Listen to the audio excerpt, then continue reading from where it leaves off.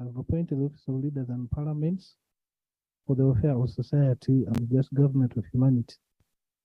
We beseech you to look upon the abundant favor of your servants, whom you have been pleased to call to the performance of such important trust in this land.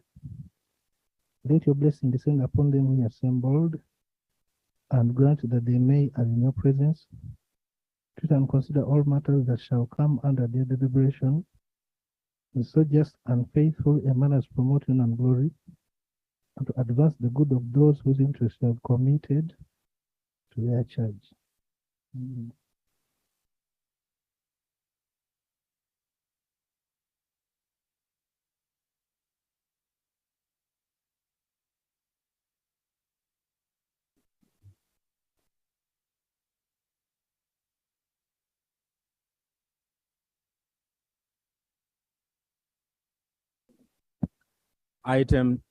Item 2, communication from the chair.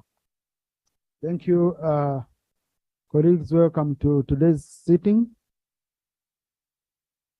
If you've checked on our alfresco, we have uploaded the report for the Uganda Human Organ Donation and Transplant Bill 2022, which we shall handle next week. So this is a very important bill, very technical. I urge all of you to read the report, both reports. There is a main report and minority report. You read through so that we can have a constructive debate on the floor. It's very, very important for you to do that. Colleagues, as we are aware, the electoral process for members of the 5th East African Legislative Assembly is underway. Nomination of candidates commenced yesterday, and it will close today at 5 p.m. For proper context, I draw your attention to Article 51, Clause 1 of the Treaty for the Establishment of the East African Community, which provides that, subject to this article, an elected member of the Assembly shall hold office for 5 years and be eligible for re-election for a further term of 5 years. Pursuant to Article 51, Clause 1 of the Treaty for the Establishment of the East African Community, the five-year tenure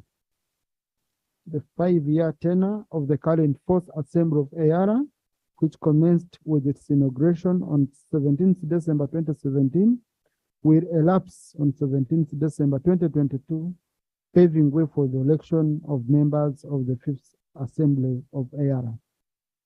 The election of members to EARA will be guided by Article 51 of the Treaty for the Establishment of the East African Community, Rule 12, and Appendix B of the Rules of Procedure of the Parliament of Uganda. Rule 9 of Appendix B of the Rules of Procedure provides for the establishment of a 20-member verification committee to verify the nominees and ensure compliance with Article 50 of the Treaty and Rules 4 and 5 of Appendix B of the Rules of Procedure. On 7th September 2022, I think it's better I read the letter of the Speaker, which he wrote to political parties. From the Speaker's Chambers, 20th September 2022, all members of Parliament, nomination of members to the Verification Committee for nominees to the 5th East African Legislative Assembly. Following my communication to all party whips represented in the House on the 7th September 2022, seeking nominees to the Verification Committee for the forthcoming elections to the 5th East African Legislative Assembly, the following members were designated by the respective whips. Pursuant to Rule 9 of Appendix B of the Rules of Procedure of the Parliament of Uganda, the following members are hereby nominated to constitute the Verification Committee, whose work will be guided by Article 50, Clause 1 of the Treaty for the Establishment of the East African Community, Rule 12 and Appendix B of the Rules of procedure of the Parliament of Uganda. The verification committee is required to report back by Thursday, 22nd September 2022. By copy of this letter, all whips are accordingly notified. Anita Mong, Speaker of the Parliament of Uganda, and the proposed members are Honorable Mwinempaka Ramirama, Chairperson, Honorable Loki John Bosco, Honorable Oclore Bosco, Honorable Kibadia Morris, Honorable Anua Richard Ricky, Honorable Atima Jackson Lee Buti, Honorable Agaba Isa, Honorable Linda Irene, Honorable Nakaziwe Hope Grania, Honorable Rakojo Robin Agreme, Honorable Kanushu Lola, Honorable Odoi Fox, Honorable Bakaburindi Charles, Honorable Okot Boniface, Honorable Nandara Nathan Mafari, Honorable Basariwa Asman, Honorable Okero Geoffrey Charles, Honorable Ochan Patrick, Honorable Nwagaba Wilfred, Honorable Lieutenant Colonel Dr. Jennifer Alanyo. Colleagues, I now want to put a question that the members be approved. Those in favor say aye, and to the contrary, nay. The ayes have it.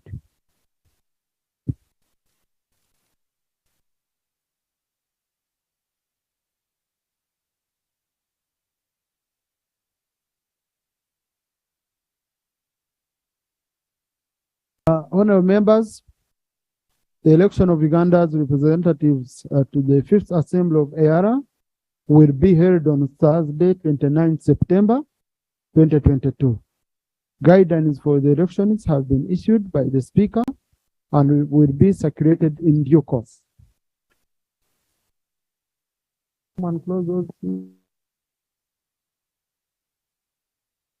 Please, I'm still communicating.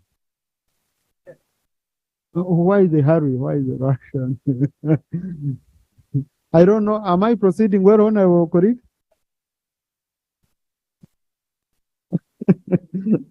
Honorable members, during the Interim Executive Council meeting of the parliamentary, this one I have been requested by the Government Chief Whip to pass it on, the parliamentary Anglican chaplaincy held on 8 September 2022.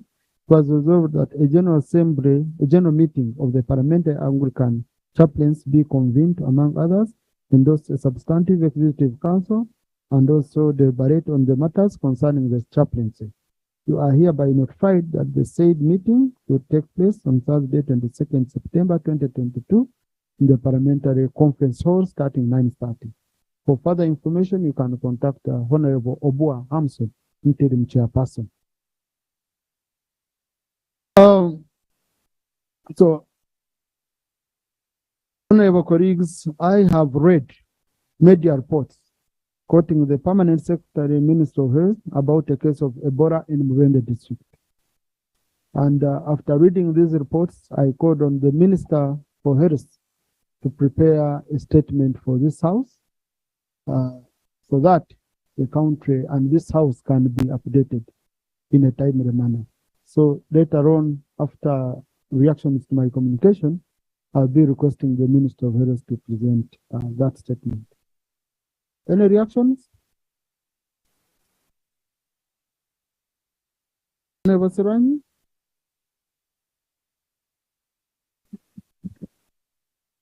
Right, Honorable Speaker, I rise to first of all thank you for your elaborate communication this afternoon to us, the members of this Parliament. And I thank you for organizing the elections of members of the Republic of Uganda to the East African Legislative Assembly. However, Right Honorable Speaker, I want to implore you, most of us members are on official duty sometimes and out of Kampala and also out of the country. I'd like to implore you to call on honorable members next week during the period that we are going to have the election for the East African Legislative Assembly to come and be available, especially members not to travel in that period so that we conclude. So, Honorable, you're also communicating? No, I was requesting, Right Honorable Speaker, that you add it on your communication. Honorable, please. Thank you. Honorable colleagues, it has also been brought to my attention that committees are always in the field when there is plenary. And many members of the committees in the end come and say, Right Honorable Speaker, we missed out on A, B, C, D, we're in the field, our chairperson organized this. I want to put this clear as a directive to all committee chairpersons and to the clerk that no clerk and no committee chairperson should take committee members to the field when we have plenary. This will only happen upon special on special assignment by the presiding officer. And all committees which we are going to the field tomorrow, their business is hereby cancelled. No one should go. We need to do work of this house. You process reports. You must remain here and you listen to reports from other committees. Otherwise, you can't only be here when we are processing your business. And then you can't be there to process business for others. So, clerk, cancel all travels for committees to the field. Thank you. Yes. Honorable Lola. Thank you very much, Right Honorable Speaker. React to your communication regarding elections to IALA. I wanted to bring to the attention of this House and to your attention, Right Honorable Speaker, Article 50 of the East Africa Treaty, which talks about the categories of people that parliaments must, and the word is must there, Mr. Speaker. And it talks about political parties, gender, shades of opinion, and special interest groups. Right Honorable Speaker, this morning we received a petition, which I know that the Speaker has a copy of. As members of Parliament, we had a meeting, and we want to bring to the attention of this Parliament that this specific article mentions these categories. And we must, as much as we can, make sure that special interest groups are represented. I am not talking about independents. Please, I want to be on record. I am talking about special interest groups and agenda. I also want to refer you to the case of Anita Mong of 2012, where court was very clear when they said that elected members must, as much as visible, represent specified groupings under Article 50 of the East African Treaty. And I am also aware that a group of Ugandans are going to court if we do not make sure that all these categories are covered under the IALA representation. I want to thank you, Right Honorable Speaker. Thank you. Thank you, Honorable colleagues. Thank you, Honorable Lola. From the nominations we've received so far,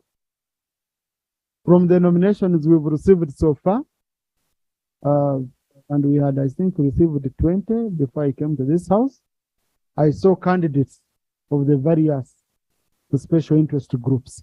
So I leave it to you, colleagues. I leave it to you. And yeah, I can't make a decision on your behalf. Yeah. Honorable Semuju.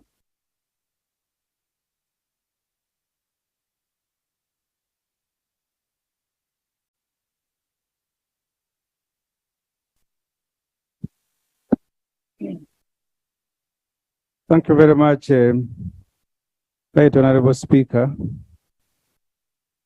Right Honorable Speaker, as a way of a reaction to your communication, I wanted to draw your attention and the attention of Parliament to Article 107 of the Constitution. Among other things, this article says a president can be removed, among other things, physical capacity. I saw the African presidents in a bus attending the funeral of the Queen. Our president was not there. The other day even missed the family function to give away his daughter. And because you gave us the Constitution when we were swearing in, I wanted to find out from you, Mr. Speaker, whether our president is okay. And I am raising this because this parliament removed the age limit. When you have a president of advanced age, you may need to be checking in order to comply with Article 107 of the Constitution. Thank you. Thank you.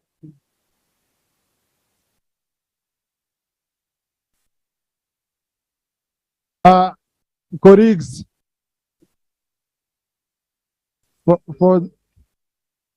please, colleagues, please. Honorable Semuju has raised an issue. And for the first time, since when I've known Honorable Semuju, he's missing President Museveni. For the first time, he's missing President Museveni. So, but if you could have used, Honorable colleague, if you could have used the same screen, you would have seen the president in Bunyoro recently. You know, you would have seen the president in the NRM caucus meeting his troops. And you would have seen the president in Apache distributing, launching the distribution of land titles. But I think what I'm going to do, Honorable colleagues, I'm going to make an appointment for Honorable Semuju Nganda with the president so that he can confirm himself. Colleagues, we have to move. Honorable Alex Ndezi.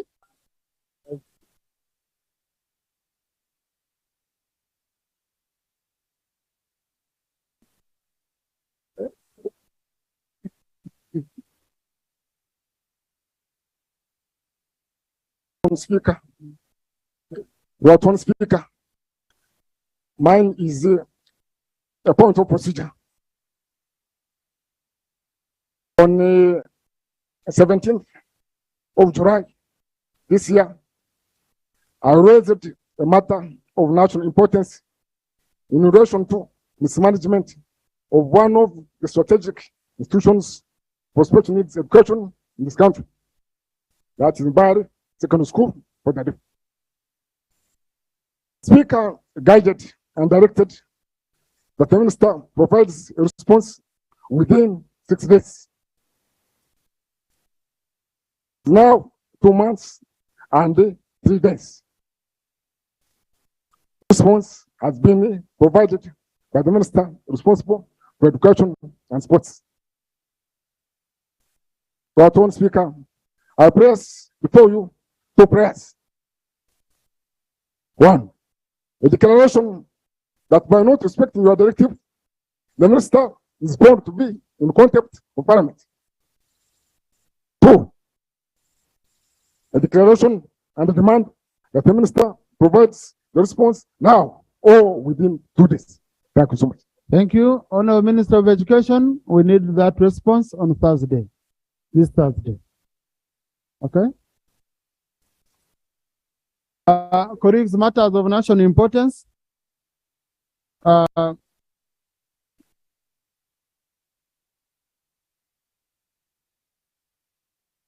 hope, colleagues, when we are coming here, you always read the order paper. We have an agenda, okay, complete. By the time we leave, this house, we shall be adjudged depending on how we've covered our agenda. It's like going in a meeting and you stop at communication for the whole meeting. After the meeting, agenda, we stopped at communication. So I would want us to move.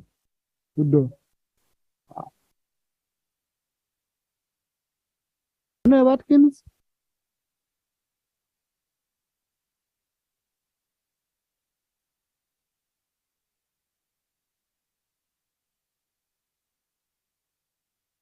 Thank you very much, Mr. Speaker, sir, for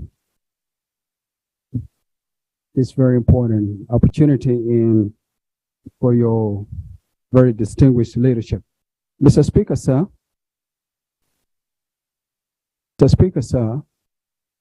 our rules are very clear.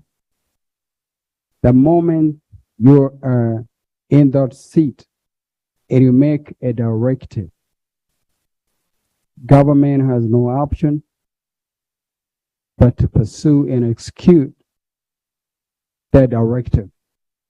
Mr. Speaker, sir, about 2 months ago, you directed the Minister for Trade and the Minister for Fisheries to come back to this House and explain why the DRC and Uganda border, and especially Rubiriha-Mpondwe border, continues to be the only border in Uganda still closed. Mr. Speaker, that the livelihood of your people in that Kasesa community entirely depends on trade. The border continues to be closed. That their sons and daughters cannot go to school, sir. And what is happening in my community, Mr. Speaker, I'm coming. What is happening, Mr. Speaker, sir, is they're rounding up school kids because they can't get fees and dumping and piling them in my office. Mr. Speaker, sir, is it procedurally right for the ministers to continue disregarding your directive? And also, number two, fish that is being impounded, when the same fish is being allowed to be sold in other markets in other communities. You directed the same, Mr. Speaker, for the line minister to come and inform this House. Mr. Speaker, sir, the same procedure issue. How long is this gonna continue on when your people in my community are starving? Thank you. Thank you very much, Mr. Honourable Speaker. Minister. See, it doesn't have to be me, Honourable Minister, judging you, saying you did what, or the member needs an answer. Yes, you promised that the border market would be open. Thank you so much, Right Honorable Speaker. And I want to thank my brother, the Honorable Kachabe, who happens to be my brother-in-law. And somebody we come from the same area with, and a friend. We've been struggling together to bring order at the border in Mpondwe. And I want to give information to this House. The Great Lakes Trade Facility Grant, which put a huge facility at Mpondwe Market. And the market has already been completed. The construction works have been completed and has already been handed over to the ministry technically. But the political handover is going to be done by the president because it is going to include 2 countries, both Congo and the Republic of Uganda, and of course other countries which are neighboring. Honorable, so the member is not talking about handover or what. The member says they need the market open. Simple. Most obliged. Can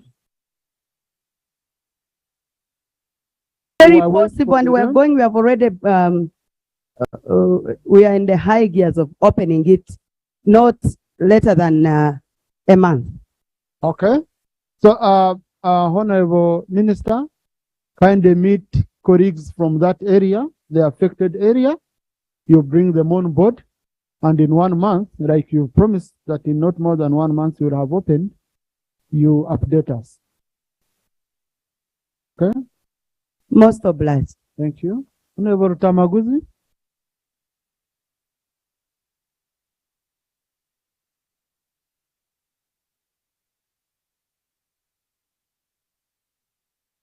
Thank you, Right Honorable Speaker. Right Honorable Speaker, in the previous meetings in Parliament here, you had ruled about the supplies of coffee seedlings. We are in the middle of the season. The suppliers almost have close to 8 million coffee seedlings. But UCDA is very silent, Right Honorable Speaker. Since you are my fellow farmer, Right Honorable Speaker, it's better, Right Honorable Speaker, to give us the right direction now. Thank you so much. Thank you. Colleagues, you remember when I think last week we discussed about the same issue, and I promised for up myself. Yes, so today morning I called the Minister of Agriculture, who told me indeed the President and Cabinet had resolved that nursery bed operators can distribute the seedlings and then they be paid later. So, but he was awaiting for a letter from the Minister of Finance authorizing him to commit government as per the law. Now, I called the Minister of Finance, also following up on the same, and the Minister of Finance told me he had written to Cabinet Secretariat to get on to write to Minister of Agriculture to commit government. Tomorrow, the Minister of Finance should come and update this House. Honorable Chief Whip, let the Minister of Finance tomorrow come and update the House on this matter, because he promised me he was going to get a cabinet minute and then he writes to the Minister of Agriculture, because rain is not waiting for us, colleagues. Rain is not waiting for us. We can dilly-dally, we go into a bureaucracy, but nature is not waiting for us. So tomorrow, Minister of Finance should be given time to ensure that indeed consider him on the order paper. Colleagues, I wanted to go to matters of national importance.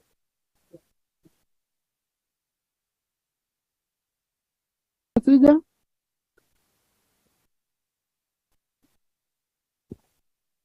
Thank you, Right Honorable Speaker.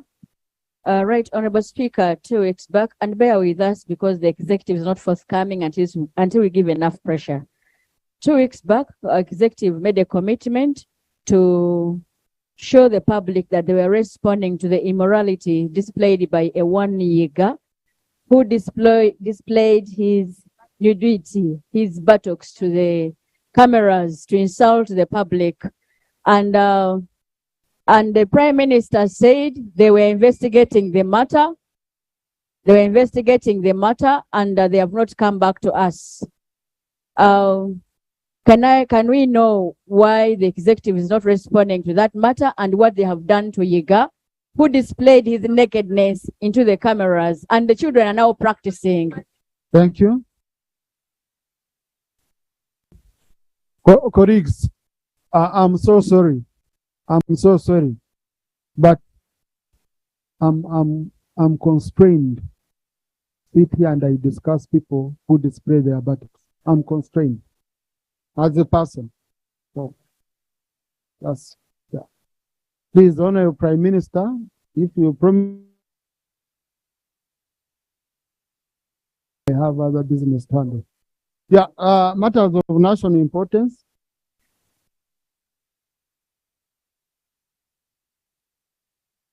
Honorable Chimosho. Thank you. Thank you, Right Honorable Speaker.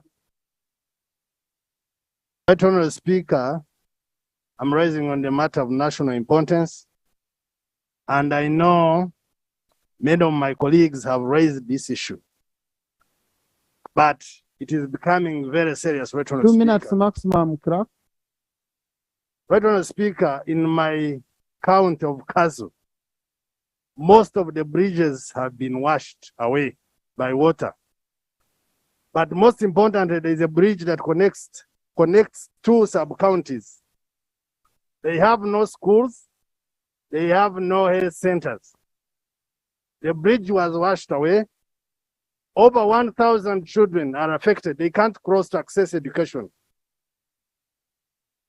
Now, when I contacted the Ministry of Works, they were candid and told me they have no single liter of fuel. Right Honorable Speaker, there are 2 things that I request that we can do. We clearly state to this country the method we are going to use to get money to work on these roads and bridges. And if we cannot, for the meantime, the government declares a state of emergency on these roads so that people stop harassing us. It becomes a position that we are not working, children stay home, women give birth in your houses, whoever dies, dies.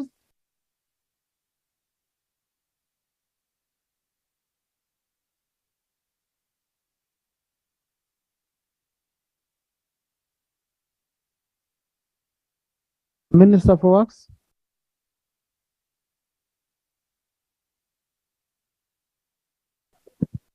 I saw you in Ruchiga. Mr. Speaker, the truth is that we have not reached a level of a national state of emergency. The magnitude of destruction across the country is huge. What is also happening is that we are making interventions in a number of areas. We are making a number of interventions. We have taken note of what my colleague from CASO has talked about. We'll be able to communicate to the colleague in due course what we have done.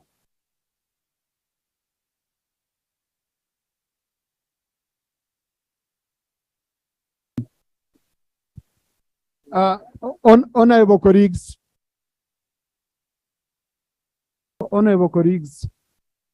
you remember the team we appointed have a meeting with the Prime Minister. So the Prime Minister wrote to me. She was away on official duty, but immediately she comes, she's convening a meeting of that team. And I thought that team, when you meet, would solve a lot of issues. So that, because these issues are coming up every day. Every day. When I'm in the office, I receive like 10 issues around that same topic. So I request really colleagues, we give the minister time and the Prime Minister. I'm going to ensure that meeting indeed takes place this week so that we report back to the House. And we get the facts. Because what you're facing is what I'm facing. In my constituency yesterday, I was burying a woman who could not be taken to hospital because we had no road. And she died giving birth. You know, she died giving birth. And in my area where the minister visited. And so, now recently I told him, even on foot, he might not reach there. Because it is totally cut off. So we need to handle these issues urgently. And let's ensure, Chief Whip, that meeting with the Prime Minister, as she promised, immediately she returns, we should hold it. Okay? Honorable Aaron Mayanja. Thank you so much, Madam Speaker. I rise on a matter of national importance regarding the persistent arbitrary arrests, disappearances, and torture of Ugandans at the hands of police and army, who in the first place denied the allegations, but later on come out to admit due to public outcry. Madam Speaker, last week, 3 people were reported missing and abducted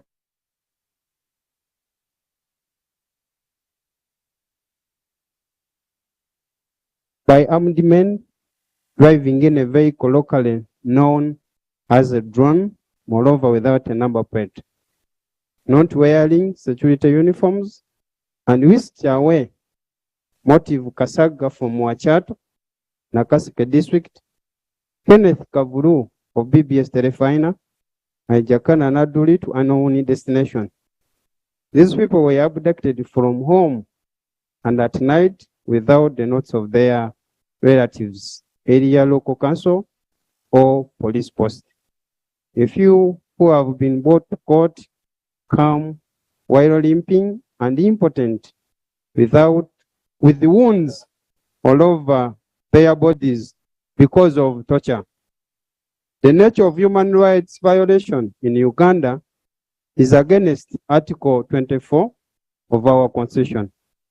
the 10-point program WNRM, and the Universal Declaration of Human Rights by United Nations, where Uganda is a member state. Therefore, I pray that the Internal Affairs Minister explains to the House why there are arbitrary arrests other than summoning the suspects for prosecution and the whereabouts of these people. Thank you. Government? Minister of Internal Affairs here for security. Government?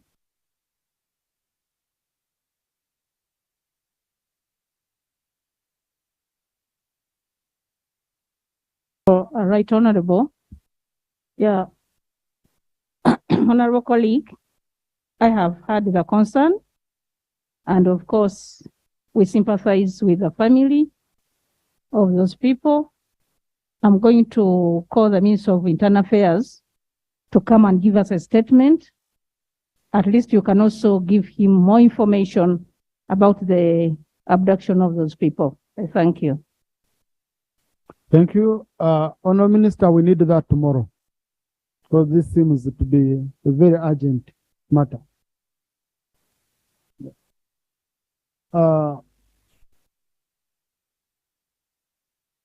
Honorable Engineer Barimweza. Thank you, Right Honorable Speaker. Right Honorable Speaker, I stand on a matter of national importance. Right Honorable Speaker, Minister of Internal Affairs cut down the production of passports by 50% and also introduced an online system. I've been approached by my people and other Ugandans complaining that actually after interview, it has taken Ministry of Internal Affairs over 3 months to basically give them their passports. Right Honorable Speaker, an ordinary passport costs 250,000. And it must take about 2 weeks for production. And an express passport usually takes costs 400,000 and takes about 3 to 5 days for production. But to date, people are suffering. My prayers are, one, that the Minister of Internal Affairs should explain to Ugandans why there is a low production of passports. Then two, he should also explain why express passports take over 3 months. Thank you. Honorable Minister, respond tomorrow together with the statement. Yes, Honorable Medad. I want to thank you, Right Honorable Speaker, and of course for requiring the Minister to come and explain this. But there has also been public outcry as to why Ugandans are being required to pay for new passports, having withdrawn their passports for which they paid. Ugandans pay because the passport is a guarantee for of the right to movement, which is enshrined in the Constitution. So that freedom is curtailed when you tell a Ugandan who had a running passport that we have decided to change the design of our passport, then you pay again.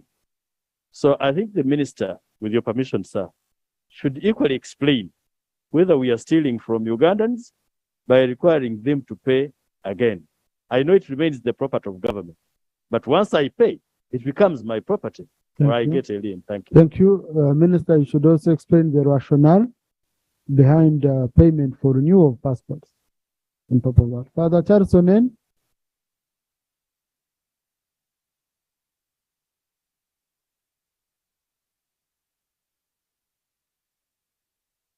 Thank you, Right Honorable Speaker. Father Charles Sonen, by the grace of God, I represent the people of Pejalaro, Blue City. Honorable Speaker, my issue is similar to that of Dan Kimosho, but it is happening in a different place. On Friday, the 16th of witnessed a heavy downpour, which saw 5 major bridges washed away. And these bridges connect major access roads within the city. And that is Lalia Parish, connecting to Lawiadul Parish, Unyama Parish, Unyama Bridge, connecting Unyama Parish and Labora Parish. Agonga Parish, connected with the Agonga Bridge to Lunaba Parish. And Pagaya Bridge connecting Ukeomero Parish. Right Honorable Speaker, a number of schools were cut off and over 600 pupils, thousands of people within the same communities from the 9 parishes cannot access health services.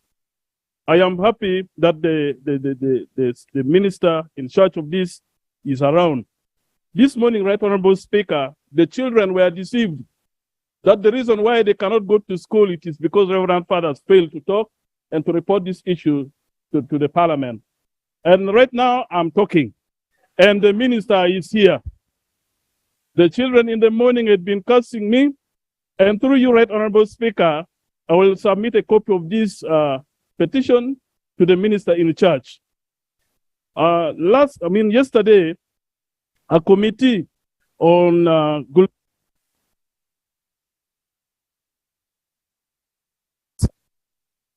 City. No, Honorable colleague, please. We've picked your issue. Yeah. So, Honorable Minister.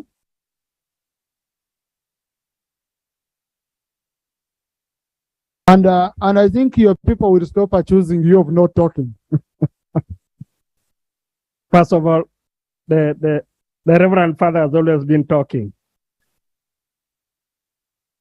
Right Honorable Speaker, first of all, your guidance, in my opinion, is what we're going to go by. That we wait, but in the meantime, I want to promise the Father and a few colleagues that what we have done in some areas is to use the limited resources, at least to make some places navigable, motorable. We may not have the resources that can go into detailed work in many places, but at least to make the roads motorable. What I will do is, for example, the Reverend Father's case, we cannot afford to wait until the meeting takes place. Then we do a detailed intervention. We will compare notes and direct the department in Gulu to ensure that at least some work is done and the children can access school. Thank you. Honorable colleagues in the public gallery this afternoon, we have a delegation of staff from the Parliament of Zimbabwe. They include the following: Mr. Prince Daniel, Assistant Clerk. Yes. Mr. Prince Daniel, please. Okay. Mrs. Sarah Chimbazwa, Sergeant at Arms. Mr. Fidmo Mapwanya, Sergeant at Arms. And Mrs. Mase Mutamba, Acting Director, Human Resource. They've come to follow and observe proceedings of this House. Please join me in welcoming them. Also in the public gallery this afternoon, we have division clerks from Kampala Capital City Authority, and they are here to observe proceedings of this House. Please join me in welcoming them. Colleagues, also in the public gallery, we have students and teachers of Jinja Progressive Secondary School, Jinja City, represented by Honorable Igeme Nathan Nabeta and Honorable Chebakutika Manje. They have come to observe proceedings of this House. Please join me in welcoming them. Thank you.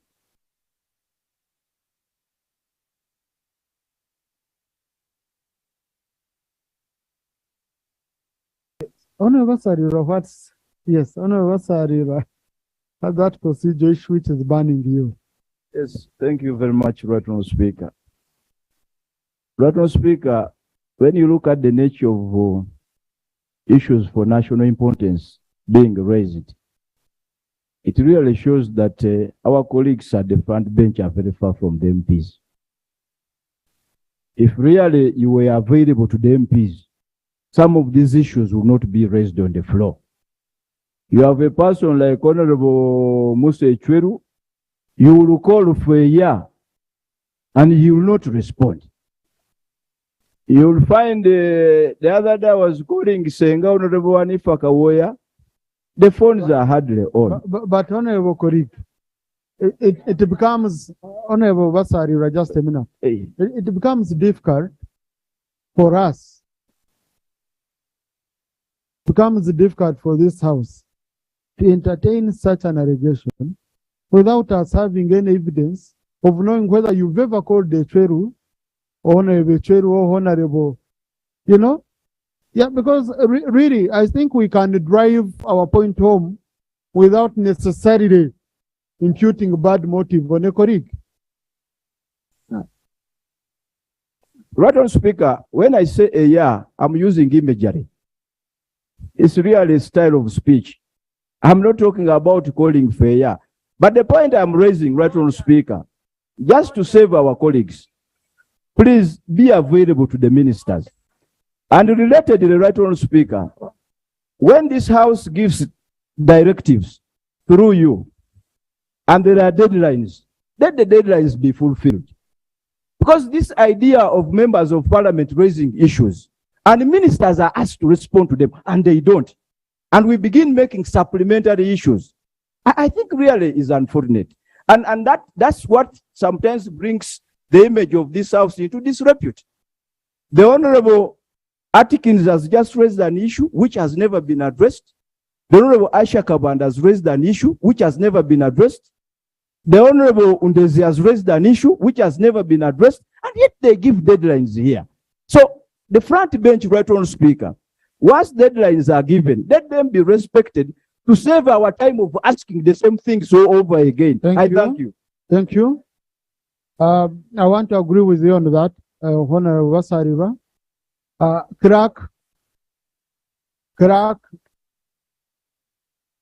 Extract all pending issues which ministers were supposed to respond to. Extract all of them. Give me a report tomorrow.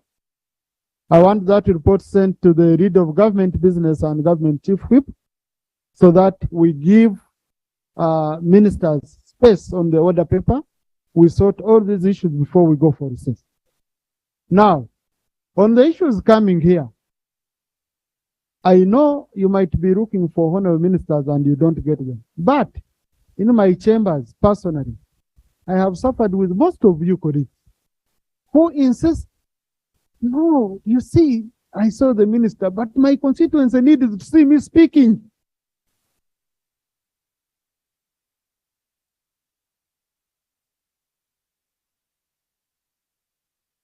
People don't see you talking here. Huh? So I have many of you. I say, but honorable colleague, I'm calling for you, minister. We are sorting your issue now and then. He says, yeah, thank you. But you see, my people need to see me speaking. and many of you colleagues. And on matters of national importance, colleagues, and colleagues on matters of disasters and national importance, we have discussed with my colleague, and we have said before you present here a matter of national importance in relation to disaster, please first ensure your district disaster committee, okay? Because that's the right procedure. Your district disaster committee has visited the affected area. They have written to the Prime Minister so that you present here a copy and we say, Prime Minister, what have you done about this? Other than getting an answer of saying, but we haven't received any information from the district. And we then go back. Okay? So let's do it that way. Let's do it that way. Honorable Kaberuka, what is the issue? Is on what point are you standing? Procedure? Yes, sir. All right, Honorable Speaker, I appreciate your guidance. reading from Honorable Basaruga's presentation, Mr. Speaker, we are constrained as members of parliament, especially when we are taken to be only people who want to speak. But what are we speaking? Mr. Speaker, parliament is the issues affecting the people. Mr. Speaker, you bear me witness, 3 weeks ago, even a month ago, we talked about the Mga tract in Impungu. The Minister of Tourism have visited 3 times. 3 times. We have agreed many times. But suppose he refuses to do what he promises. What should I do? Mr. Speaker, he's here. The Mga tract, when they cut one ape, one gorilla, they will rush on airplanes with helicopters and rush there. The other day, a lion was killed. All the staff of tourism was in Kanungu for a week. But Mga tract, which was taken, and they know the matter, which was presented here on the floor of the parliament, they have not responded, and they are there at large. How should we handle this matter? Honorable Minister is here. I shouldn't answer for him. Thank you, Honorable Speaker. And I want to thank Honorable Kaberuka. The issue of Mga tract, I've been handling with him. We agreed that this Friday I will be with him in his constituency. But the problem with Honorable Kaberuka, just a minute. The issue with the Mga tract, we agree that indeed that some of the land there is an issue there in his area. Honorable, please report back to the House on Tuesday next. Yes, but what he needs me for is just to show presence. That's all. Yeah, but you go there. You should show presence. But I'll be there on Friday. No, please. Honorable Kaberuka, this can't be an exchange. Honorable Ephraim Mubiraro. Procedure, Honorable Kibadia.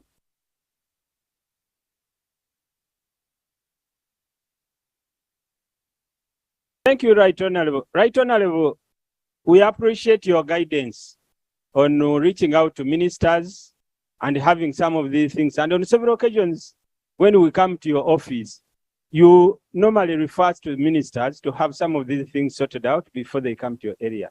The challenge at times we are having, I will be very clear on this.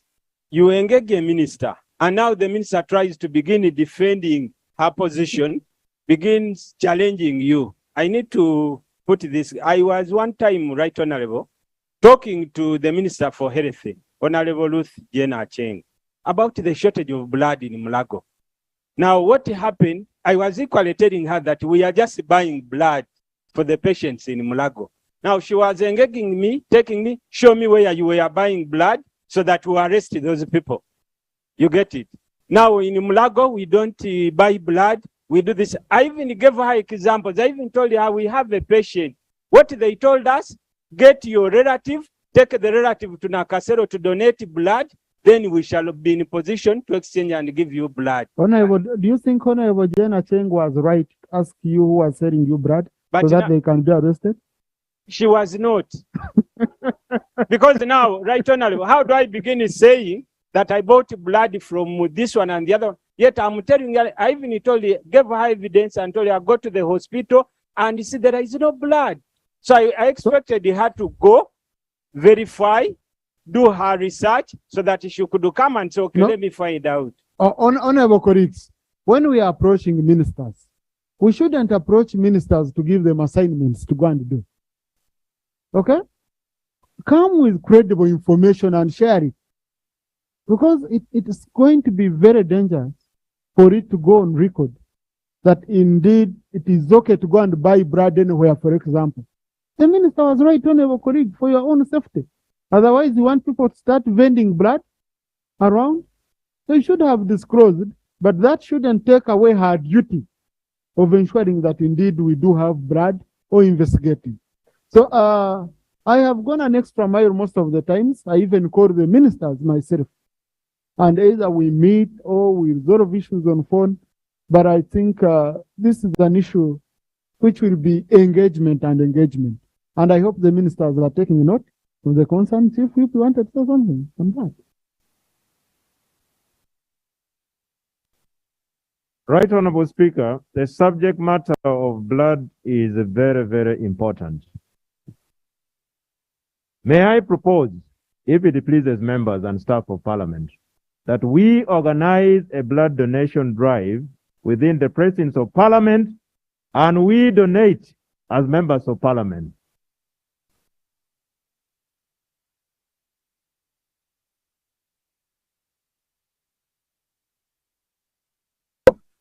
Colleagues, the minister has just given a proposal, which I don't need to put a question. Honorable Ephraim Biraro. Honorable Ephraim Biraro. Thank you, Right Honorable Speaker. Now, colleagues. Thank you, Right Honorable Speaker. Colleagues, they've talked about blood. You doubt that your blood won't be accepted? What's that? That's the quarrel. What's the issue?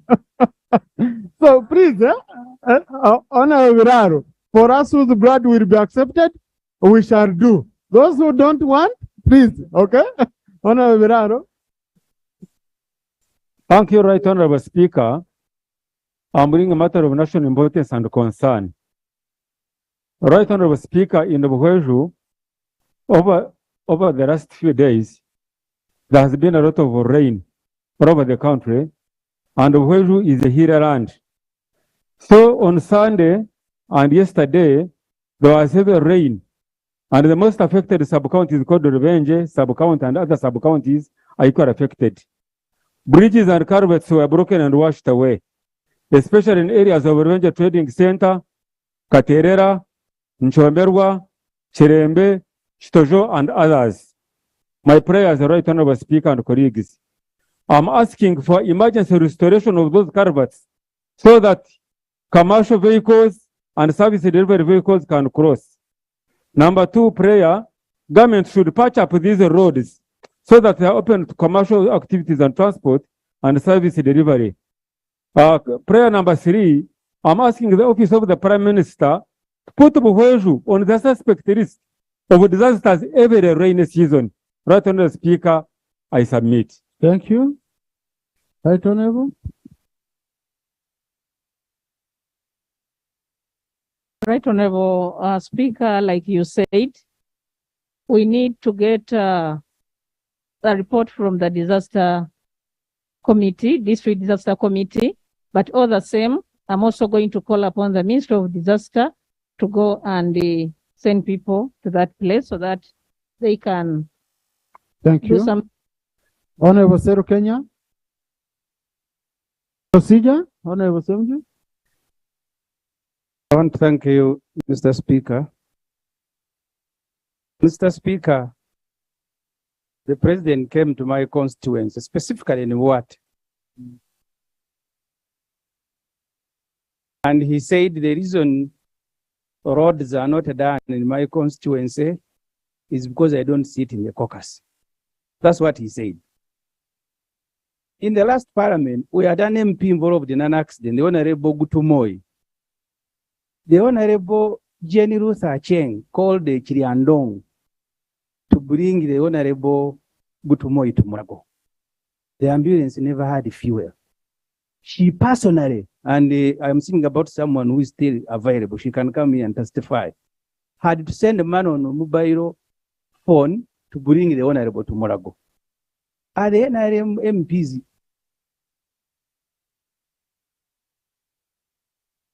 and keep coming to Parliament to complain about the competence of government, yet he said these things are handled in the caucus. So, members of the caucus, are you proceeding well?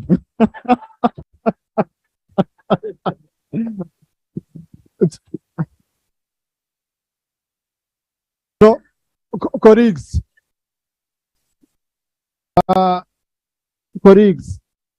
you know, money for service delivery, which we use in this country, is not appropriated by the caucus. It's money appropriated by this house. It's all of us. So when we don't allocate Honorable Musecheru or Honorable General Sacheng enough money, because of the limited resource envelope we have, we should always come and as colleagues, we appreciate the situation that we are in. So this is not a question of us judging each other, but it's a question of us facing the reality.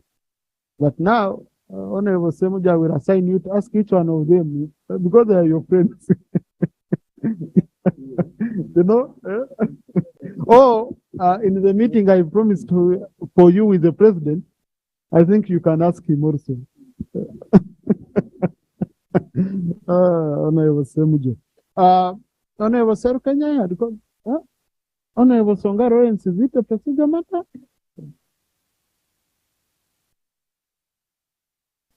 Thank you very much, Right Honorable Speaker. Right Honorable Speaker, I have listened to my honorable colleagues, especially raising matters of national importance. And most of them, if you can look at the list, they are related to disasters. I also appreciate the Right Honorable Speaker directing at the matter and respond accordingly, report to the House. But these things are going to continue. Don't you think we should have a very comprehensive program that can address the root causes of these challenges? Because disasters are going to continue. I understand the Office of the Prime Minister has already made the plan, the disaster risk reduction plan, and I think it is going to be launched soon. We need that comprehensive document so that we can address disasters in totality. And most of them are cutting our roads, washing away our bridges, and affecting the economy. So much as the ministers can go individually to specific districts or constituencies, I think we need a comprehensive undertaking if we really want to have a healthy economy in this country. Thank you. For example, right now... Honorable, we don't have much time. Okay, to conclude, right now in the whole of Greater Nebi, you cannot access the international route, which is bringing a lot of money to the country. The border posts are all blocked because of disasters. Rain is a cutting of the roads. So we need a comprehensive plan to address this. Thank you. Now, I think, colleagues, what we can do for now, because we usually handle these issues in a general manner, we need to handle season by season. We know now we are in a disaster-prone season. Let the Prime Minister on Thursday come and present to us comprehensively the preparedness to handle this season. For example, do we have money? Because we want to know how much money do we have for handling disasters during this rainy season.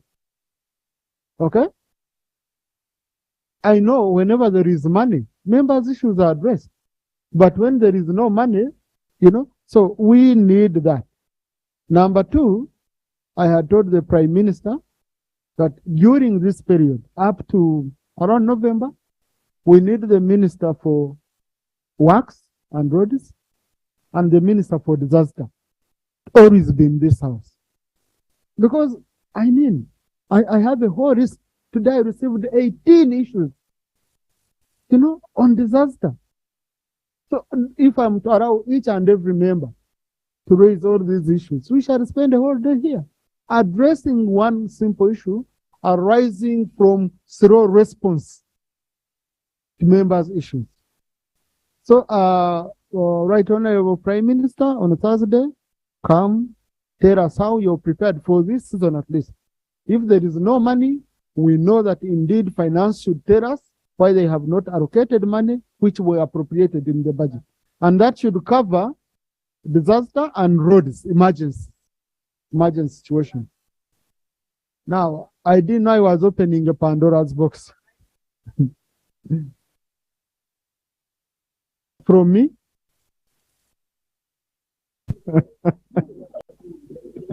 You, Right, Honorable Honorable colleagues, Speaker. why are you no longer scared of me? Honorable, Right, Honorable Speaker, you are the right person to give us clarification. The reason why I'm rising on the point of clarification, not procedure, is because every year we get ministerial policy statements and we study them. And we know that the Ministry of Disaster is one of the ministries that is a matter of concern. People normally appropriate money for that ministry. And also I'm aware that there is a provision for contingency fund for extreme crises that cannot be anticipated. So really, Right Honorable Speaker, for us to massage problems and ask the Speaker to come and give us general statement is unfair. We want to The know Speaker or the the decision Prime- we have taken. I beg your pardon? The Speaker or the Prime Minister? Sorry, the Prime Minister. The Prime Minister coming here to give us statement in generality without specifically addressing decisions that have been taken by Parliament before, how the money has been used, and why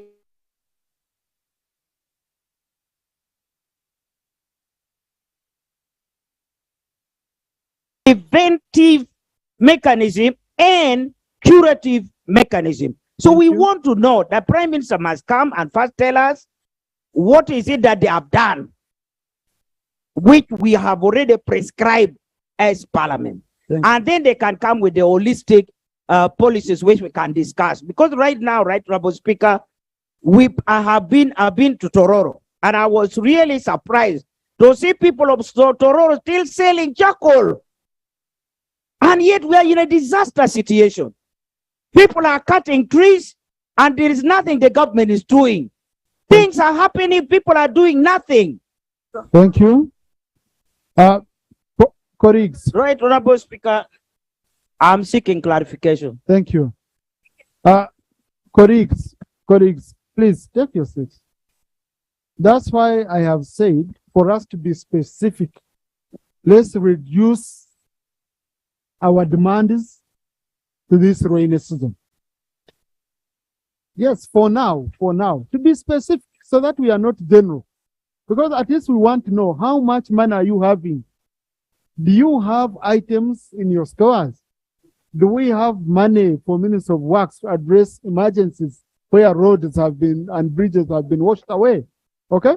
We become very specific. We don't go for general related issues. Because Honorable Tamaguzi has the same issue. I will start reading your list, people who have brought issues of disaster. I just read the whole list and then I speak on your behalf. Because you're many. You're many. Honorable Sir Kenya. Honorable Minister.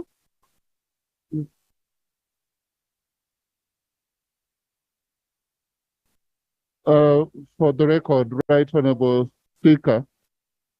Colleagues, recent Honorable Boss, he might be going to proper. One of the core mandate of the Uganda People's Defense Forces is to help. It's a constitutional obligation. And Right Honorable Speaker, you're right about asking the Prime Minister to give the information relating to that. But the reason I rise up is that I happen, by God's grace, to come from Tororo.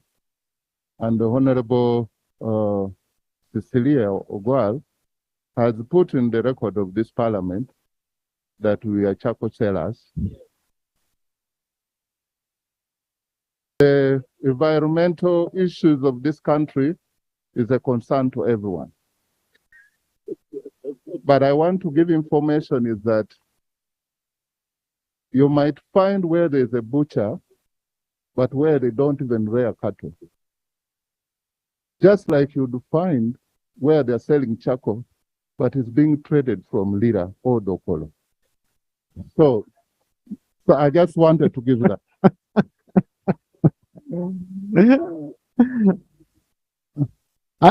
Colleagues, I think that's 1-1, isn't it? It's a draw. So since we have a draw, let's go to Honorable Kenya.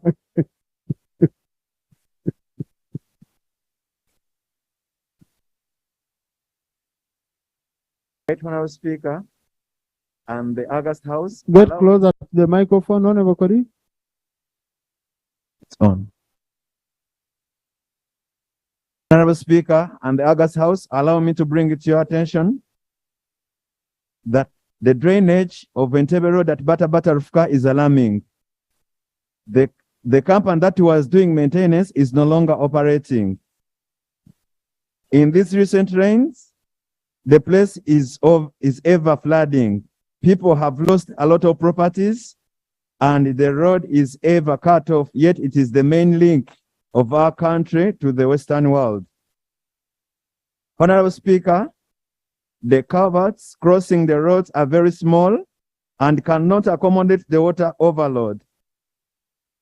This part of the road is below the sea level. Right, Honorable Speaker, there is an ongoing,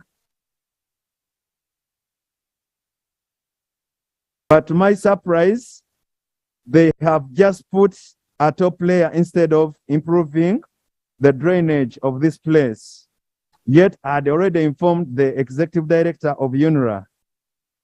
My humble prayers, immediate unblocking of the drainage of Entebbe Road at Bata.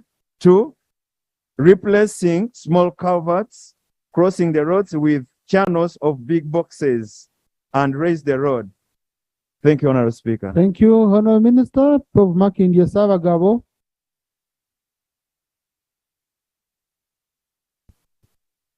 Mr. Speaker and honorable colleagues, this has just been brought to our attention.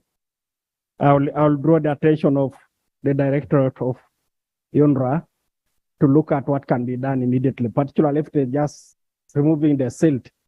But like my senior colleague the other day said, there is a challenge of siltation sometimes and blocking of drainage across the country as a consequence of sometimes the actions of our own people. But for this one, we'll address it directly. Thank you. Thank you, Honorable. Please link up with the member. Honorable Muse Chweru. Honorable Chweru, kindly link up with the member. I'll be asking a member if you have taken action on his issue. You don't need to come back and report this here. I'll be linking with the member. Our colleagues in the public gallery this afternoon, we have students and teachers of Dube Rock Primary School from Tareja District, represented by Honorable Mutembri Yusuf and Honorable Florence Andiru Nebanda. They have come to observe proceedings of the House. Please join me in welcoming them. Thank you. Yes. Thank you. Yeah, colleagues, I saw you registered over 20 matters of national importance. Some I've sent them to the Prime Minister, others I will handle tomorrow. Crack, I need the Minister to bring a statement on Ebola.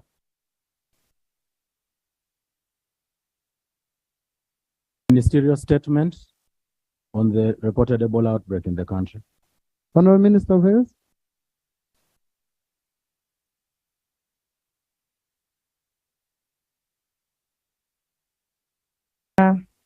Thank you so much, Right Honorable Speaker.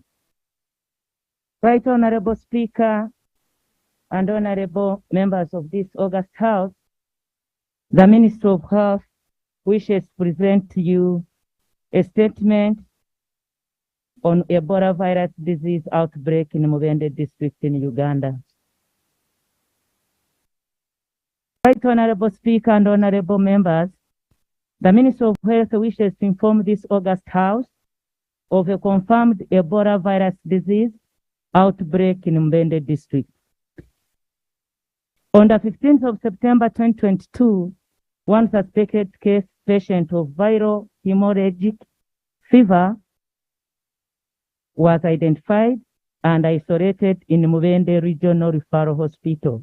Colleagues, can we have vote in the House? Let's listen to the Minister. The suspected case patient was a 24-year-old male who lived in Ngabono village of Madudu, sub-county in Mbende district. He was a referral from a private clinic of St. John Medical Clinic in Eastern Division of Mbende municipality where he had just been referred. Right Honorable Speaker, honorable colleagues, the patient presented with high-grade fever, convulsions, blood-stained vomitus, and diarrhea, loss of appetite, and pain in swallowing.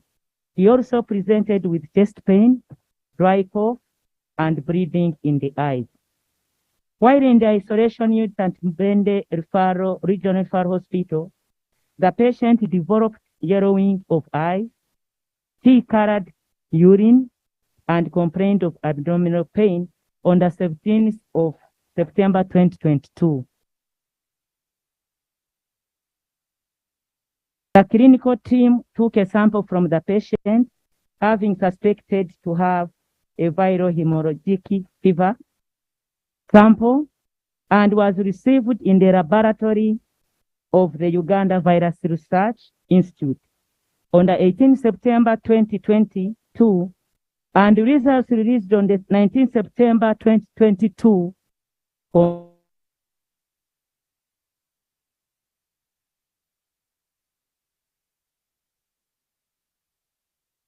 in the morning of 19 September 2022, the confirmed index case passed on, and the body is still currently kept in the Mbende Regional Referral Hospital mortuary, separated from other bodies awaiting safe and dignified burial. Right Honorable Speaker, honorable members, more information is still being gathered concerning the possible sources of infection and contacts of this confirmed case. This is the second Ebola Sudan strain in Uganda. The first case was reported in Luero district in 2012. This was diagnosed and ended on the index case. There was no secondary transmission reported by then. The incubation for Ebola Sudan period is 2 to 21 days. Like all other Ebola strains, this is a serious disease with significant morbidity and mortality. Right Honorable Speaker, honorable members, about Ebola. Ebola is viral, acute disease that can turn fatal if left untreated. Ebola is transmitted through the following. 1. Close contact with the blood, secretions, organs, or other bodily fluids.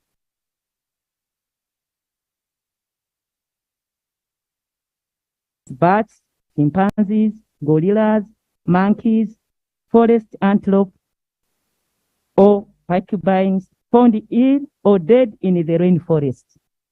Number 2, human-human transmission via direction or direct contact through broken skin or mucous membranes. Number 3, through blood or body fluids of a person who is sick with or has died from Ebola. Now, the body fluids like blood, feces, vomit from a person sick with Ebola or the body of a person who died from Ebola. Right Honorable Speaker, honorable colleagues, some of the symptoms of Ebola. Any suspected Ebola patient will present some of the following symptoms: sudden onset fever, fatigue, chest pain, diarrhea, vomiting, unexplained bleeding, yellowing of eyes. Bleeding manifestation is usually late, presented after the above symptoms. The Ministry of Health has strengthened its efforts to prevent further spread of the Ebola virus within the country through the following interventions. This is after this case was noticed. The National Rapid Response Team has been dispatched to support the district responding to the virus outbreak. The team has been equipped with a sizable amount of logistics, including an isolation tent, the AZD kits, and other essential supplies. Right Honorable Speaker, colleagues, intervention number 2, the ministry has put in place surveillance and contact tracing. Cases, screening travelers at both designated and undesignated points of entry, active case search both within communities and health facilities. Intervention number 3, line listing of all possible contacts to the disease index case has commenced in Mubende and Kiboga districts.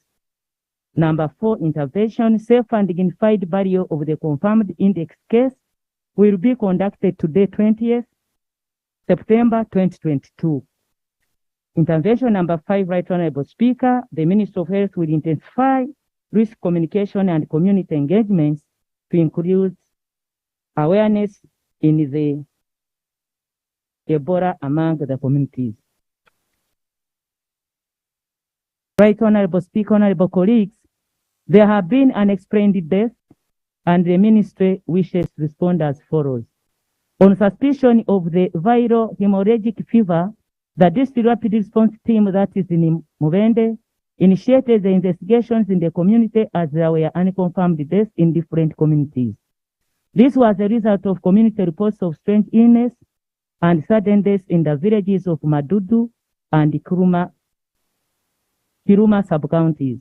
The district team verified the deaths as follows. A total of 6 deaths had occurred in Kiruma and Mududu sub-county. 3 adults and 3 children between the 1st and the 15th of September 2022. All the diseases have since been buried. However, the Ministry of Health cannot confirm that they succumbed to the Ebola virus disease because they have already been buried. But their contacts are being listed and will be followed up for the surveillance and tracing of their contacts.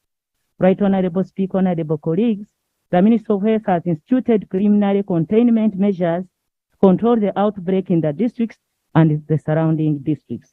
The ministry calls upon the population across the country and Mubende sub-region in particular to remain calm but remain vigilant to report any suspected case to the nearest health facility for assessment. Right Honorable Speaker, honorable colleagues, this is an appeal to our health workers. The Ministry of Health urges all health workers to have highest index of suspicion and maintain heightened safe precautions. Private clinics are encouraged to observe the standard operating procedures and report any suspected case to the nearest district health authorities for further investigations and management. Right Honorable Speaker, this appeal goes to all members of Parliament and to the public. For the public, in particular, the public is urged to avoid physical contacts of anyone with the above symptoms that I have listed above. Continue with washing hands and maintain good hygiene at all times. Avoid contact with body fluids that include urine, blood, sweat, saliva, vomitus, and stool. Handling of dead bodies suspected to have Ebola-like symptoms should be supervised by the health team and undergo a safe and dignified burial to prevent further spread within the communities. All public places in the country are urged to institute hand washing facilities. Right Honorable Speaker and Honorable Members of Parliament, according to the International Health Regulation 2005, movements of people from one place to another within the country and between countries is not restricted during the disease outbreak. Therefore, the Ministry of Health reiterates that Uganda is safe and all national and international travelers are free to travel to and within the country as we continue as the ministry to strengthen surveillance of the case. We affirm as a ministry that all places of economic and social interaction in Uganda, such as national parks and tourist sites, are open and accessible to the public, and people are free to visit any place of interest in Uganda. Finally, Right Honorable Speaker, honorable members, I'm confident that the Ministry of Health and partners will contain the spread of Ebola outbreak, and there is no cause for alarm or fear, but we advise all Ugandans to remain vigilant and alert, and I urge all Ugandans to avoid handshaking, hugging, and to observe sanitation and hygiene practices such as washing hands,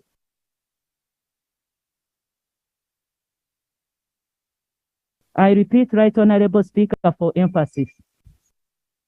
For emphasis, I urge all Ugandans to avoid handshaking, hugging, and observe sanitation and hygiene practices such as washing hands with soap and clean water at all times, both at health facilities and communities. And I want to take this opportunity to ask colleagues that putting on a mask is also an important issue, and request that we must also observe the standard ops and be vigilant. Right Honorable Speaker, honorable colleagues, I beg to submit and promise that surveillance is continuing, and we shall come back to this House and continue reporting as the cases unfold. I thank you so much. Thank you. Honorable colleagues, this statement is for information purposes, but I can get like 10 pieces from the affected areas. I have Mubende where the case was found, and I also have Kisoro, you know. Yes. You see, colleagues, not everyone will speak on this matter. We have other matters which we have to consider. Honorable Pasco. Thank you, Right Honorable Mbabas Pasco. I represent Wekula constituency, the very constituency where the breakout is. Ebola being in my constituency, it is very absurd. And 1 month ago, I reported about the operations of the gold mine field in my constituency. And this younger boy of 24 years who died has been a border rider. Honorable Kasai, before you go, the issue they are raising is close to your work as a ministry. Yes. Has been a border rider who has been doing his businesses from the mine fields to Ngabano Trading Center, one of the busiest centers in Buwekula. 1 month ago, I reported that if the operations of the mine fields are not regulated, a catastrophe would happen very soon. And this is what has happened. Mr. Speaker, I feel pity that the things or the submissions we make here sometimes are taken for granted. Because my people are now dying. They are reporting one person, but there are over 7 with similar symptoms and signs. We've been burying people. Over 25 people have been buried between Ansambia, that is Madudu sub-county, and Kasolo Kamponye in Chiruma sub-county. And they are the very sub-counties that are being quoted to have received a case of Ebola outbreak in Mubende district. Okay. I expected in minister's report to tell us that a standby group of ambulance operators and the drivers has been set there in case if the cases are many to ferry these people from Mubende to Mulago or other health centers. More so, I expected the minister to talk about the awareness. Our people need to get knowledge, need to be educated. They should pay radio stations. We have over 5 radio stations in Mubende district and surrounding areas where information can be disseminated to make our people know the dangers of the outbreak. Mr. Speaker, I want to say that Ministry of Health should also include leaders within. Now, they conducted a meeting today, but we are not aware, we are not consulted, we are not told, we are not informed. I just got information that the meeting was taking place in RDC's office. So please, this country is not in one man. Thank you, Honorable. Thank you, Honorable. We have, I think that's why, colleagues, it was important to pick a colleague from the affected area. Honorable Kamara, your border point with Congo.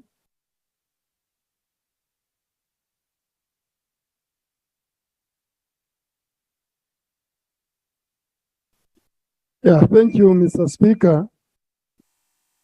Mr. Speaker, I come from Muksoro. Honorable Kasai, I don't know. Today is plenary, please. You're moving without my permission. Please, I can't call you back and then you again rush around. They have told you this Ebola has started with the miners. The MP clearly told you here. He warned you we are going to have a problem with artisanal miners. And I want you to respond. So, but you're rushing out. Yeah, I thank you, Mr. Speaker. As you are aware, Kisoro district is at the border with the Congo. Right, Honorable Speaker, this is time when Kisoro, for example, is receiving very many refugees from Congo. You are well aware that we have got our brothers and sisters in the DRC Congo. Now Mubende has just been affected simply because of that big mine, gold mine that is there, where people want to go and make money. Similarly, Kisoro may be affected because in the morning I called even our medical personnel in Kisoro to find out whether there could be any case. Fortunately, there is no case there. What I want to request is the ministry, putting in mind, and all of us were aware that Uganda is a tourism country. This matter must be treated with serious urgency. I expect and I request the ministry that if this problem has been identified in Mubende, it is better and it should be an emergency that the ministry should not sit here in Kampala. They must go to Mubende, find out all of those people with the symptoms, people with the signs, isolate them, make sure that this is put to an end. Because if this is not done, we are going to see it in newspapers, just local newspapers and those international papers, that now Uganda affected by Ebola. Thank you, Chairman. This must be treated. Okay, information. Chairman, Committee on Health. Thank you very much, Right Honorable. It is true that today at midday, BBC was reporting the outbreak of Ebola in Uganda, and of course that has Switch on, Honorable, switch on. It's true that BBC today at midday reported the outbreak of Ebola in Uganda, and that has ramifications on the tourism industry. And yes, I agree that gold mines in general are potential drivers of Ebola because they are habitats for bats. So those are areas that I think the Ministry of Health should look into. However, Right Honorable Speaker, I have it on good authority that one of the first outbreaks of Ebola in 2001, index number 1 was a UPDF patient coming from the operation in DR Congo. That's why the epicenters were Gulu and Mbarara. The two divisions that pulled out of Congo went to Mbarara and to Gulu. Today, we're in Congo for Operation Shuja. UPDF has a barracks in Mubende. I am just giving that information that could be one of the channels of investigation as we also explore the channel of the mines. Thank you very much. Kasanda. Thank you very much, Right Honorable Speaker, and I appreciate the Ministry for the report. Right Honorable Speaker, I want to report to the House that Kasanda borders Mubende and actually Madudu sub-county where the case was found, borders right next to Bweyongede Parish in Kalwana sub-county in Kasanda district. And we have 2 gold mines as well. And these people are always, moving from one area to another, just crossing our districts like that. Unfortunately, in the interventions that the minister has read, I haven't had Kasanda district mentioned anywhere. They mentioned Mubende and Chivoga, leaving the Kasanda in the middle and not, addressing those issues. So I really do pray that the ministry would send those interventions, the rapid teams, the watch to Kasanda district so that our people can be taken care of. Right now, they're in their panic mode and very worried about the consequences of what may happen since we are neighbors. Thank you very much. Thank you very much, Right Honorable Speaker. Right Honorable Speaker, I remember when I was still a young girl in primary school. The Ebola You're still outbreak, young, Honorable. I have now grown. I'm not like those days when I was that one. Right Honorable Speaker, I get scared when I hear the issue of Ebola outbreak. The first outbreak that I saw in Gulu district was right behind our house where we were staying. Right Honorable Speaker, people died. It was terrible. That outbreak claimed the life of Dr. Lokuya. Right Honorable Speaker, the minister made a statement, but I'm more interested in the need to cause awareness in the community more.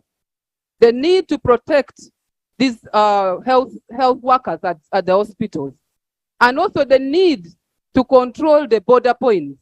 Right Honorable Speaker, you are not safe from Mitoma. Ebola spreads like wildfire. I therefore really appeal to this House that the Honorable Minister may be given another time to give us a comprehensive report on how prepared are we in an event that the outbreak spreads across the country, because this is worse than the COVID-19. Thank you. Aza? Thank you very much, Right Honorable Speaker. The border between Uganda and Sudan is so porous, especially stretching from Koboko, Yumbe, Moyo, Azumane, and up to Amur. And the refugees move without check. There are urban refugees who move from town to town without control. There are some in Arua town, others in Koboko town, Yumbe town, Moyo town, Azumane town, and so on. They move without control. Those that have settled in the camps, in the settlement areas. But the way they move, their movement is uncontrolled and is not checked. And this, I'm afraid, will really lead to the spread of Ebola in our area. And really, Honorable Minister, I want to interest you to really come down there and really see what's taking place there. People are moving without control. I want to repeat. Thank you. Thank you very much. Thank you. Honorable Dr. Wanuka. Thank you, Right Honorable Speaker. Right Honorable Speaker, Ebola is a highly contagious disease with serious economic effects.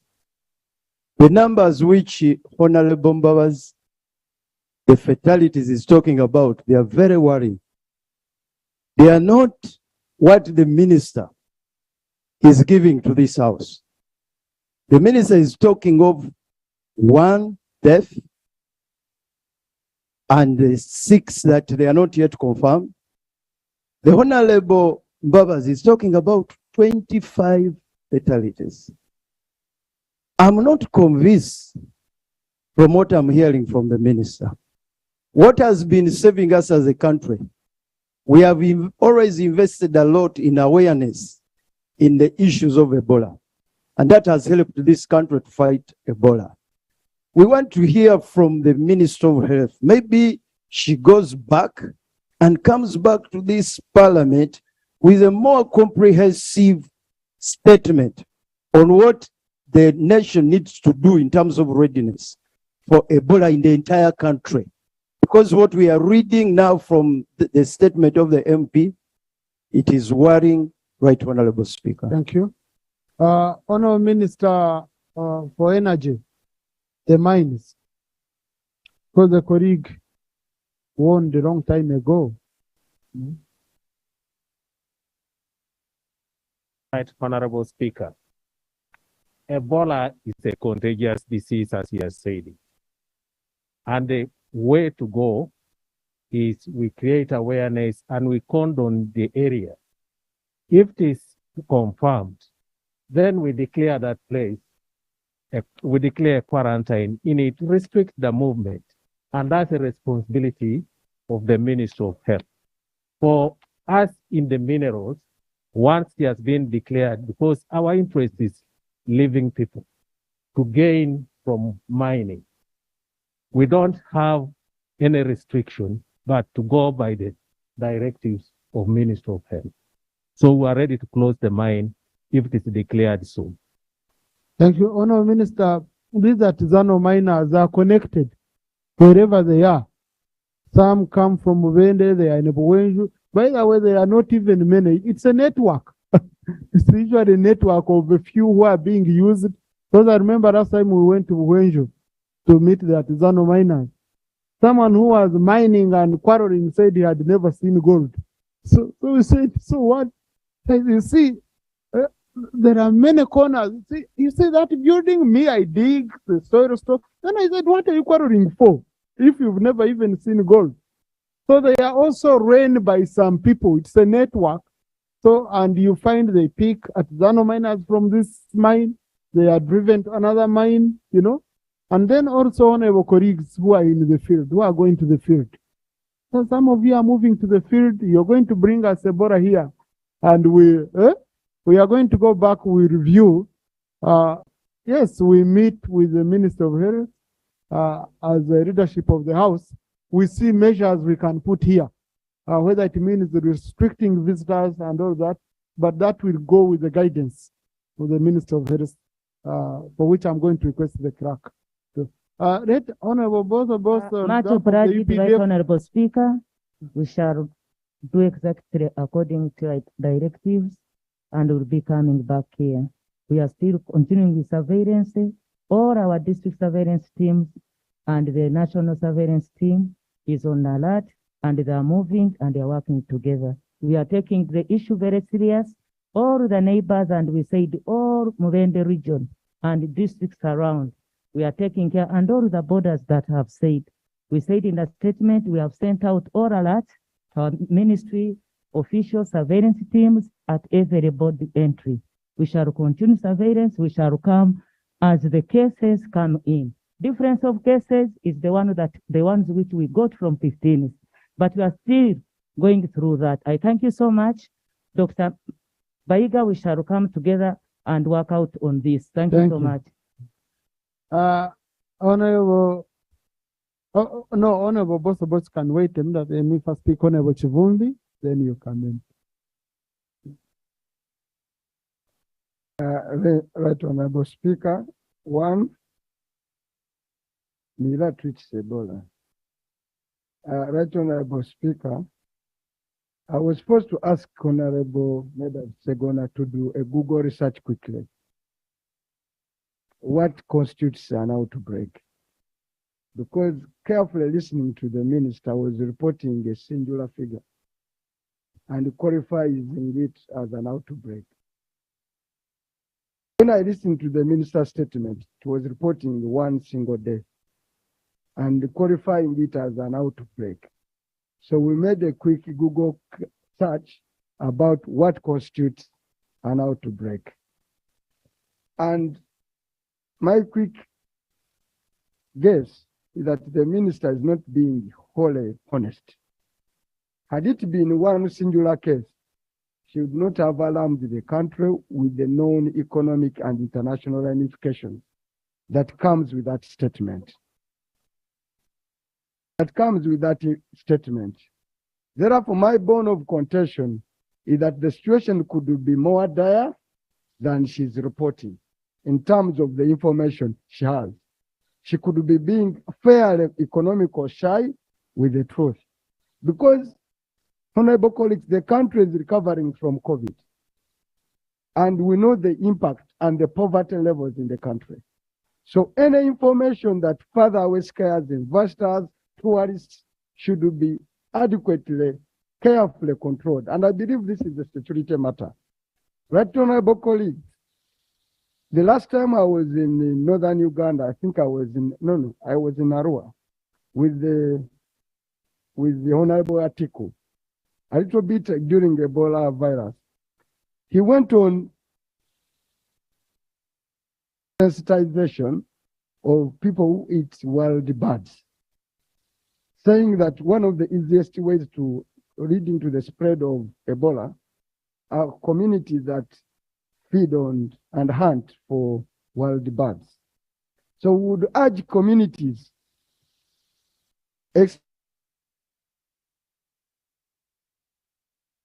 a habit of bird hunting and eating those wild birds to go on a massive sensitization, because birds easily spread Ebola. And they move from long distances, by the way, long distances. They can even move from Western Africa quickly, and as the season changes. Therefore, my humble appeal, before you go very far, we all know communities that really hunt and go after these wild birds. Please go and tell your people that is grossly, that will lead to a huge spread, rapid spread of Ebola. Thank you. Then the Minister of Health.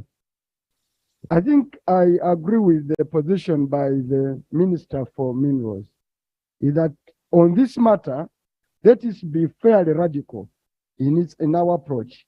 If it means quarantining a given area, so be it. I beg to move. Right. Thank you. Honorable Boss.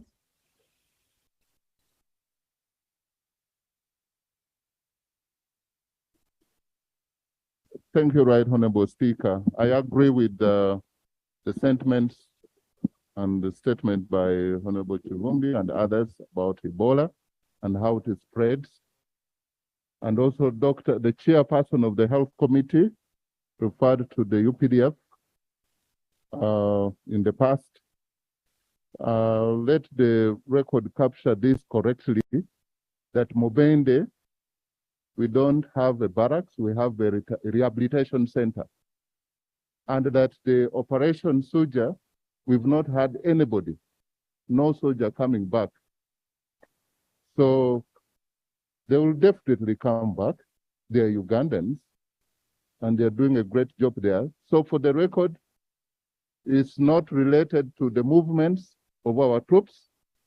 And then I remember that the day we buried General El Tumuine, that's the day that the vaccines through Ministry of Health, we predicted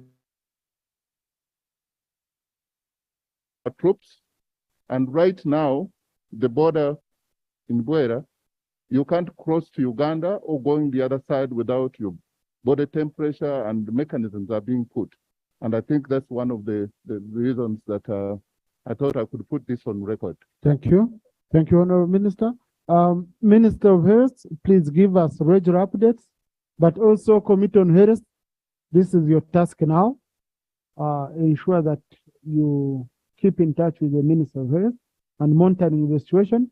And any day you feel you have a report to bring to the House in regard to this matter, we shall give you space. Okay? So, but Honorable Minister, at least on Tuesday, update this House. Next item. Item 3, motion for adoption of the report of the Public Accounts Committee, Central Government, on the report of the Auditor General for the financial year 2020-2021 health sector. Chairperson, Honorable Medad Segona.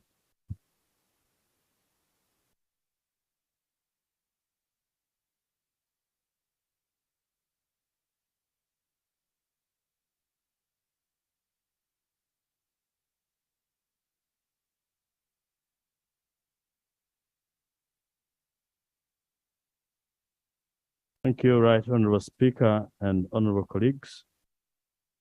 The Speaker, you have guided before that because I have a report Yes, of... Honorable, you have 30 minutes maximum. Thank you, Mr. If Speaker. you use the rest, the better. Yes, you have advised me before that we should use as little time as we possibly can. And it's a report of 115 pages. However, you guided me that I could read an executive summary. You read an executive summary and then crack, you will capture the full report on the answer. Yes, and Mr. Speaker, I am required by the rules for reading the report to present to you the minutes of the Public Accounts Committee Central Government, all filed and which form the basis of this report. I beg to lay on table. I also beg to lay a copy of the executive summary that I'm going to read for purposes of your record.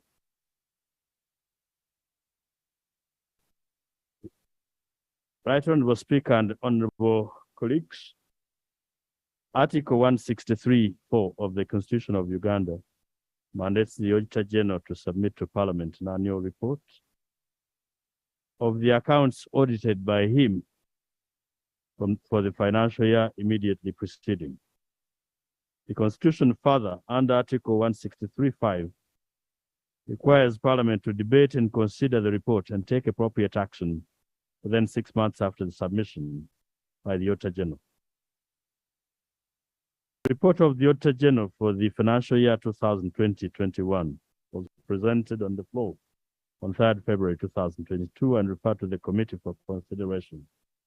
In accordance with the Rule 174 of the Rules of Procedure, the Committee on Public Accounts Committee Central Government considered the Auditor General's report for the financial year 2020-21 on the health sector to satisfy itself, among others, that A, the monies appropriated by Parliament in this bust were legally available for and applicable for the services or purpose to which they were being appropriated or charged. The expenditure conforms, that's B, to the authority which governs it. C, reappropriation has been made in accordance with the provisions of the rules of a competent authority. And finally, D, that the intended value of the extended monies was attained. Scope.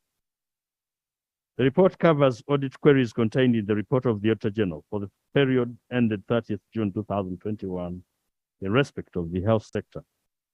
In particular, focusing on the Ministry of Health, the National Referral Hospitals of Mulago, Kirudu, Butabika, China-Uganda Friendship Naguru, Kawempe, and all regional referral hospitals. In addition, the report covers findings on other specialized related institutions of votes and programs, such as the Uganda Heart Institute, the Cancer Institute, Uganda Blood Transfusion Services, the Uganda Virus Research Institute. Others include the National Health Research Organization, the Joint Clinical Research Center, and Uganda Reproductive, Maternal, and Child Health Services Improvement Project methodology. The committee held meetings with accounting officers and staff of all national referral hospitals, regional referral hospitals, the Ministry of Health, and other specialized votes under the sector, including the Uganda Heart Institute, Uganda Cancer Institute, Uganda Virus Research Institute, Uganda Blood Transfusion Services, the Joint Research Organization. The committee further carried out field visits to selected regional hospitals and district hospitals of Arua, Mbale, Mubende, Poto, Nebi, Tororo, respectively, to appreciate the conditions in which they operate, the extent of implementation of development budget, and general levels of service delivery to Ugandans. In the visits, the committee observed the physical condition of the infrastructure and equipment. Members also interacted with hospital staff, as well as other stakeholders, with a keen interest in understanding service delivery-related aspects, as well as the working environment of the hospital staff. So, Speaker, the committee further conducted desk research to understand the legal and policy provisions relating to appropriation, disbursement, expenditure, and accountability of public funds.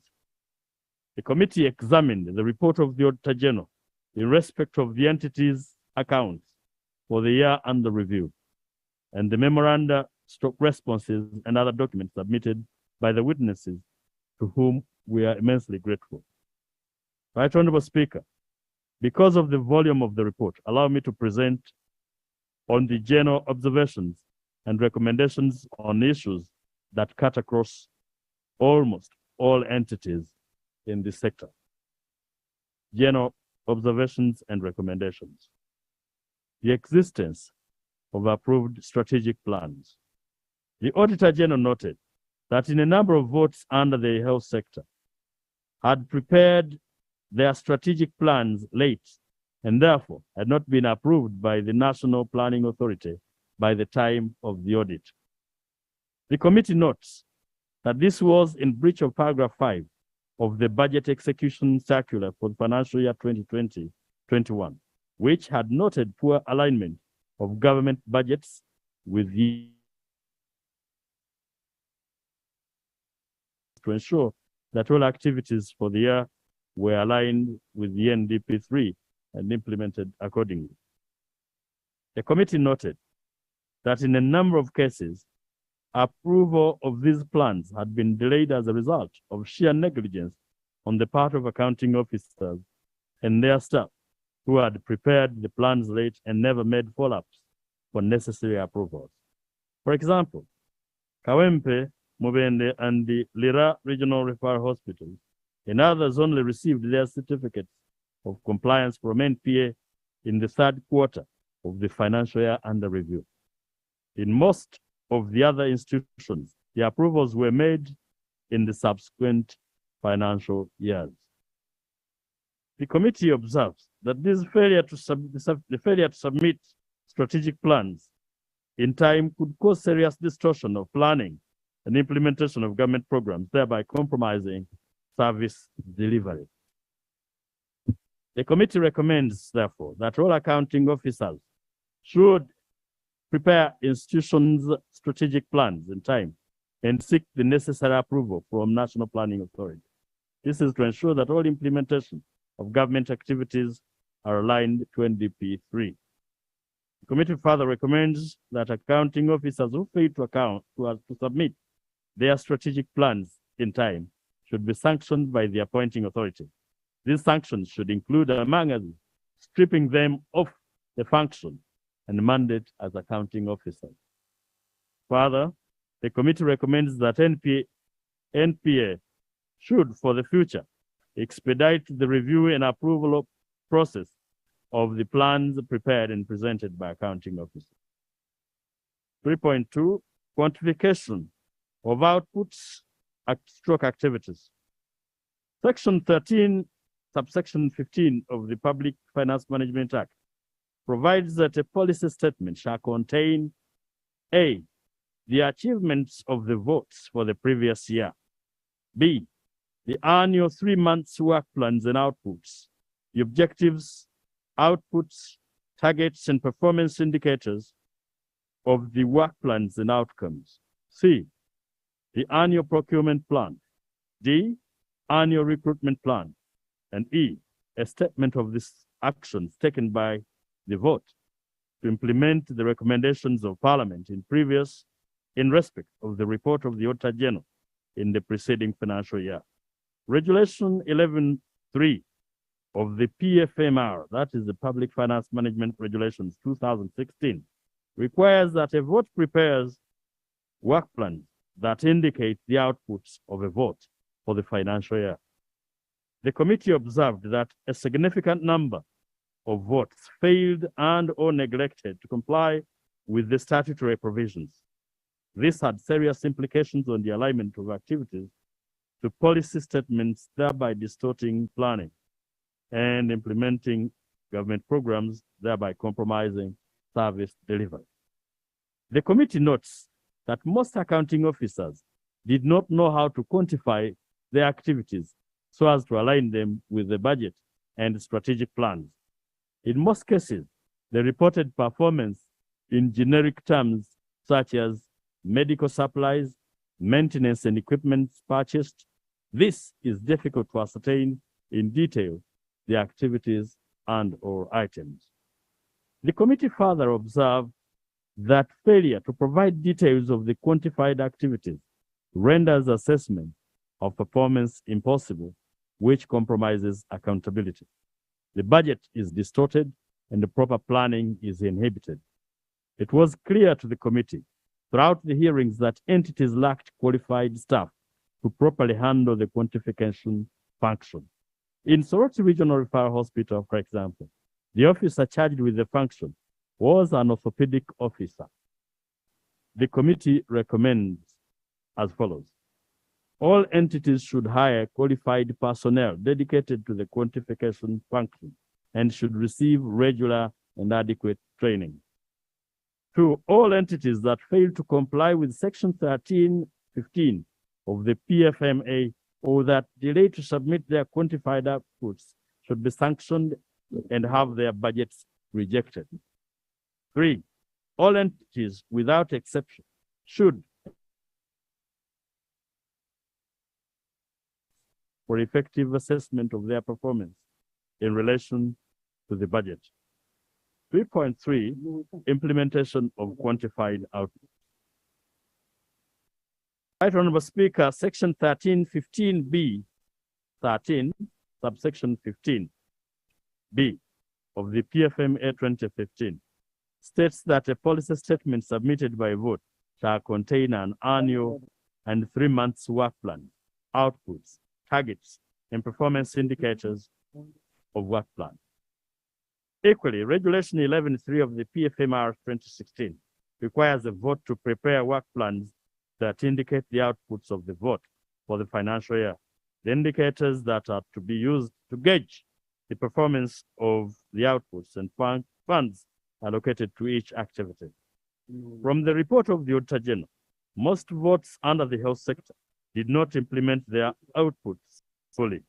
Many accounting officers the committee interacted with attributed this to partial implementation of the lockdown instituted by government at the time as a measure to curb the spread of COVID-19 pandemic. It should be noted, however, that although COVID-19 disruptions were a reality, health workers were categorized as essential workers at the time and therefore were expected to carry an implementation of some of the planned activities.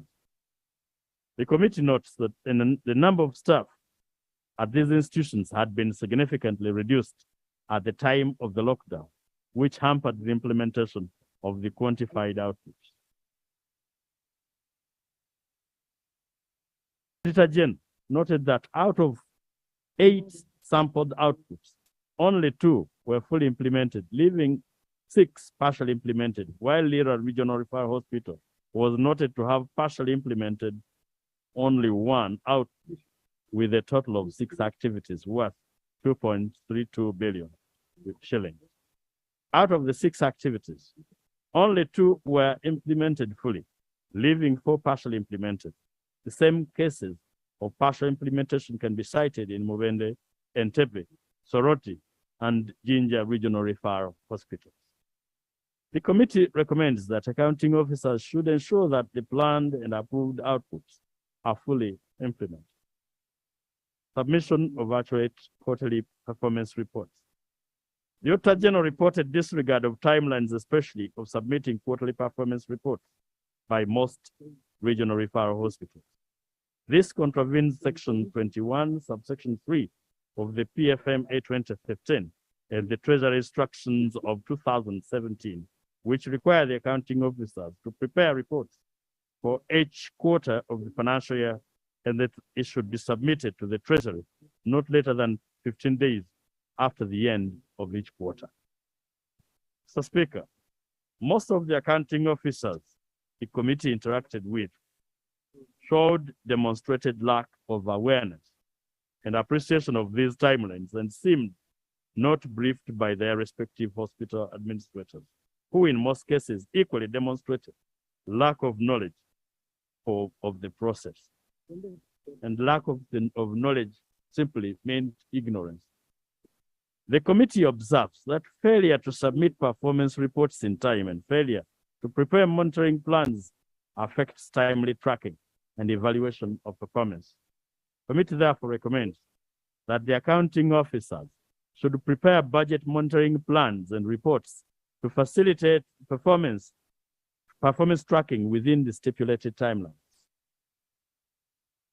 Accounting officers should ensure that their planners are up to date with those statutory submissions in terms of timelines and strictly adhere to them at all times. Absorption of funds. A number of entities were noted in the report of the Auditor General to have failed to optimally absorb the funds that were allocated to them, causing money to be swept back to the treasury. These funds were mostly meant for wage, gratuity, and pension that were not fully paid by the end of the financial year. Most accounting officers attributed this to delays in recruitment by the Health Service Commission and Ministry of Public Service. The committee had a chance to interact with the Health Service Commission on the matters noted, and noted that the long bureaucratic process of recruitment that reportedly takes an average of 5 months were partly to blame for the delays in recruitment. While interacting with some of these entities, the committee discovered that the majority of the affected accounting officers did not seek a revision of their budget and work plans as provided for under Section 17, subsection 3 of the PFMA 2015. For example, Mulago National Referral Hospital had a total warrant of 63.573 million, 18,357 shillings received during the financial year, out of which 59 billion, 379 million, 356,427 Uganda shillings was spent, resulting in an unspent balance of 4 billion, 193 million, 961,930 shillings, representing an absorption level of 93.4%. Lira Hospital had a total warrant of Uganda shillings 11 billion, 498 million, 592,809 received during the financial year, out of which 9 billion, 631 million, 737,017 shillings was spent, resulting in an unspent balance of 1 billion, 866 million, 855,792, representing an absorption capacity or level of 83.8%. And Mubende Hospital had a total receipts in the financial year of Uganda shillings 11 billion, 297 million, 149,897, out of which 9 billion, 155 million, 75,000, representing 81%, was spent by the entity, resulting in an unspent balance of Uganda shillings 2 billion, 142 million, 74,897, representing an absorption rate of 19%. The committee also noted with concern a growing trend by the Ministry of Finance, Planning and Economic Development, releasing money over and above what the entities request for. In a letter to the PSST dated 24th March 2020, for example, Lira Regional Referral Hospital submitted gratuity estimates of 138,204,004 shillings. However, the Ministry of Finance sent the sum of Uganda shillings 638,938,448 of and above what was requested. Similarly, Mubende Hospital reported an unspent balance of 2.15 billion, attributing it to the allocation of pension and gratuity funds by the Ministry of Finance over and above the requirements of the vote. The committee notes that this is one of the causes of underabsorption. Section 17 of the PFMA states that any appropriation by Parliament shall expire by 30th June of that particular financial year and cease to have effect at the close of the financial year for which it is made. The committee observes that remittance of more funds than are required by the entity does not only distort budgetary planning, but also starves other deserving entities which fail to implement their plans as a result of inadequate financing. The committee recommends that the Accountant General strictly enforces Section 15, subsection 2 of the Public Finance Management Act 2015 which requires that annual cash flow plans issued under the subsection 1 be the basis for release of funds to the entities. B, accounting officers should strictly adhere to the annual budget performance contract signed with the PSST pursuant to section 45 of the PFMA 2015. Deliver on the activities in the work plan of the vote for the financial year submitted under section 13, subsection 15 of the PFMA 2015. C, the release of more funds than required by the entities should be investigated by way of a forensic audit. Performance of NTR. Mr. Speaker and honorable colleagues, the Auditor General noted in his report that a review of the approved revenue estimates of the financial year is under the health sector. Many accounting officers were found not to have budgeted for NTR during the year under review. These included Mubende Regional Referral Hospital, Mulago National Referral Hospital, and the Ministry of Health.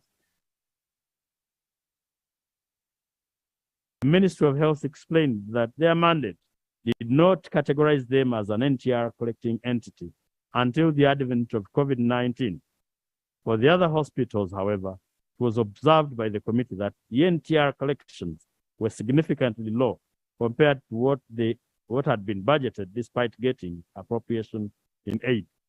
Many accounting officers attributed these shortfalls to the COVID-19 disruptions and challenges in the IFMS that did not provide for budgeting of NTR. For example, Entebbe Regional Referral Hospital had budgeted to collect 1 billion in local revenue, but only managed to collect 52 million, representing 5.2% performance. This was attributed to a decision by the Ministry of Health to close the hospital to all other general services and hand on the COVID-19 cases, leading to a shortfall in the revenue. Mr. Speaker, equally, Lira Regional Referral Hospital that had budgeted to collect 80 million during the year managed to collect 43 million, representing a performance of 54.6%. The entity attributed this to the disruptions caused by COVID-19 pandemic that affected their revenue collection from intern students from the various medical schools in Lira and beyond. This affected their NTR collections at the time. The committee notes that such shortfalls in revenue at the vote level results in aggregate revenue shortfalls at the treasury level, which in turn negatively affects the implementation of planned activities at a governmental level. The committee notes that instruction 4.10.2 of the Treasury Instructions 2017 requires planning and budgeting to be closely linked to the budget to reflect the entity's policies over the period. A statement of intent against the performance, against which performance is measured. Therefore, not budgeting for NTR undermines the importance of budgeting process and affects the posting of the entity accounts. The committee therefore recommends that the entities should strictly plan for NTR in their budgeting process to avoid distortion in economic planning. The Ministry of Finance, Planning and Economic Development should always provide technical assistance to entities in areas of economic planning and budgeting.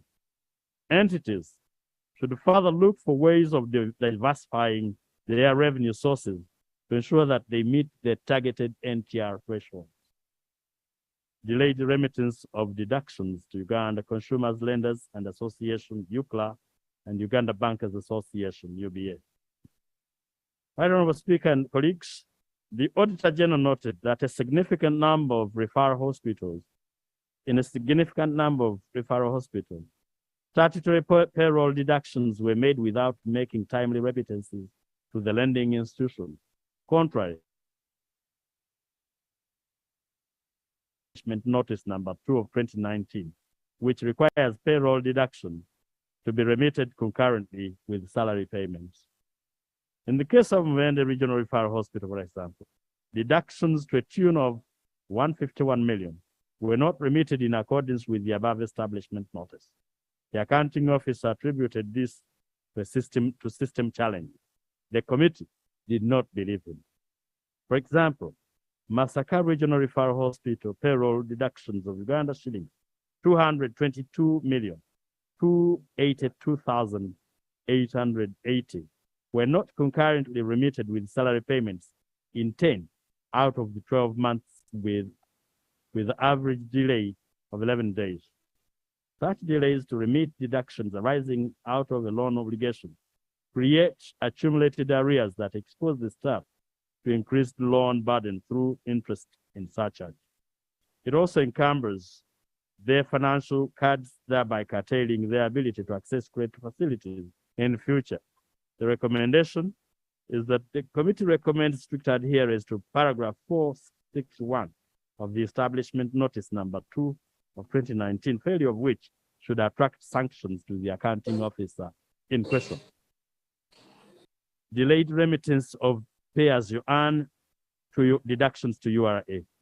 The Auditor General noted that a number of entities such as Mubende, Lira, Gulu, Kabale, Moroto Regional Referral Hospitals, and others delayed remittance of payee deductions to URA for periods ranging from 13 to 27 days, disregarding Section 123 of the Income Tax Act 1997, which requires withholding agents to remit to URA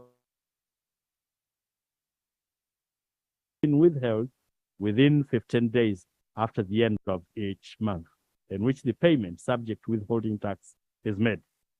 The committee noted that a number of entities delayed remittances to deductions to URA contrary to the law.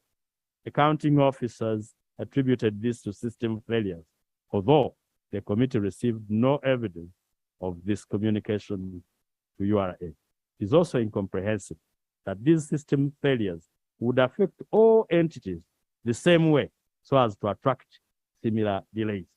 The committee therefore recommends the delays led to accumulation of arrears that were not paid by 30th June 2021. That's observation. Delayed remittance of payee attracts fines and penalties from URA, which may necessitate budget allocations to clear such arrears created by negligence of the responsible officers. It should be noted that delayed remittance of payee attracts fines and penalties from URA, which may necessitate budget allocations to clear areas created by negligence. Recommendation: the committee recommends that accounting officers be held responsible for fines accruing from the delays in submission of statutory deductions. Going forward, all accounting officers should ensure that all statutory deductions are remitted in time, failure of which should attract sanctions. This duty should be included in their annual performance contracts by which they should be gauged. Delayed access to salary stroke pension payroll. A. Salary payroll. Mr. Speaker, the Auditor General noted that in a number of regional referral hospitals, transferred and newly recruited employees experienced delays ranging from 5 to 9 months to access the payroll. Such delays contravene Section B-A11 of the Public Service Standing Orders 2010, which require accounting officers to ensure that public officers access salary payrolls within 4 weeks from the date of assumption of duty. The pension payroll. The Auditor General also noted that in a number of regional hospitals, pensioners experienced delayed access to the payroll, contrary to paragraph 5.1 of Establishment Notice number 1 of 2020, requiring responsible officers to initiate and complete the process of retirement benefits within 6 months to the mandatory retirement date, should be prior to retirement. That's the emphasis of the committee. In the case of death or early retirement, the process should be initiated immediately the letters of administration are issued and/or the early retirement has been granted. So, Speaker, the example is Masaka Regional Referral Hospital. 4 pensioners delayed to access the pension payroll with an average number number of days that petitioners took from the dates of retirement to the date of accessing and subsequent payment of pension being 7 to 8 months. In Mubende Regional Referral Hospital, 3 pensioners took between 7 to 12 months before accessing the payroll. The accounting office has generally attributed these delays to challenges in acquiring. Honorable, switch on your microphone. That shows you the time I gave you is, but please conclude. Go ahead and conclude. Thank you, Mr. Speaker. I thought it was malice on the part of the clerk. No. Accounting officers generally attributed these delays to challenges in acquiring supplier numbers from the Ministry of Finance, Planning and Economic Development, and delays in the computation of retirement benefits by the human resource officers, as well as delayed submission of the documents by retirees. Both case scenarios are inexcusable. The committee notes with dismay that government continues to run a manual system where a retiree is required to produce, among others, an appointment letter issued 40 years back. It is the duty of government as a prudent employer to keep proper records of employment in the employee's personal file. In modern times, that is a basic corporate management through computerization. The committee notes that delayed access of salary stroke pension payroll is a disservice that can lead to demotivation of staff and equally poor well-being of affected retirees. It also leads to accumulation of pension arrears and threats of litigation and associated costs. Accounting officers attributed this to non-payment to insufficient funding from the Ministry of Finance. The committee observed further that some cases of complete non-payment of pension contrary to Section 9(1) of the Pension Act 2014. Further, the current pension system, shrouded by government, is expensive and cumbersome and causes difficulty in tracking the growth of the fund. The committee recommends that the Ministry of Public Service should fully computerize their tracking and information management system that should enable automatic migration from salary to pension payroll upon retirement without further assurance. The government should develop a system of a contributory pension scheme for the government employees, as opposed to a system where government shoulders the entire burden of providing pension. Such a system is cumbersome and does not allow growth of a pension fund for the civil servants, unlike in the private social system, where the fund grows with the period of contribution and service. Delayed deletion of staff from the payroll. Honorable Speaker and colleagues, so contrary to Section BA 12 of the Public Service Standing Orders 2010, that requires the payment of salary to public officers to be stopped immediately they cease rendering services to government under whatever circumstances, including death. The had delayed to delete staff from who had either retired, been transferred, absconded, or died. Hoima Regional Referral Hospital, for example, was reported to have paid Uganda shillings to staff who could not be accounted for.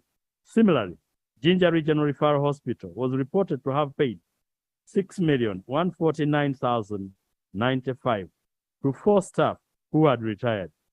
In the case of Masaka Regional Referral Hospital, $896,977 was paid to salaries to 2 staff who had retired. Many accounting officers attributed these delays to transfers of some of the affected staff after the closing date of the IPPS. The accounting office of Jinja Regional Referral Hospital particularly explained that the transferred staff at the entity had to be delayed from reporting to their new stations because of the critical nature of their jobs. Counting officer could not, however, provide evidence to substantiate this assertion. The committee observed that such delays are acts of negligence of duty that can cause payments for services not rendered, thus would result in loss of funds to the government. Committee recommends that with the help of the internal auditors, accounting officers should regularly examine the payrolls to establish cases of near retirement and also ensure immediate removal of transferred, absconded, or dead staff as soon as the cases occur. Unauthorized loan deduction. Mr. Speaker, the Auditor General noted that in most regional referral hospitals, there were unauthorized loan deductions from employees' salaries without letters of undertaking from the responsible officers. The accounting officers explained that this may mean their personal files. In such cases, employees would have active deduction accounts without complete records at the new station. In some cases, non-transferred staff faced similar predicaments, thus attracting the attention of the Auditor General. Indeed, honorable colleagues, in this Parliament, members have raised similar concerns of loan deductions on behalf of affected civil servants. In Mubende Regional Referral Hospital, for example, the Auditor General noted that 8 employees were not in what they called my approval report, but in the active deduction report. In other words, not sanctioned, but deductions were going on.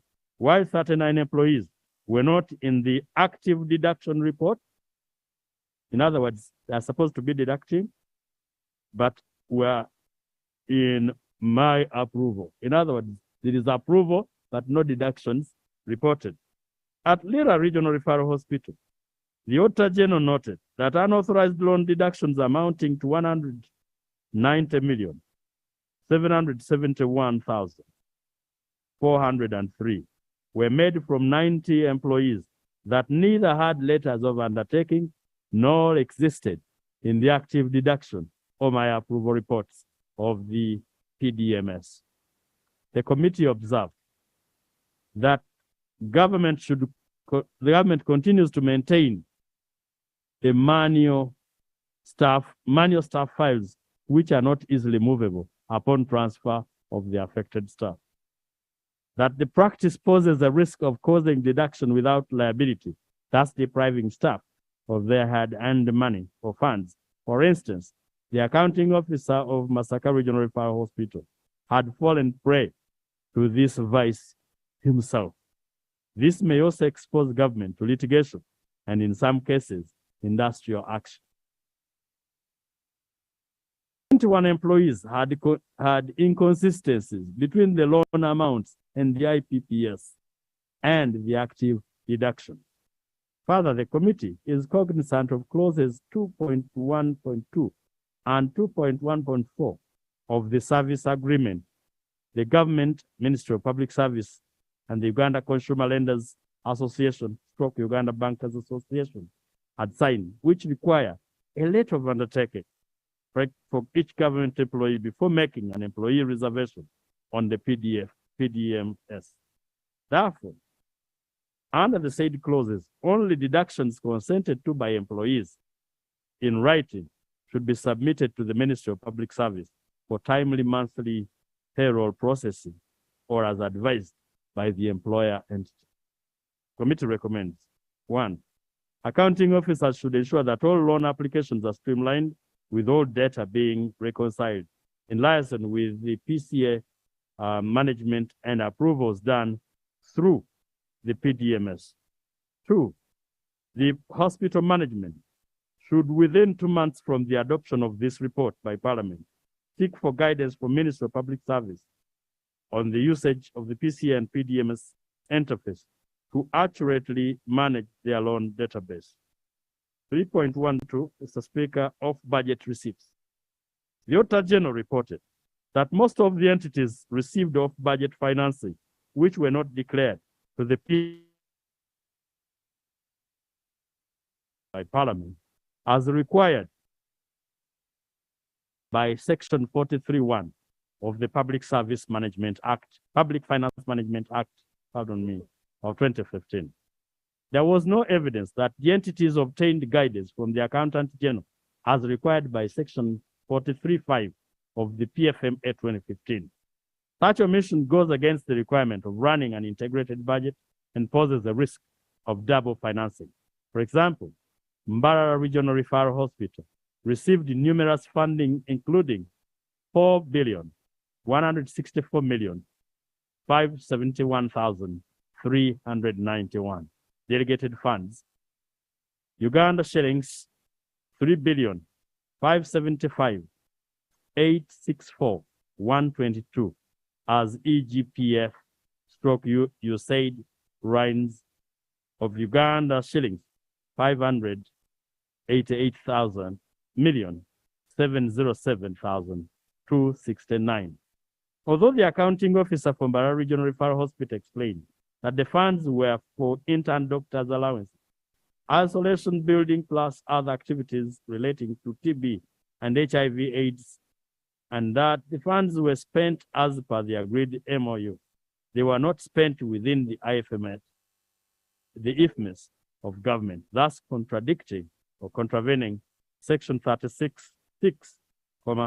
Section 43 and 44(2) of the PFMA 2015, which require all public resources, including external funding, to be paid into the consolidated fund and be availed through the Appropriation Act. The Auditor General noted that Masaka Regional Referral Hospital received off-budget financing to a tune of Uganda shillings 1,068,012,711, which was not appropriated to the entity by Parliament. Mubende Regional Referral Hospital received 1,418,986,671 from the Ministry of Health and Mildmay, Uganda. Off-budget financing is subject to Section 43(1) of the PFMA 2015 and Budget Execution Circular issued by the PSST, and any use of such funds in contravention of those provisions is illegal and actionable. The committee therefore recommends that the accounting officers should at all times adhere to the laws with such should attract sanction to the accounting officers. Internal control weakness. The Auditor General noted that a number of referral hospitals had internal control weaknesses in areas such as monthly wage, pension and gratuity performance analysis, and remittance of quarterly returns to Ministry of Public Service. Other areas included payments of salaries, pension and gratuity of the IPPS in disregard of Establishment Notice number 2 of 2019 and number 1 of 2020. The committee notes that these internal control weaknesses are the leading cause of arrears and absorption of wage, pension and gratuity, as well as delays in granting clearance to recruit. The committee observes that in almost all regional referral hospitals, this audit query is outstanding, and the accounting officers are medical professionals who do not have and or dedicate enough time to the HR and accounting function. This is attributed to their busy schedule in relation to their co-appointment of professional service. In most cases, they are medical consultants. The committee recommends that accounting officers should strengthen internal control measures by submitting quarterly report returns in compliance with establishment notices and ensure that salaries, pension, and gratuity are processed and paid through the IPPS in an efficient manner. Ministry of Public Service should review the structure of regional referral hospitals with a view to creating a key position of hospital planner and also ensure a uniform human resource structure for all regional referral hospitals.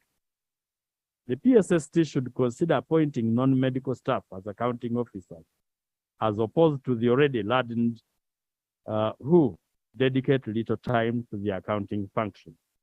Right Honorable Speaker and colleagues, for specific query and recommendations delineated per vote, I request that honorable members refer to the main report, which is already uploaded on the iPad. I beg to report. Thank Mr. you, Speaker. Chairman. let me first thank you, first of all, for your guidance. You know where we got stuck, and it was through your guidance that we were able to move. I also want to thank members of the committee and our technical staff for the dedicated service. It was very difficult coming up with this kind of report. I thank you. Thank you.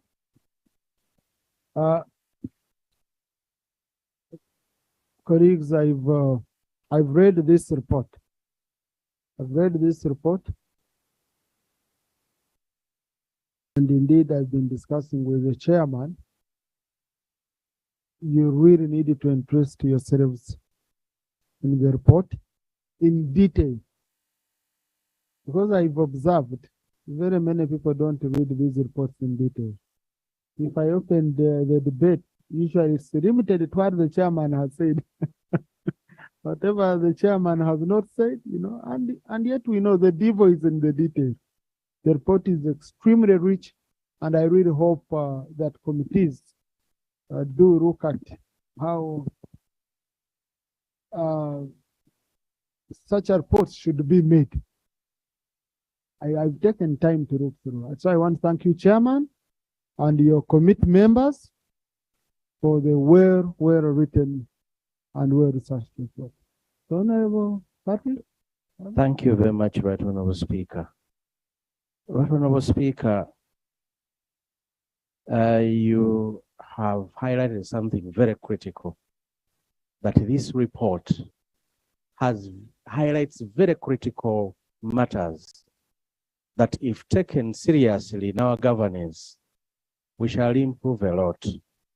But Right Honorable Speaker, since I was here in the 10th Parliament, and this Parliament, we have no mechanism of following up on these very critical matters that Parliament recommends, and we just continue just getting our reports through, and no mechanism to establish whether what we recommend really go on to be implemented or acted on. Right Honorable Speaker, I just wanted to raise on the procedure matter on that to ensure that whatever we do here, at least we have a mechanism that can report back to us as Parliament to ensure that we are doing a good job here. Thank you very much, Right Honorable Speaker. Thank you. Honorable colleague, we have Rule 220 of our rules of procedure. Okay, that's where we seek our refuge. An action taken report. Okay, so, and I had already instructed the clerk to extract all issues that are pending where the ministers are supposed to be reporting back, you know, on the several resolutions we make, on the questions raised, and I want to put it on order paper. If a minister has not taken any action, to come here, we know, and then with what, but also when you read, for example, the report from this committee, you can see if the sectoral committee takes keen interest in the report, because what I would expect, for example, now will be the chairperson of the Committee on Health to convene his committee, and they go through this report, which will guide them seriously, because most of the issues you could see are issues which the committee should have even identified during budget processing and asked the hard questions and ensured that they are addressed at that time. So when a report is released in relation to your committee, chairperson and members, pick interest, and that's why we guided chairpersons of accountability committees, that especially Park Central, that do your report sector by sector, so that the committee responsible can go back and dissect the report, okay? And ensure that recommendations are incorporated when you're handling business regarding that sector. For example, when you're processing the ministerial policy statement for that sector, you should be able to look at these issues and say, Auditor General recommended like this. The committee processed, the House adopted these resolutions. How are they being addressed in the current or in the next budgeting process? Okay? So, but Honorable Nsamba indeed raises a very, very critical issue, part of which is on our side as a House, and then part of which is with the committees. Thank you. So, colleagues, now I'm seeing some members of the committee standing up, like Honorable Nandara. It's and and yes, just wait a little, Honorable. And when you look at the recommendations, they are straightforward. If you're not going to add value, please, you can lend us that time we process other business. Okay? Otherwise, you're going to recycle, you even recycle badly what the committee had recommended extremely well. So, Honorable Nandara, you wanted to give some guidance? Yeah, Mr. Speaker, just for purposes of the House to know, under the National Audit Act, after this report has been adopted by Parliament, there should be a Treasury Memorandum. And the Treasury Memorandum comes here, and the Auditor General is supposed to audit the Treasury Memorandum to confirm that the recommendations which were passed by Parliament have been implemented or what action has been taken. So what Honorable Sambaj is legal, that this one, the issue should be the Treasury Memorandum to deal with this. This one are not advisory. It's not like where they say this resolution will be advisory. No, no. This one you must act on it. Yeah. Thank you. And we have already instructed the PSST that all pending Treasury Memorandum should be presented. So, and also the donors have required. Remember, IMF and the World Bank have been very, very clear that they do want those Treasury Memoranda presented so that they can be assessed. And usually, colleagues, even without going so much into the detail, like last time, colleagues who had wanted us to bring back the old reports, even the Treasury Memorandum will go to the committee. We'll go back to the committee to see what action has been indeed taken, whether it is to the satisfaction of this House. Yes, Honorable Santa. Thank you so much, Right Honorable Speaker. Right Honorable Speaker, what I wanted to raise is what my honorable colleague, Honorable Nandara Bafabi. Then another one? Mr. Speaker, let me come. We don't repeat business No, here. Mr. Speaker, my issue is. You're coming? Yes, I'm now coming. Okay. Yes. Please. Yes. Now. Yeah. Now. Now, colleagues, what's funny? Remember, I said let her come. Yes. And I've asked her whether she's coming. Yes, so now I'm you coming, come. Mr. Speaker. Wouldn't it be procedural for us to give a timeline? Because I've been in this parliament, the issue of Treasury Memorandum has been talked here so many times. So beginning with this one, wouldn't it be fair, Right Honorable Speaker, to give a timeline? Then too, Mr. Speaker, we have the chairpersons of local government and health. And I'm trying to scan around. I don't know whether they are here. And this report, when you look at it, is really, really very critical. Where we are lacking money for the roads and money are just being given over and above, and others are not even budgeted by Parliament, Mr. Speaker. I think, for me, I was of the view that, Right Honorable Speaker, we save this report, then we debate when the ministers are here, because one wonders how money which was not appropriated for is given to the entity over and above what they have not demanded. So for me, Right Honorable, the two ministers, the chairpersons would really be good to be here so that they tell us into details what is happening, who are the people eating this money, because to me it's a racket that people are using to sip on money. Thank you. Thank you, Honorable Korik. Yes, Honorable Korik. Most of the issues raised here are even beyond the sector. There are issues that are to do with the Ministry of Finance specifically on how it conducts its business. So, colleagues, I'm going to give you time. I'm going to give you time, another opportunity to read this report comprehensively. Okay?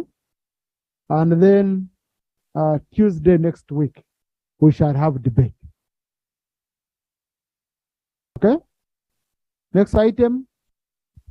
Item 4, motion for adoption of the report of the Committee on Rules, Privileges, and Discipline on the inquiry into allegations of breach of the Code of Conduct for members of Parliament against Honorable Twaha Kagabo, MP, Bukoto County South. Chair, Committee on Rules, Honorable Abudu Katuntu. I think even 5 minutes are enough for him. Honorable, I'm going to give you 10 minutes, but if you use 5, I would thank you for leaving a balance of 5.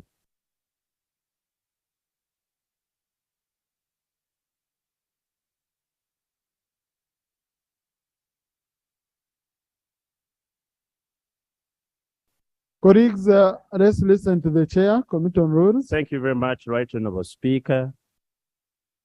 Right Honorable Speaker, once again, I have this unenviable duty of trying to do a self-fumigation process.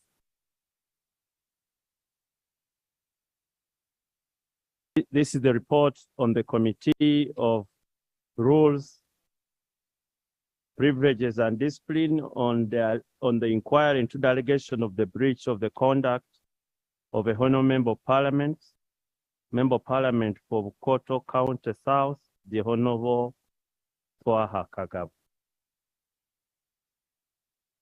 Right Honorable Speaker, I beg to on table as the rules require the original report duly signed by the requisite number of members of the committee plus the minutes.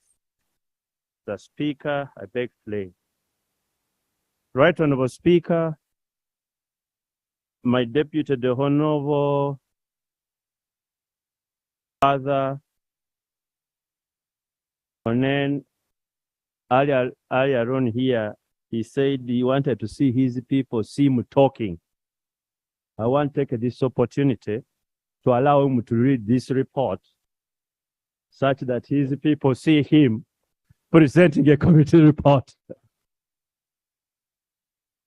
I think that's also a good way of senior members or chairperson to mentor colleagues. Thank you.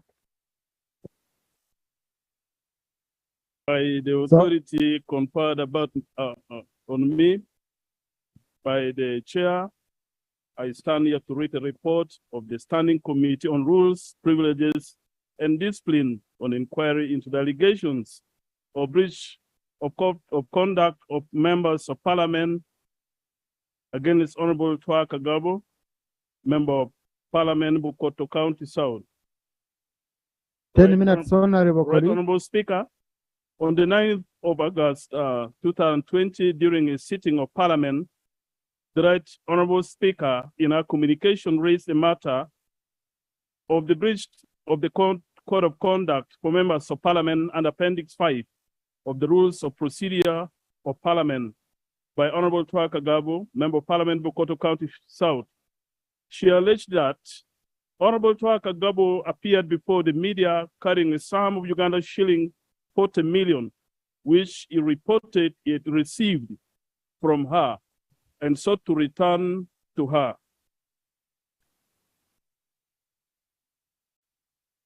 The Right Honorable Speaker, being aggrieved by the actions of the Honorable Twaha Kagabo, referred the matter to the Committee on Rules, Privileges, and Discipline with a directive to report back to the House in 1 month.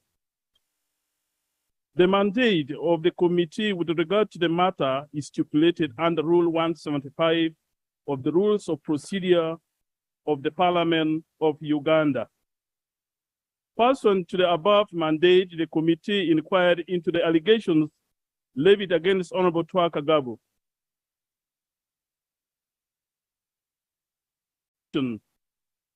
The issues which the committee agreed on for resolution were as follows. A, whether Honorable Tuaka Gabo made allegations of bribery in the media against Right Honorable Speaker. B, whether the actions or conduct of Honorable Tuaka Gabo constitute a breach of the Code of Conduct for members of Parliament as enumerated in the Appendix F of the Rules of Procedure of Parliament. C, the observations, recommendations of the committee on the matter. The methodology. We held a meeting with Honorable Tuaka Gabo. We reviewed relevant documents, including the answer of the plenary proceedings of Tuesday, the 9th of August 2022 and Tuesday, the 6th of September 2022. We reviewed also the applicable laws like the Constitution of the Republic of Uganda, the Rules of Procedure of the Parliament of Uganda, treaties and papers on Commonwealth parliamentary procedures and practices. The committee, being cognizant of its quasi-judicial status and the members' constitutional right to a fair hearing, we wrote to Honorable Tuaka Gabo, I refer you to Appendix B and C, informing him of the allegations made against him, together with a copy of the answer. We also asked him and we inform him of his right to be represented by the council, his right to attend meetings of the committee with other witnesses and to cross-examine them. Right Honorable Speaker, honorable colleagues, the committee further resolved that any member with a personal interest in the matter under investigation, including a member who could have publicly expressed his or her views on the matter, would be disqualified from participating in the proceedings of the committee. Our findings, observations, and recommendations. 1. The committee interfaced with Honorable Kagabo on Wednesday, the 7th September, to respond to his right to legal representation in the committee proceeding and was therefore not represented by counsel. He testified as follows. Honorable Kagabo testified as follows. 1. That it was true that he appeared in the media carrying money in the President of Parliament, which he claimed he had received from the Right Honorable Speaker as a bribe. B, that he admits that he never received any money from the Right Honorable Speaker and that allegations of bribery he made against the Speaker were false. C, that prior to the incident, the media had been awash with news that members of Parliament had received free money from unspecified purpose. D, that his political party headquarters directed the party members who had received the said free money to return it either to the party chief whip or the leader of opposition. E, that his constituents, the constituents mounted pressure on him to return the said money if indeed he'd received it. That because of political pressure and in a bid to clear his name, money which he paraded before the media and falsely alleged that it had been given to him by the Right Honorable Speaker. That he had reflected on his actions and acknowledges that they would undermine the integrity of the Right Honorable Speaker and brought the office of the Speaker and Parliament generally into disrepute. That he had been tormented, castigated, isolated because of his actions to the extent that he had contemplated committing suicide. That he regrets his actions and tenders an apology to the Right Honorable Speaker, members of Parliament, and the institution of Parliament generally for the reputation damage caused. That he prays for pardon for his misconduct in the interest of fostering harmony in Parliament and for better service delivery. He considered whether Honorable Tuaka Gabo made allegations of the bribery into the media against the Honorable Speaker. The committee sought to determine whether Honorable Kagabo made allegations of bribery in the media against the Honorable Speaker. In his testimony before the committee, Honorable Kagabo stated that the bribery allegations he made against the Honorable Speaker. Accordingly, the committee resolved issue 1 in the affirmative. Having resolved issue 1 in the affirmative, the committee resolved that there was no need to invite other witnesses to provide further evidence. The committee proceeded to examine whether the conduct of Honorable Kagabo constituted a breach of the Code of Conduct of Parliament, Member of Parliament under Appendix F of the Rules of Procedure as alleged. The Code of Conduct for Members of Parliament set out the standard and behavior expected of members of Parliament. The code is designed to assist the members in the discharge of their obligation to the House, their constituents, and the public at large. Paragraph 2, therefore, places a public duty on members to uphold the law and act on all occasions in accordance with the public trust placed in them. It provides that by virtue of the oath of allegiance taken by all members, members have a duty to be faithful and bear true allegiance to the Republic of Uganda and to preserve, protect, defend the Constitution and to uphold the law and act on all occasions in accordance with the public trust placed in them. Members have a general duty to act in the interest of the nation as a whole and special duty to other constituents. Paragraph 3 of the Code elaborates the general principles of conduct. Honourable member, please switch on. Members are required to observe the principles of selflessness, integrity, objectivity, accountability, openness, honesty, and leadership. Paragraph 5 of the Code of Conduct of the at all times.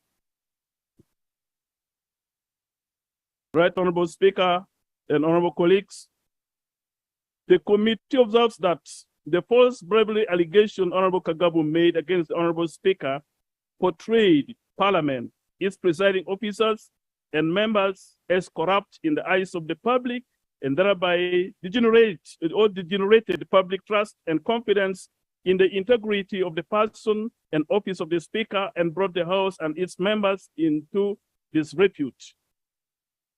The committee therefore observed that by admitting that he made false bribery allegations in the media against the Honorable Speaker, Honorable Kagabo did not waste the time of the committee.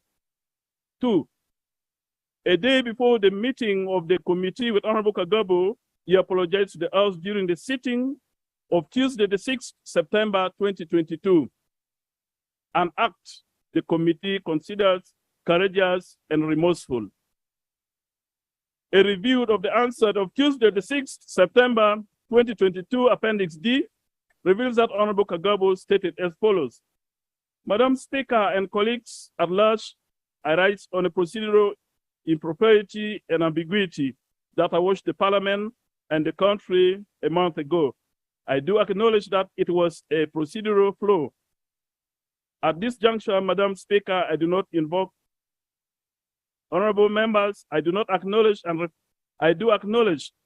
reflect on how important it is to work in harmony as honorable colleagues and our Speaker for the better dispensation of services to our country. I therefore request for pardon on the impulse I beg to move. I request for the procedural impropriety that I caused on the actions of Parliament. Thank you, Madam Speaker. A month ago, I was seen moving with funds in the precincts of Parliament, which must have infringed on the privileges and rights of my fellow colleagues and the House at large. I do therefore request for a pardon over that and extend an olive branch to others for the betterment of services. The apology Honorable Kagabo made to the House was ambiguous. Accordingly, the committee requested Honorable Kagabo to submit an equivocal apology in writing for clarity. Attached herewith is the unequivocal apology Appendix E. Honorable Kagabo further made a commitment that he would not engage in such conduct in future. Recommendations: 1, that Honorable Kagabo, having apologized to the House and before the committee, should be pardoned for the misconduct.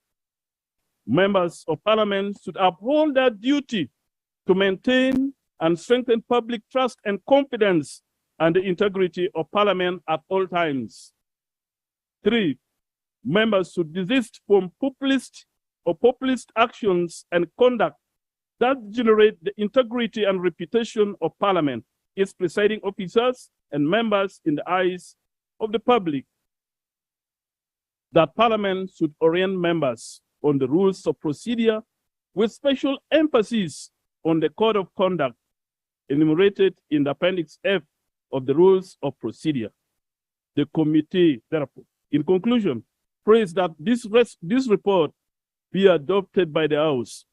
Honorable Speaker, honorable colleagues, I beg to move. Thank you. Thank you, honorable colleagues. Honorable Kagabo, you want to respond to the committee report? Please, colleagues. Thank you, Right Honourable Speaker and colleagues. I thank the committee and the chair and the fellow members at large for having given me a chance to party with you. Most importantly, I want to thank the Right Honourable Speaker, Anita Among, for having allowed this to take place, because the denigration was partly on her. So I'm also privy to the fact that she has incessantly objected frequent information to her to have me expunged from this house. But she preferred to take it motherly. Therefore, I pray to Allah subhanahu wa ta'ala that may He use this as a basis to exonerate her from her transgressions on the judgment day. Right Honourable Speaker, I also concur to the submission by the committee and the chair at large. Thank you very much. Thank you. Colleagues, in such a situation, our hands are tied by sub-rule 3 of Rule 175, which does not allow us any debate on such a matter. Please just look through your rules. So, because of that, I now want to put a question. No. Honorable, please allow me that we put a question. We close this matter, okay? Yes, so honorable colleagues, I now want to put a question that the report of the Committee on Rules, Privileges and Discipline on the inquiry into allegations of breach of the Code of Conduct for Member of Parliament against Honorable Twaha Kagabo, MP, Bukoto County South, be adopted. Those in favor say aye, to the contrary, no. The ayes have it. Now, colleagues, Honorable Chivombe, please. This is not a matter where I will allow, because it's more or less personal. Just honorable colleagues, to remind you, Appendix F, which the chairman referred to, which is the code of conduct in our rules of procedure, is very, very important for you. And also to be very cautious. Honorable Kagabo has provided us a running example. A running example that if you dare to come here and make outrageous allegations onto someone, you have a duty to prove those allegations. And also, you can make statements on someone that can destroy their name completely. I saw how people are ridiculing the Right Honourable Speaker, and I want to thank God who has given her a heart to forgive Honourable Kagabo. That's what is important. We should learn to forgive, and we thank her for that. But Honourable Kagabo also for coming out and understanding that sometimes politics has a limit. Has a limit. You don't veer off into a personal reign to score a political goal. So it's very, very important. I also want to thank you for that courage, to know that when you do wrong, you come and you stand up for it and you apologize. Next item. Honorable Rope, this is a personal matter where, okay, if it's another matter, Honorable Rope, then it's okay. Right, Honorable, I'm not going to commit on this matter, but I have a responsibility as the acting leader of opposition because Honorable Kagabo belongs to the new party and is our member. And you have a standard you hold on to our members. This matter will be further picked up by my party and subjected to a disciplinary procedure. I beg to inform Thank the you. House. Thank you. Item 5. Next item. Item 5, motion for resolution of Parliament to pay glowing tribute to Uganda's representatives at the 22nd Commonwealth Games in Birmingham, UK, and at the World Athletics Championships in Oregon, United States of America, for their excellent and exemplary performance.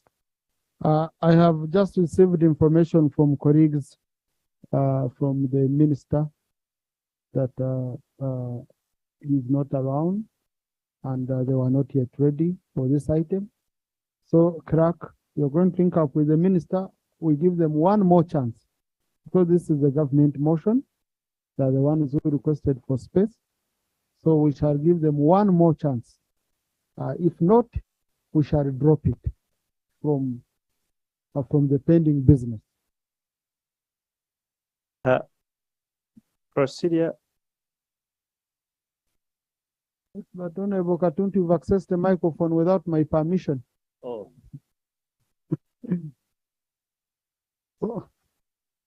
So Honorable Katuntu is claiming he didn't know the microphone was switched on. So today is a day of forgiving, forgiving for your transgressions. Honorable Abdu? Right, Honorable Speaker, I think these rules are made to be obeyed.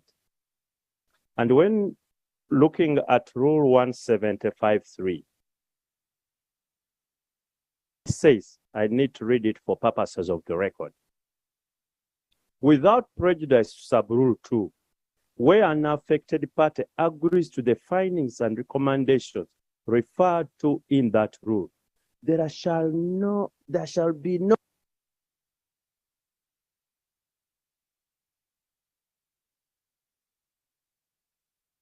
whatever the leader of opposition is saying in response to the report cannot stand in our rules, not even a comment. It has to be expunged. It has to be expunged. These are our rules. Because the rule says there is nothing you can do except to adopt. To have a response, whatever response it is, will be offending Rule 175.3. Whatever they need to do, let not be part of the record. Colleagues,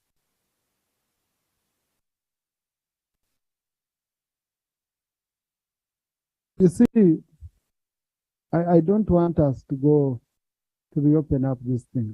I just want it to go because hearts have healed. I hope no one tries to open wounds. Now, Honorable Katuntu, the rule ties me because it was just tying me to debate. And we've not debated. Okay? We've not debated.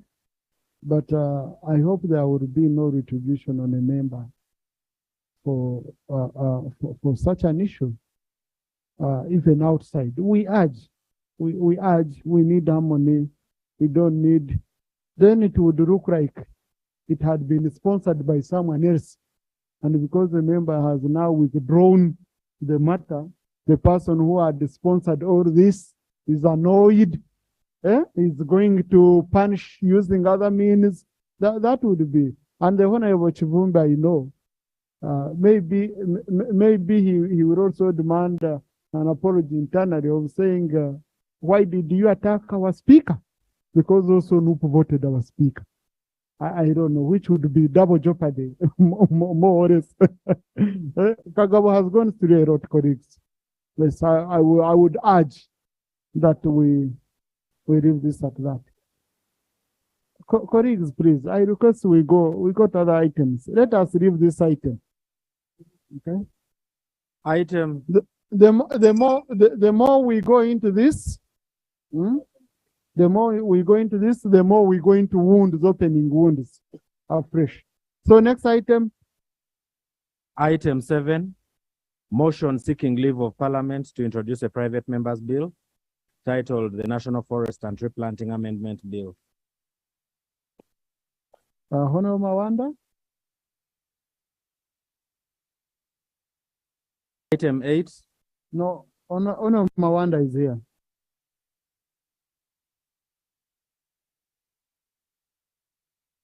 Anniversary was ready, you know. Right Honourable members, Right Honourable Speaker and members, I move a motion seeking leave of Parliament to introduce a private member's bill entitled the National Forest and Tree Planting Amendment Bill. Right Honourable Speaker, I'm moving under Article 79 and 94 of the Constitution of the Republic of Uganda of 1995 and Rules 56, 121, and 122 of the Rules of Procedure of Parliament of Uganda. Whereas Article 79 of the Constitution empowers Parliament to make laws on any matter of peace, order, development, and good governance of Uganda.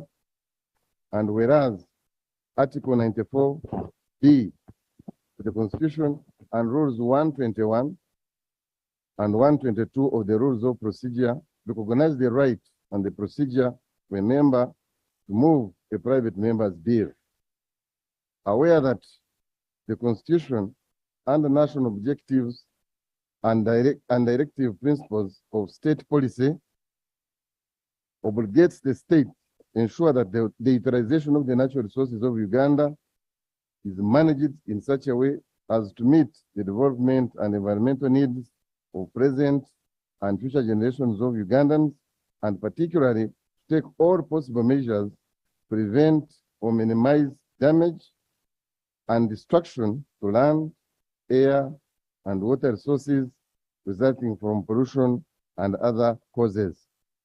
Further aware that the consultation under the national objectives and directive principles of state policy and further obligates government to stimulate agricultural, industrial, technological, and scientific development by adopting appropriate policies and enacting enabling legislation, grow and store adequate food, establish national food reserves, encourage and promote proper nutrition through mass education and other appropriate means in order to build a healthy state. Recognizing that the Uganda Forestry Policy of 2001 highlights the fact that Uganda has a national forest cover of forests and woodlands of approximately 4.9 million hectares, covering about 24% of the total land area, with 1.9 million hectares of this being permanent forest cover, inclusive of forest reserve land.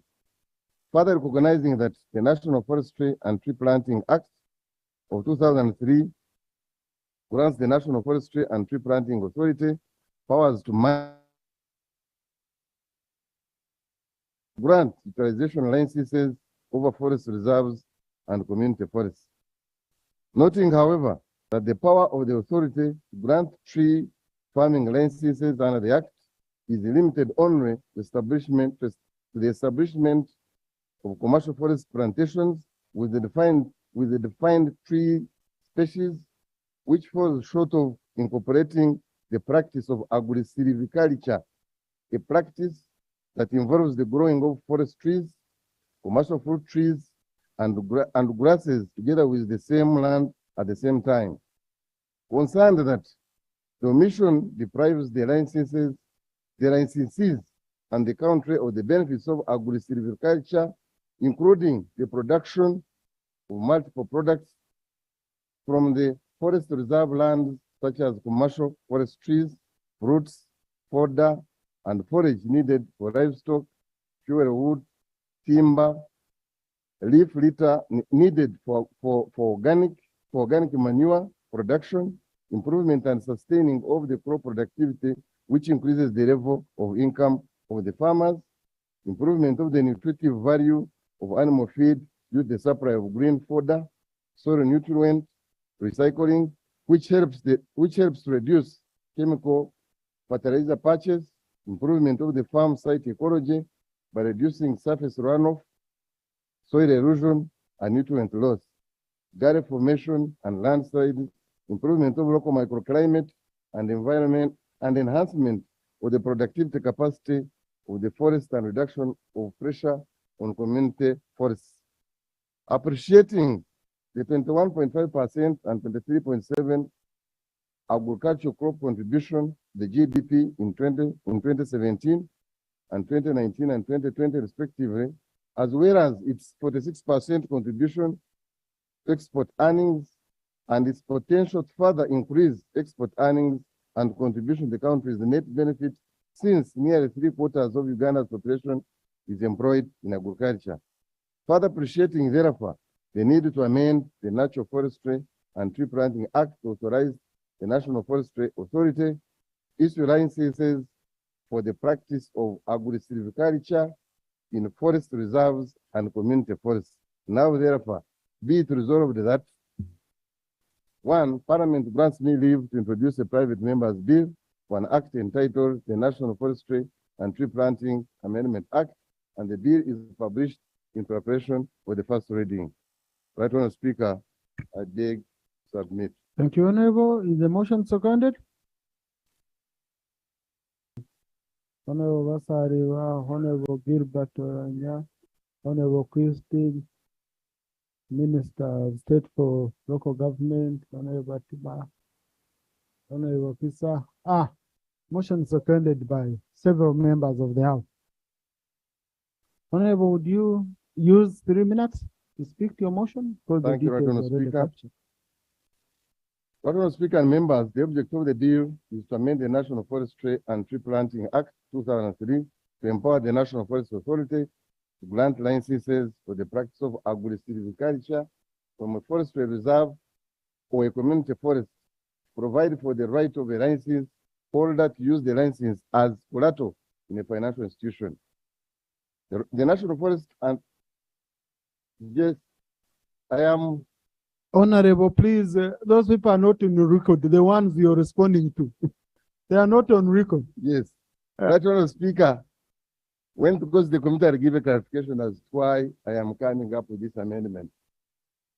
The National Forestry and Tree Planting Act 2003 grants the National Forestry and Tree Planting Authority powers to manage, maintain, control, and grant utilization licenses over forest reserves and community forests. Order. Right, Honourable Speaker, I am on record in this Parliament, having stated since the 9th Parliament, that I will never oppose a member's right to bring a private member's bill, because principally that is the power of Parliament. And secondly, because we have an opportunity to discuss the content and the context of the proposed bill. My concern, however, and why I'm rising up on the point of order, is where my good friend, the Honorable Mawanda, states that in justifying, he says that the committee, the purpose is to grant a power to the National Forestry Authority to allow the use of this as title when the proposed bill attached does provide that the license shall be a document of title.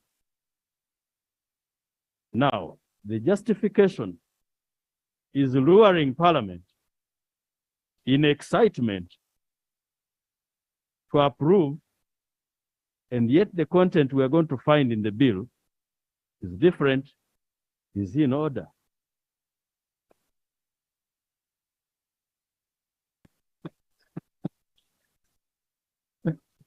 Now,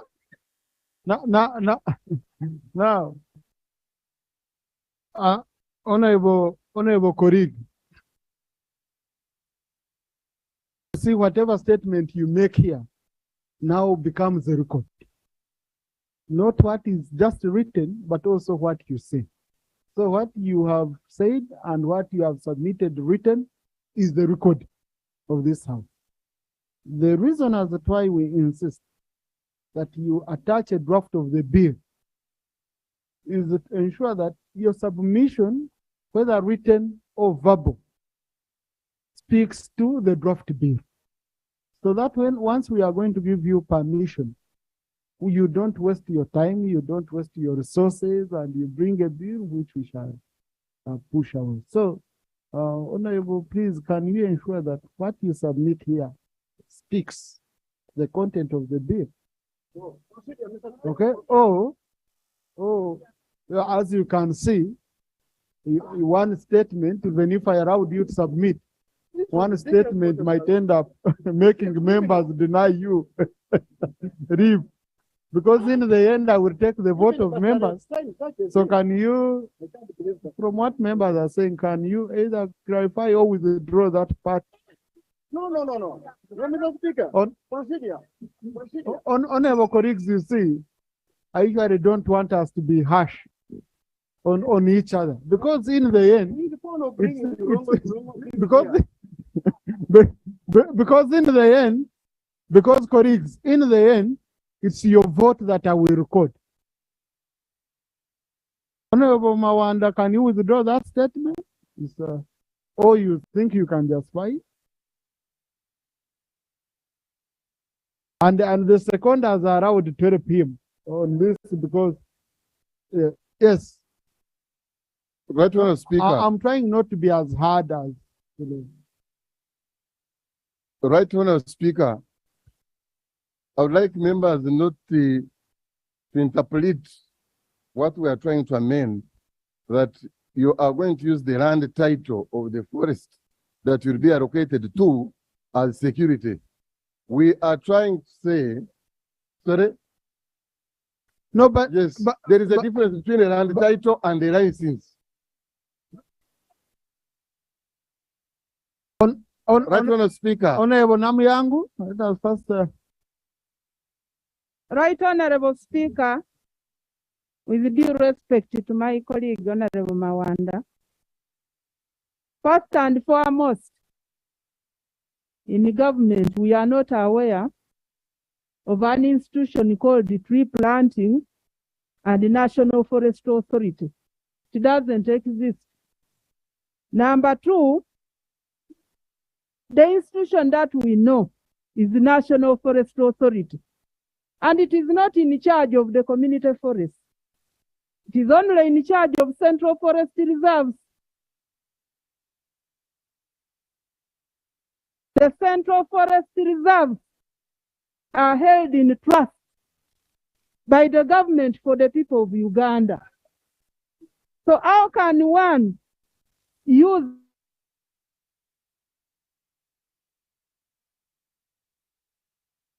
So I want to propose that to save him, he should go back and write the right thing. Colleagues, please, Honorable Mawanda, do you think you can explain your point better? Let us give him a chance. Let him explain his point. Then we have the right to either accept or reject his proposal. Right, Honourable Speaker. We are not referring to the existing forest. We are referring to those people who are going to be given licenses to plant trees. And we're saying, sorry, hello, in gazetted lands under the members. Colleagues, Honorable Mafabi. Thank you very much, Mr. Speaker. Mr. Speaker, people have been trying to degazette forests. And this is another way they are trying to do it. And one of them has been Honorable Mawanda. Honorable Mawanda came here with Bank of Uganda. I am on procedure. Procedure order cannot come. Wait, you'll talk later. No, Honorable Nandara, don't take away my duty. Because now you're determining what applies where. That's my duty. Mr. Speaker, Mr. Speaker, we, as Honorable Segona said, we in this house will encourage members to bring private members what? Bills. But we don't want private members' bill which offend the Constitution, which offend the rules we have, the laws we have, which are really in bad faith. If you look through this, Mr. Speaker, you are talking about to give somebody that he should take this to the bank and get money. Whose land? That means you have even offended Article 93, I think 93, which does not authorize a member, a private member, a member to bring a bill which has a charge on the consolidated fund. Because the moment you are going to use public property to get money, you have put a charge on public assets. So, Mr. Speaker, is it procedure right for Honorable Mawanda to proceed with one, that they are going to plant grass? So will it be procedure right that he continued with this motion, this bill, with this motion, which really offends the Constitution and other laws, even the one of National Forest and Tree Planting, Section 32. Isn't it? Thank you. Now, Honorable colleagues, you see what is going on. You're debating the motion. Yes, you're more or less debating the motion. But colleagues, Honorable Mawanda, I know you usually put on many lenses. You have read the mood. Okay? So from the mood you've read, would you want to take any other action, or I put a question on your motion? No, please, first.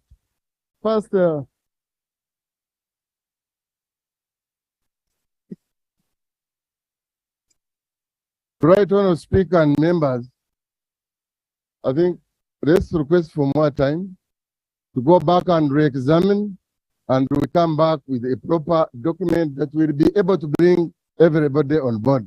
Thank you, Honorable Speaker. Thank you, Honorable colleagues. Honorable Katuntu. Right, Honorable Speaker, I would like to be clear on this. Our rules don't provide for let's go and we need more time. At this point, Honorable Mawanda can only withdraw his request so that we don't even have intentions of considering it again. That's number one. Number two, Right Honorable Speaker, at this point, we are looking at the principle, such that if we agree with the principle, then we can give him the permission, and then the committee looks at it. Disagreeable. That's a problem.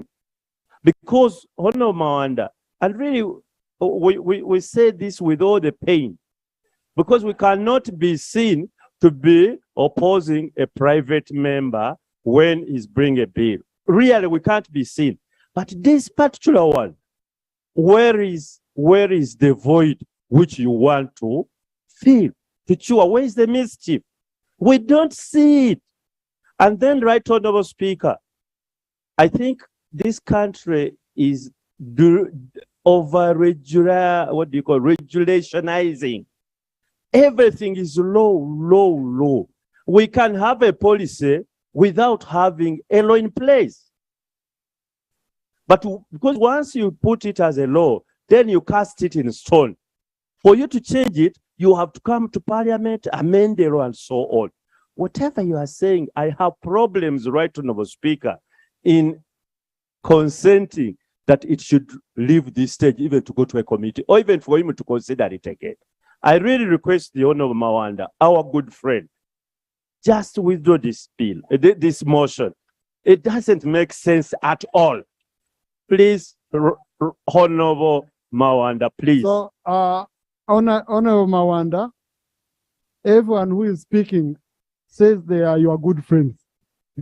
So, would you like to listen to the advice of your good friends? Me, I don't know where you met them. So.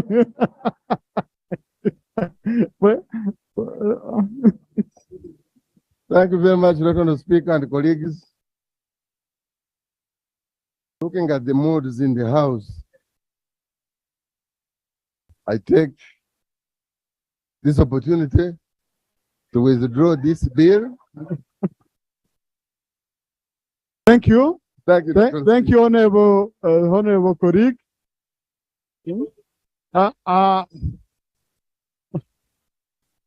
Thank you. We've allowed the honorable member to withdraw.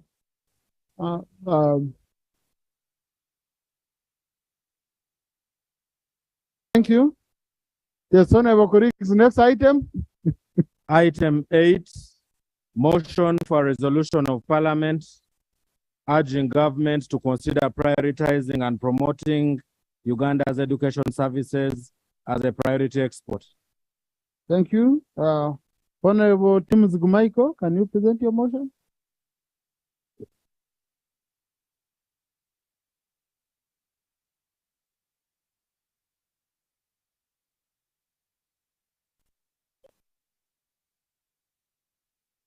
Right Honorable Speaker and members, I stand to move a motion for resolution of Parliament urging government of Uganda to consider prioritizing and promoting Uganda's education service as a priority export. Whereas education system in Uganda is organized and regulated pursuant Honorable, be closer to the microphone. Pursuant to the provisions of the Constitution of the Republic of Uganda 1995, the Education Act 2008, the universities and other tertiary institutions,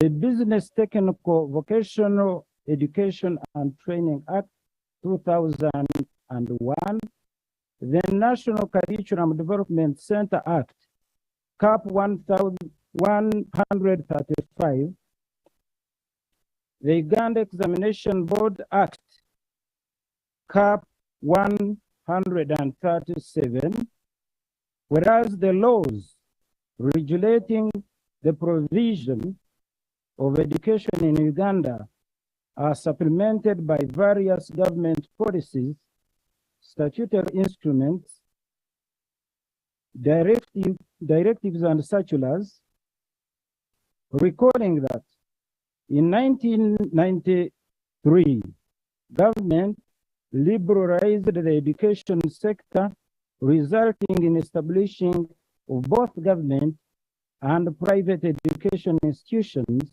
at all levels of education in Uganda, aware that currently in Uganda, there are 282 registered institutions of higher learning, which include private and public universities and tertiary institutions, which provide post-secondary education, offering courses of study leading to the award of certificates, diplomas, and degrees.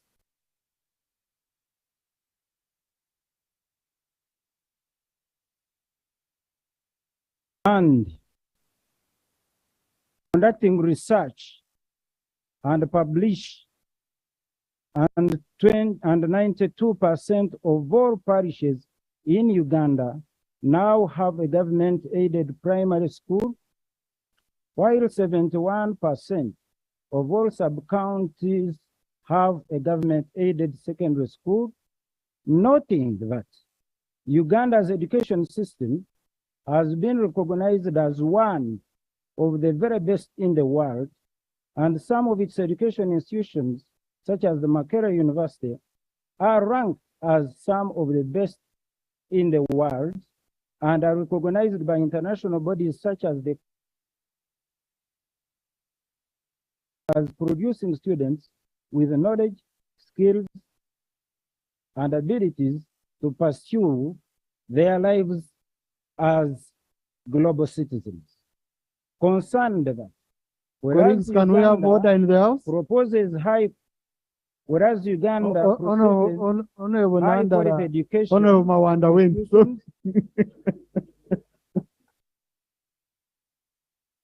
Yes. Right, Honorable Speaker, I beg you protect me from members. No, member, you're protected. Because this motion is very important for this country. Honorable, you please go on. Concerned that whereas Uganda processes high quality education institutions and has at all levels of education institutions offering high quality education as well as international education curricula, which attract students from outside Uganda. Government has not harnessed Uganda's comparative advantage, position Uganda as an attractive study destination for students from around the world. Further concerned that Uganda and US dollars 30.7 million from international students in the year 2006/7, the earnings from international students have declined due to a reduction in the number of foreign students enrolled in universities in Uganda. Recognizing that Uganda's education system has comparative advantages over other education systems in attracting international students due to the existence of high quality education institutions, low tuition fees charged international students, diversity of courses offered by universities in Uganda, Uganda's modest cost of living, relative safety and use of English as a medium of instruction in all education institutions. Firmly convinced that there is need for government to harness Uganda by designating education as an export service and making it a priority through providing the competitiveness of the education sector to attract international students. Cognizant that since 2007, Uganda's national export strategies have consistently identified education service as a priority export sector. Now, therefore, be it resolved by Parliament that government formulates policies and strategies to promote Uganda's education service as an export in order to realize the full potential of Uganda's education sector. Mr. Speaker, I beg to move.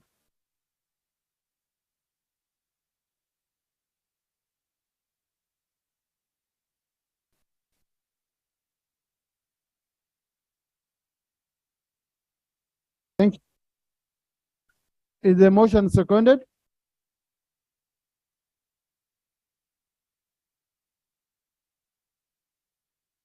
Yes. Honorable Saba Buturo, Honorable Okero Godfrey, Honorable Saba, Honorable Julius Rampara, Honorable Dr. Bed Wanfa, Honorable so yeah, Honorable, can I please we have time. Honorable, yes, but we'll have time. Honorable, would you use 2 minutes? Because you can see members are tired. Thank you, Mr. They Speaker. might end up charging towards this motion. It might not be easy to understand, but I am a member of Trade, Tourism and Industry. Colleagues, let's listen to a member. He just and at the moment, Uganda is facing challenges of debt GDP ratio. Our debt is too high. Our income is limited. We export less and we import too much. Education can be exported. UK is getting a lot of money from exporting education. A few years ago, they got money which is worth our GDP, Uganda here, from just education. And we can position education in Uganda as an export and earn more foreign exchange. We have an advantage of of because the living standards, we know living in Uganda is cheaper than living in Europe. So we can position education as our export and export it to East Africa, the rest of Africa, and even Europe. Second, Makerere was ranked among the best universities in the world. Last year, the Vice Chancellor of Makerere was ranked the educationist of the year in Africa, which means Africans have got trust in Uganda as a source of education. Another issue we must consider is that our population is growing and we must have income to cater for that population.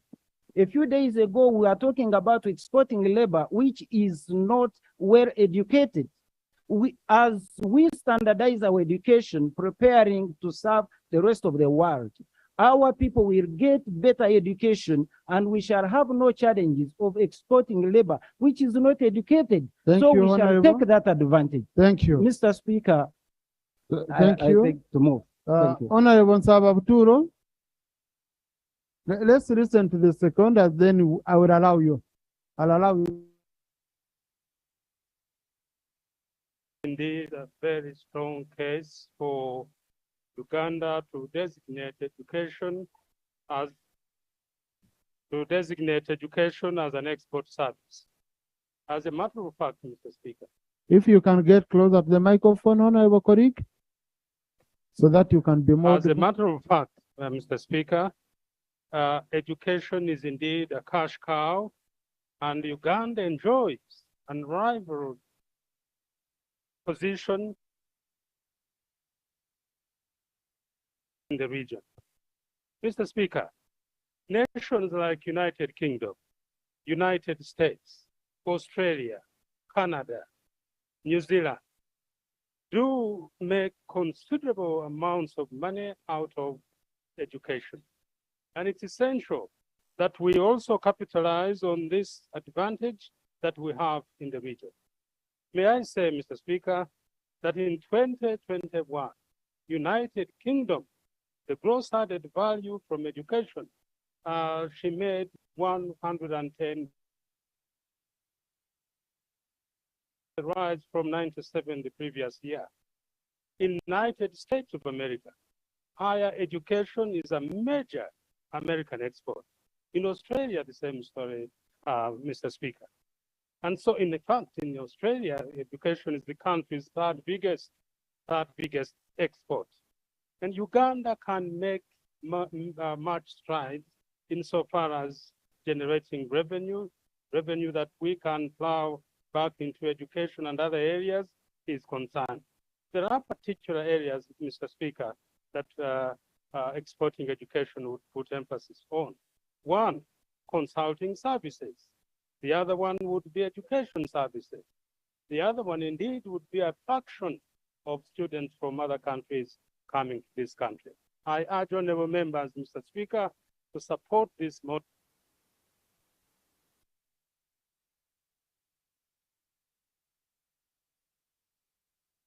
Thank you. Thank you, Honorable Kero Geoffrey.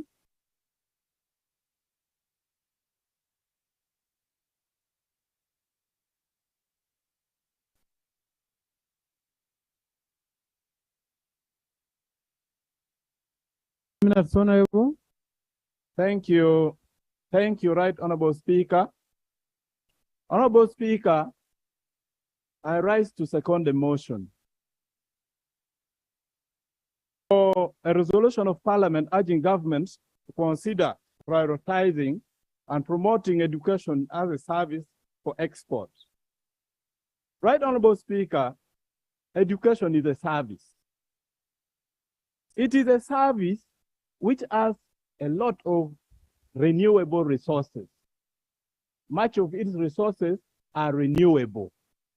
At the time when the world is struggling with dwindling resources, Honorable Speaker, it is worthwhile to invest in education with more of renewable resources.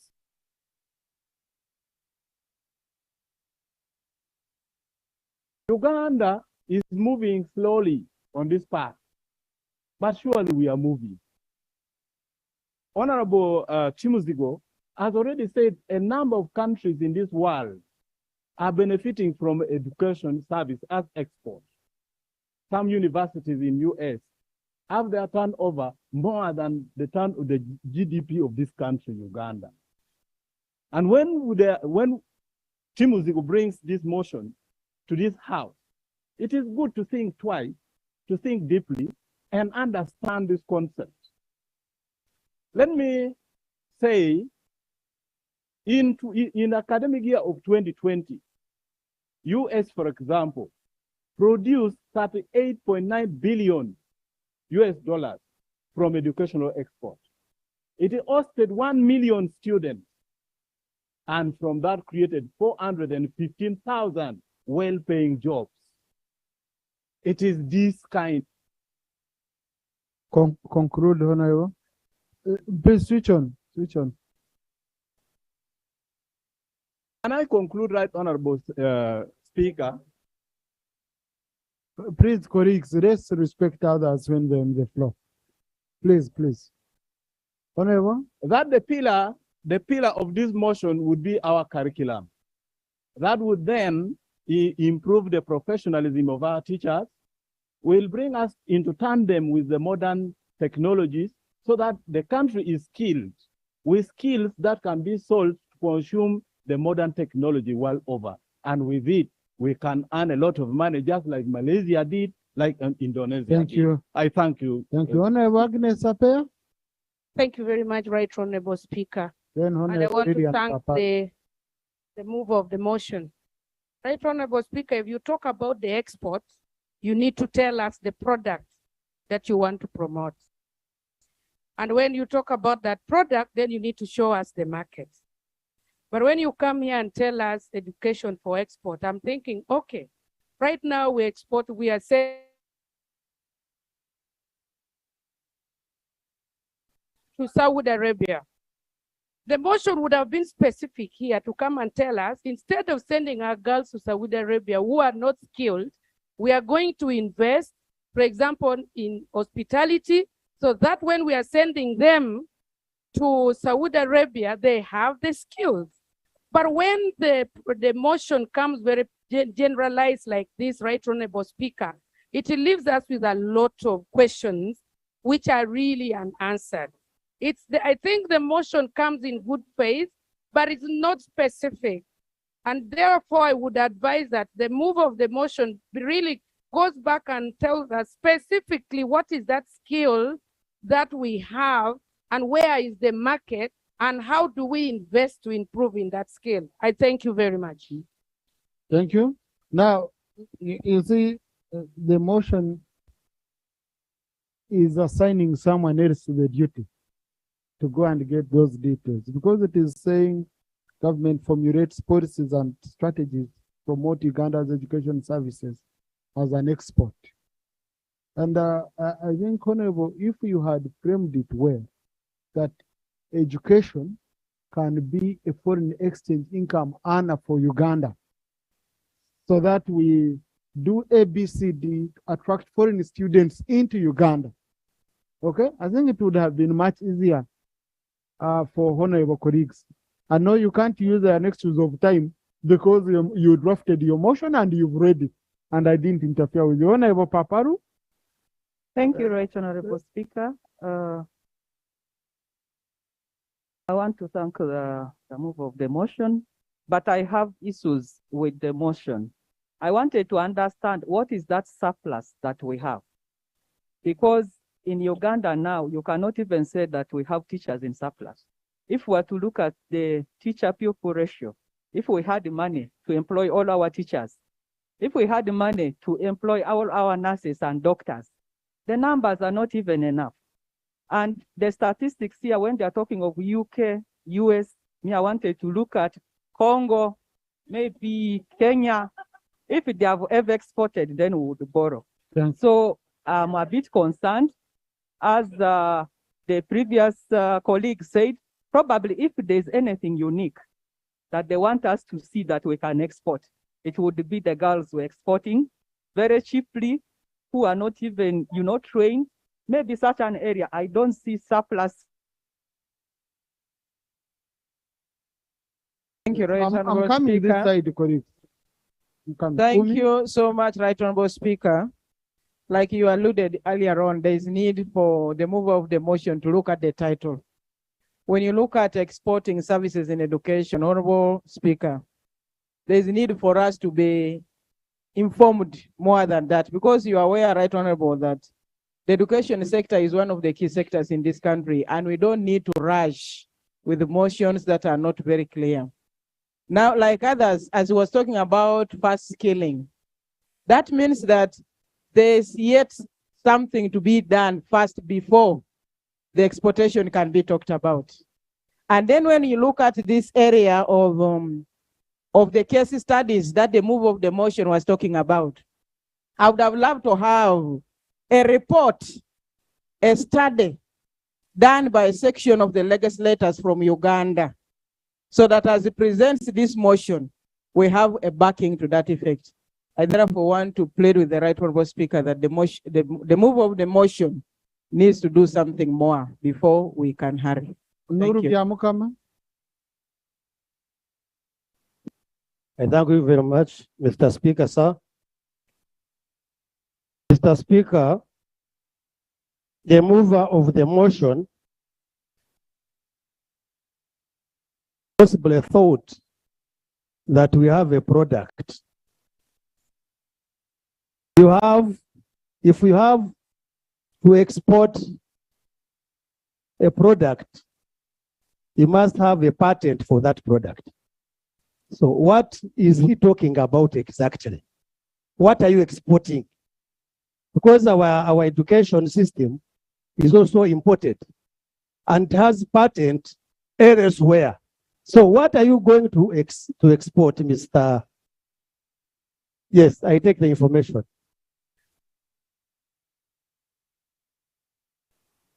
Thank you very much, member, for giving me way.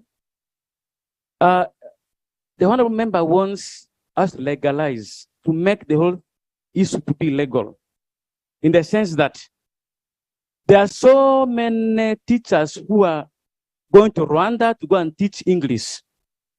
There are so many teachers who have gone to Sudan to teach in various schools.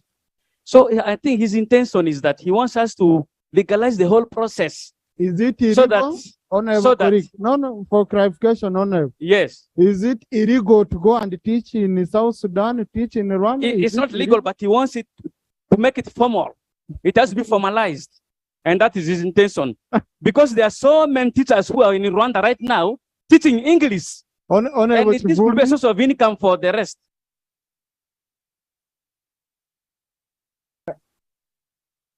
Right Honorable Speaker, I want to agree with you that the frame of the motion did not house it very well. Maybe the intention did not match the technical capability to frame a good motion for us. But honorable colleagues, we must know where we are coming from.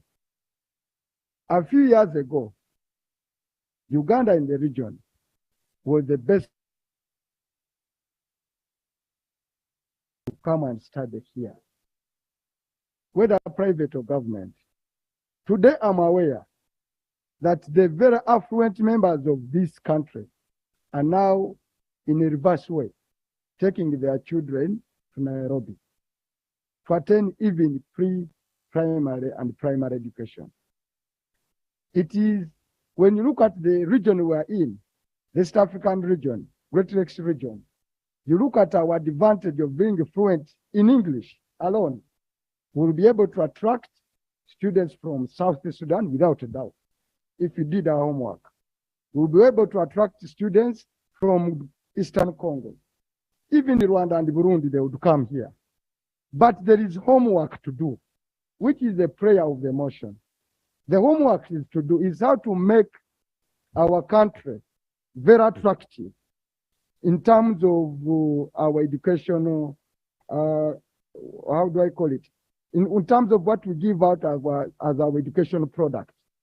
For us to do so, there is a lot more we need to gain back our advantage. And we are talking out of the box. Please, economies are running away from banana, tobacco, copper, oil, to more service and technology oriented. That's where the future is. Countries that are going to match that need and define it will have a better stand in the future. But I agree, Right Honorable Speaker, that the flamer of the moment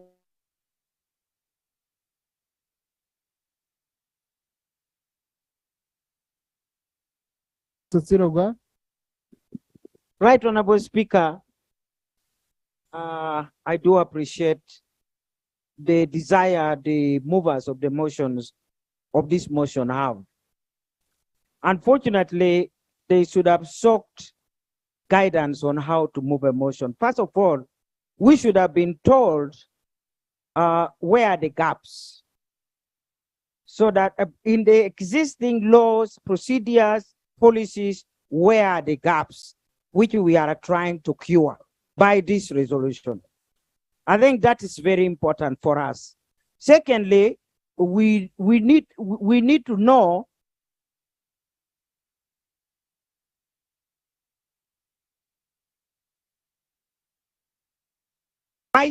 in my simplistic understanding is that export is for me to sell something I have in excess, and then I can use that money to bring something in.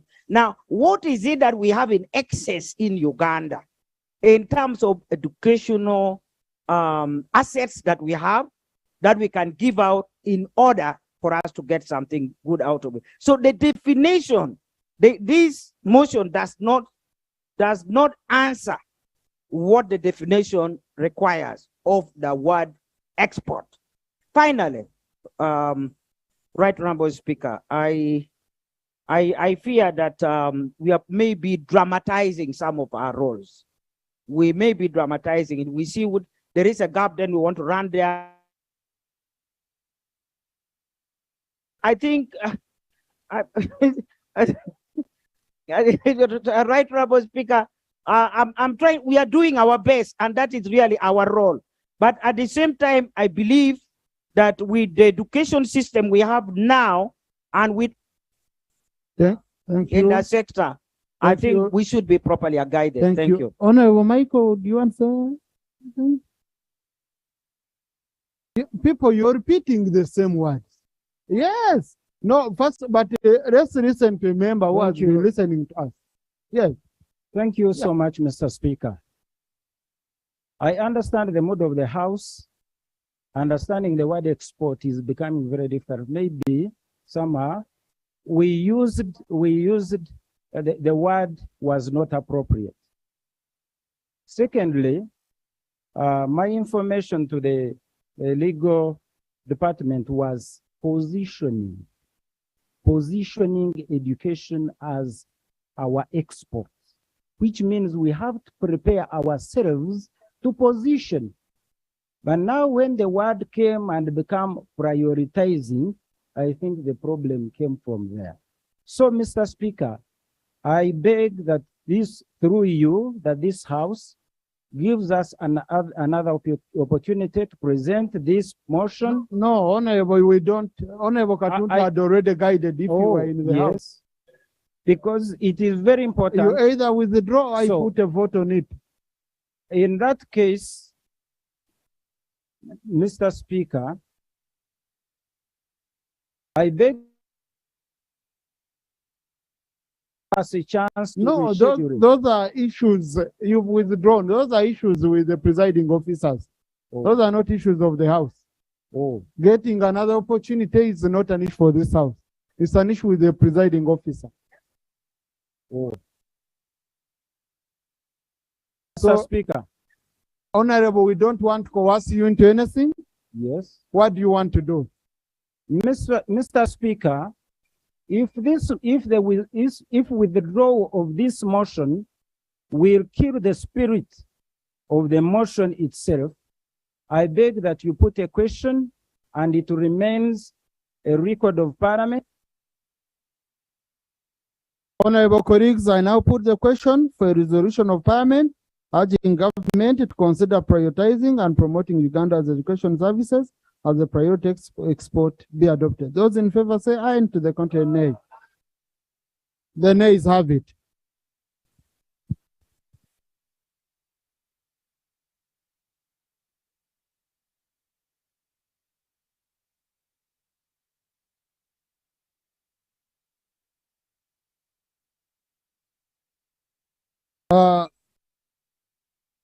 Colleagues, I have received a communication from the clerk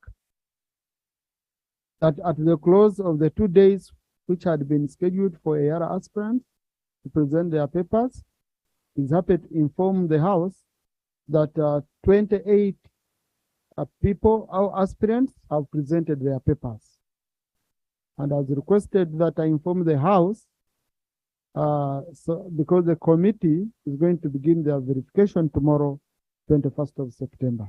We shall keep the House updated. So I hereby adjourn the House to tomorrow at 2 p.m.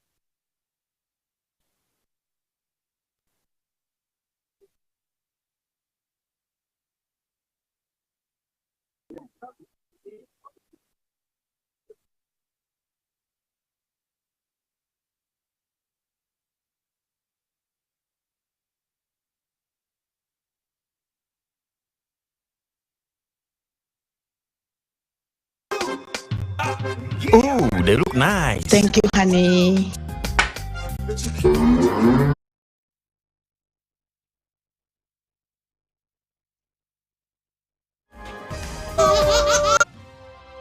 It takes courage, passion, practical engagement, career interest, vision, targets who want to create a thriving economic empire.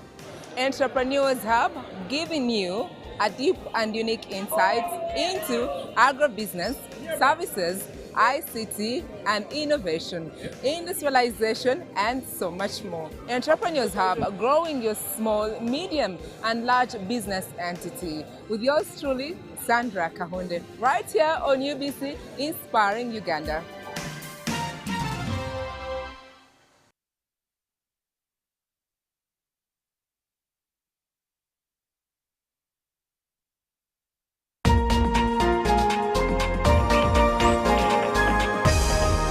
This week on UBC.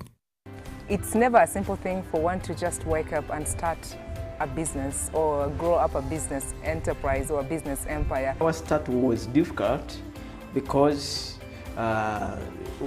everything was being done manually, okay? So putting these labels was manual, capping was manual, even putting the juice in the bottle was manual. So it was hard for us. But eventually we thank God that today it is now automated. So we have tried to expand to get enough premises where exactly we can always prepare our things. So we are now fine, we thank God, but it was hard to start. But because we had a dream, because I found in China, where I took my time, my training, I found them prepare these things and they were sweet.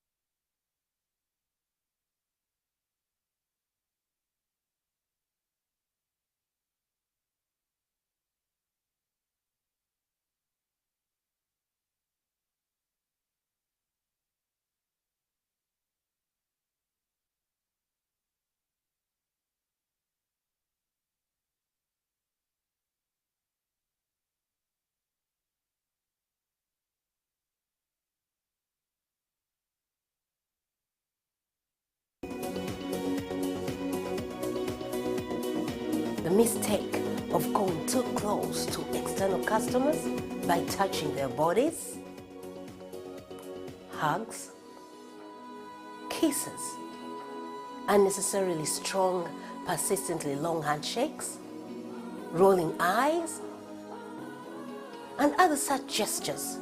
By doing this, you run the risk of being misinterpreted or irritating the customer. Watoto wazuri wanaojua kucheza. Kusema kweli nilifurahi sana. Karibu sana kabisa. This mistake could have been caused by a knowledge gap, where Fred did not know the kind of greeting that the customer preferred. Fred could have supposed that Alice expected a hug to really feel welcome. But Alice clearly preferred that Fred greets her professionally. For instance, just a handshake coupled with a warm, polite smile could have been all that Alice wanted. So, how about you? Do you just hug internal or external customers? Or get hugged in your workspace? Have you ever cared to find out what a customer's opinion could be regarding being hugged, for example, or observing hugging sessions happening between employees on the front line? Have you ever researched about customers' preferences and expectations, including those of the community, before going too close to customers? Do you know that hugs, although well meant, could put off internal or external customers? My advice to you is this: avoid hugging customers in the workplace. Remember that you are expected to render consistent services to customers, so ask these questions. If you hug this customer, will you be able to hug each and every other customer? How will those that you have not hugged feel? Won't they feel discriminated against? If the customer you hugged today comes back again and again, will you be in position to hug that customer again each time? Will other employees be ready to hug that customer in case you go on leave or off shift, for example? These are some of the reasons why hugging customers should be avoided. Some cultures do not mind hugs, while others consider hugs as a private ritual given behind closed doors and only to those you are deeply intimate with. So, since you may not be in position to study the sentiments of each and every culture before rendering a service, you are better off not hugging customers. Avoid hugging fellow employees on the front line, as this may send the message that you are redundant and undisciplined.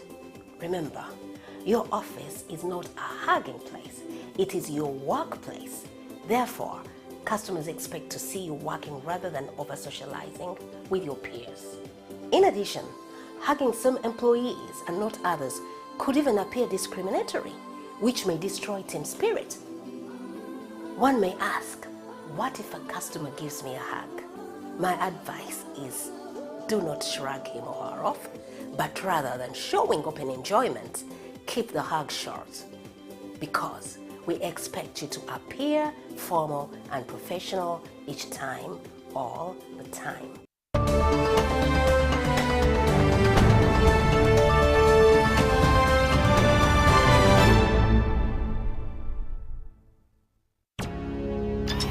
buli munya-uganda nayetinga amakuru marungi. UBC West erina amakuru marungi kandi agali kwesigwa. Leero za program zaayo ziri omu Lunyakitara hamwe n'Orufumbira. UBC West eine tekinologiya ey'omulembe eri kugibaasisa kuhika omu bicweka byona omu ihanga nangu n'aheeru y'eihanga. Tukwatire aha frequencies ezo: Kisoro 97.7 Fama, Kalari 93.7 Fama, Hoima 99.1 Fama, Kampala 105.7 Fama, Mbarara 97.4 Fama, Futpoto 98.8 Fama, Masindi 5 Fama. kurikiriza UBC West ohurire imbagariza. UBC West empika huna.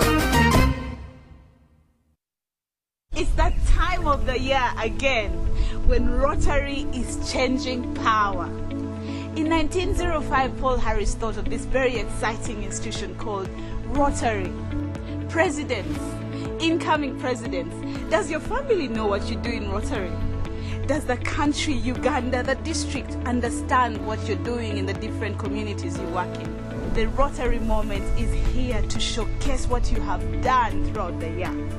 Your projects, your installation, president-elects, get in touch with the Rotary moment so that we can showcase, show your installation, get to know what you're doing. Your host, Karo Chazeka Koza, waiting for your call. The Rotary Moments Show. We bring you and Rotary closer.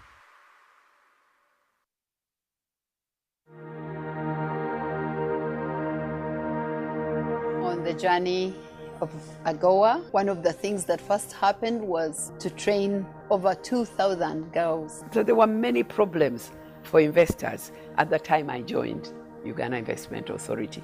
And our role was to identify them, go to government and say, you've got to change this. In 1986, we had about 2,000 kilometers of what we would have called paved road, but in very sorry state. I want to thank UBC that enables us to get these very important messages. Showcasing where we were and how far we have come. With the Kalanga Infrastructure Services Limited, we signed an implementation agreement where we are running 2 ferries, we're generating and distributing power to the entire Bugala Island, supplying clean piped water. Even Enterprise Uganda, we started with 5 people. Today we're all over the country. When you are approached by UBC, every week, please make time and offer us the benefit of knowing where you came from, what you are doing, where you are headed to, so that we can all appreciate that things can be done.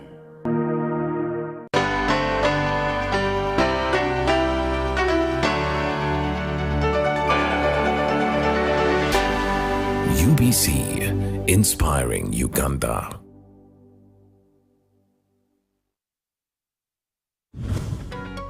On UBC, the program that helps you identify opportunities for investment, job creation, growing your entrepreneurial skills, wealth creation, and social transformation. We have a product that is ready for schools, supermarkets. Create wealth, transform livelihoods. Every week, we showcase opportunities for creating new products and enterprises. I now harvest a lot of cocoa. When I harvest it, I sell. After selling, I put money in my project. I have 2 projects. 1 is for construction of my house, 2 is for educating my children. Excellence in innovation, the passion and drive to succeed, and the right mindset to grow your business. Lives transformed on UBC. Every Wednesday, 7:30 p.m. Create wealth, transform livelihoods. Brought to you by Operation Wealth Creation.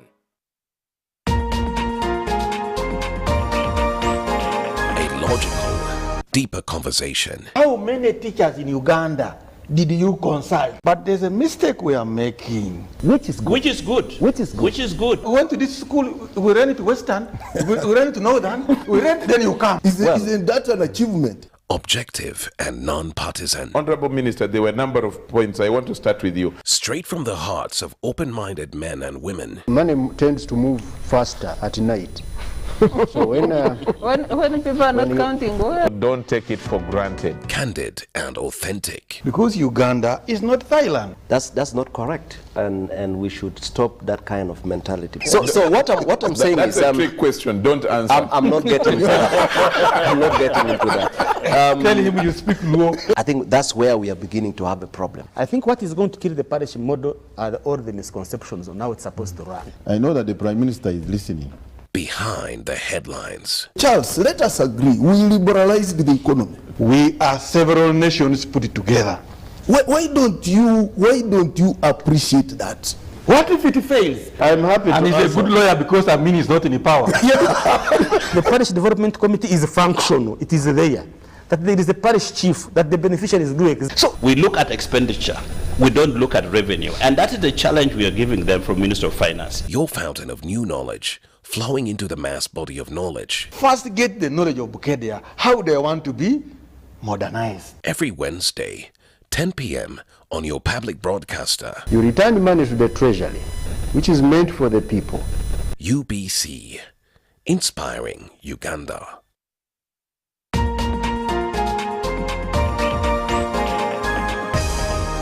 This week on UBC.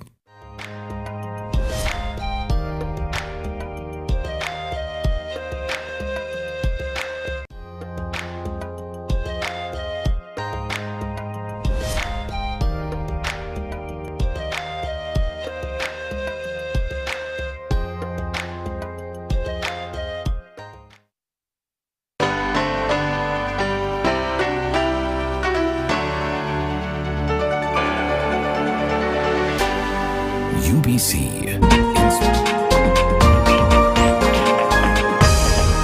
Up next on UBC, brought to you by Keep the lights on. Use Airtel Money to pay for all your Yaka bills conveniently. Open the My Airtel app to buy Yaka units. Airtel Money. Simple, secure, borderless.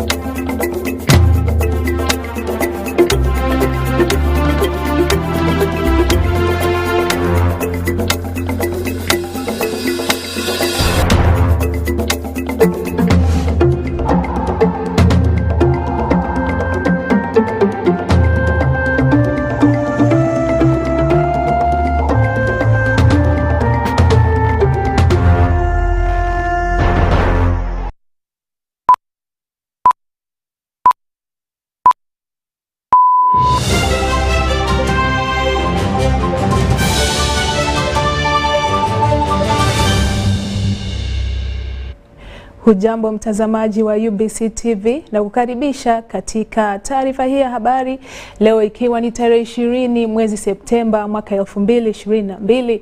Naitwa Bella Masangano na moja kwa moja katika habari yetu ya kwanza. Karibu sana. Msako wa madereva wazembe barabarani umeingia siku ya pili. Msako huo unawalenga madereva ambao wanaliza ving'ora vya magari yao kiholela, kitendo ambacho kinawakera watumiaji wengine wa barabara. Madereva wa magari binafsi ambao wana tabia ya kuweka taa za dharura kwenye magari yao nao watasakwa, kwani taa hizo huwachanganya madereva wengine wakiwa barabarani. Kulingana na baadhi ya madereva waliokutwa na makosa wakiwa barabarani, wameiomba polisi kuwaruhusu kuendelea kutumia taa za dharura, wakidai kwamba taa hizo zinasaidia kuepusha ajali hasa nyakati za usiku. Aidha, polisi imetolewa wito wa kurekebisha baadhi ya masharti ya barabarani. Kwa upande wa polisi, imewataka madereva waliokamatwa kwa makosa ya uzembe barabarani kurudi tena katika shule za mafunzo ya udereva ili wapigwe msasa. Baadhi ya madereva wanaoendesha magari yanayomilikiwa na serikali ni miongoni mwa wale waliokamatwa kwa uzembe barabarani. Mara nyingi madereva hao hutumia njia ambazo hazitakiwi kutumiwa, hasa wakati wa foleni kubwa ya magari. Madereva wa magari binafsi walioweka ving'ora kwenye magari yao wanashauriwa kuvitoa, la sivyo watalazimishwa kuvitoa. Vile vile madereva wa magari binafsi ambao wameweka taa za dharura kwenye magari yao wanashauriwa kuyatoa pia, la sivyo hawataruhusiwa kuingia barabarani tena. Polisi itaendeleza msako huo hadi pale itakapofanikiwa kuwakabili madereva wazembe.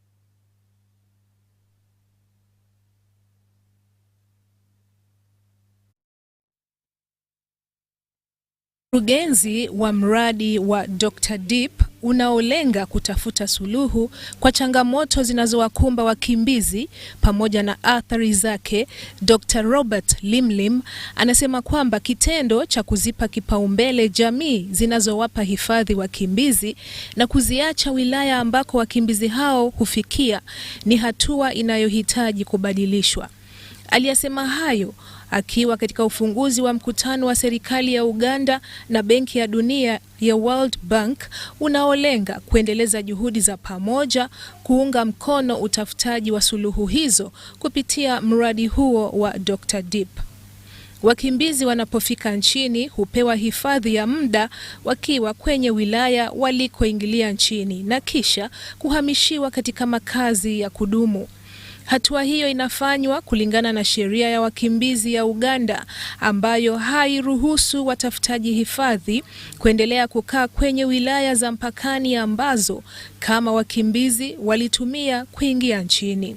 Pamoja na hayo, kumekuwa kukiibuka malalamiko kutoka katika jamii ambazo zinawapa hifadhi wakimbizi kwani wanasababisha uharibifu wa miundo msingi mingi kwenye jamii hizo. Wadau wa masuala ya wakimbizi wanataka uharibifu huu kudhibitiwa. And these districts are not necessarily the end districts where the refugees are settled for years. In our refugee management policy, we do not allow that we settle refugees near the borders, districts where they, which are bordering the neighboring countries. Kutokana na kwamba wilaya nyingi za mpakani huwapokea wakimbizi kabla ya wao kuhamishiwa kwenye maeneo mengine, pana haja ya kuzihusisha wilaya hizo katika mipango ya maendeleo ya wakimbizi na jamii zinazowapa hifadhi wakimbizi hao. Through these districts we are able to do what we call the screening of the refugees. We are able to do the matching of the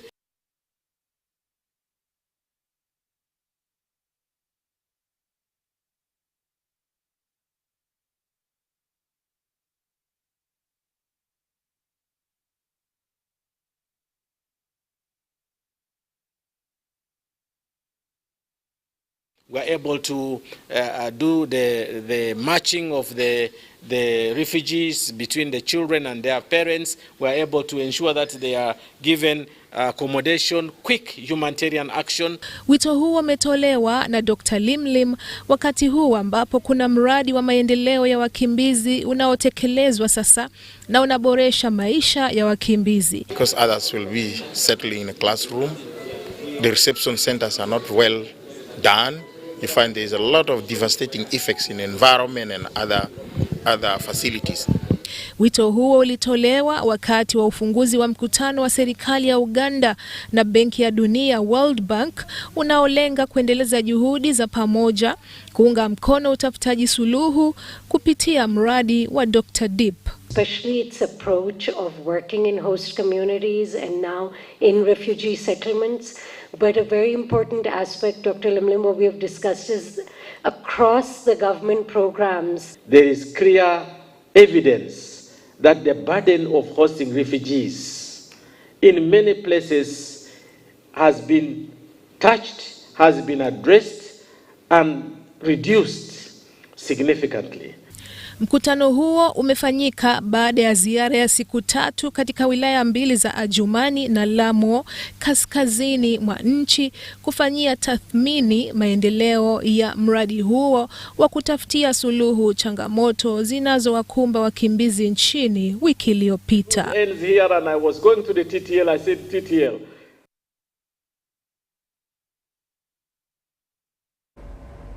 Na unaendelea kutizama taarifa hii ya habari kutoka hapa UBC TV.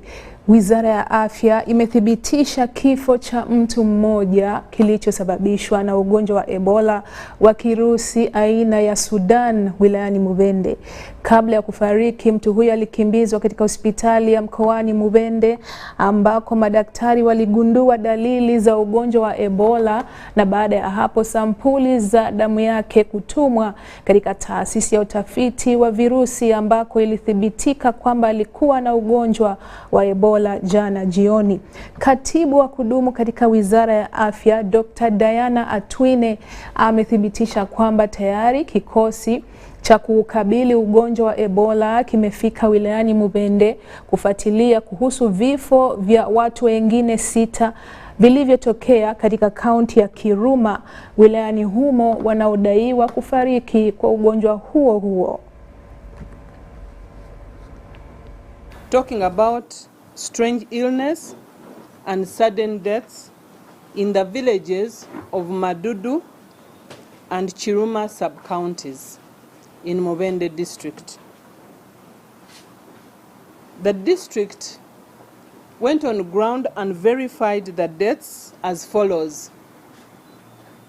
A total of 6 deaths had occurred in Chiruma and Madudu sub-county. 3 were adults and 3 were children, and these deaths occurred between 1st and 15th of September 2022. Na tukiendelea na taarifa zaidi ya habari, serikali na mpango wa kudhibiti uwepo wa vituo vya afya vinavyotibu kila ugonjwa mjini Kampala na ambavyo vinaibuka kila uchao. Badala yake, serikali inapendekeza uwepo wa vituo vya afya vitakavyokuwa vikitoa tiba maalum kwa magonjwa kwa kila kituo cha afya mjini Kampala. Lengo kuu ni kutaka kuboresha huduma za afya kwenye vituo vya afya mjini Kampala na kutoa fursa za kuenea kwa tiba za magonjwa maalum. Mkuu wa afya ya uzazi na watoto Dr. Jessica Nsungwa anasema kwamba mji wa Kampala hauhitaji tena vituo vya afya vinavyoibuka kiholela.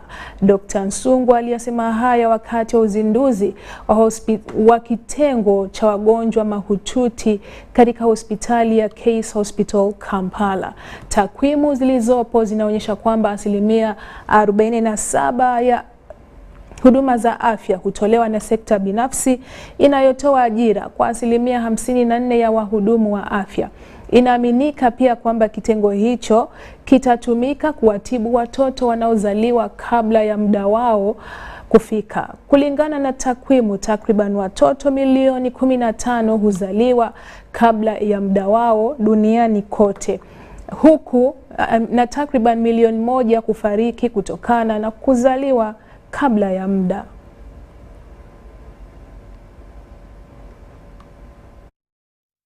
Sasa tupate mapumziko machache tu kutoka studio, kisha nitarejea na habari zilizobaki.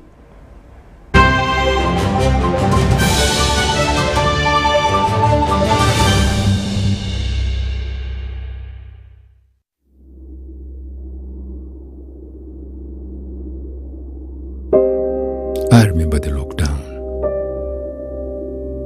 when the streets were empty and our lives disrupted, when businesses closed and our livelihoods hung in the balance. Hospitals were full. We lost loved ones, jobs, and hope. Our children couldn't study anymore.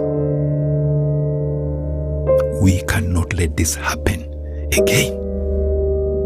We should not go back. Get fully vaccinated against COVID-19 and join the millions of Ugandans who are already vaccinated.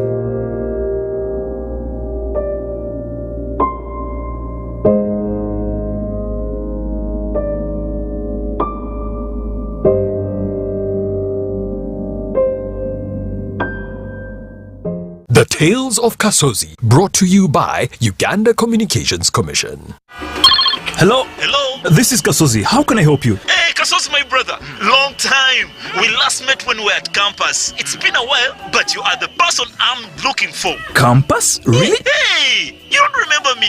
Okay, so how can I help you? I'm stuck in Gulu making millions, and I need to urgently send money to my sick mother. But I can't find any mobile money agent near me. I've sent the money to your phone, as you can see the message.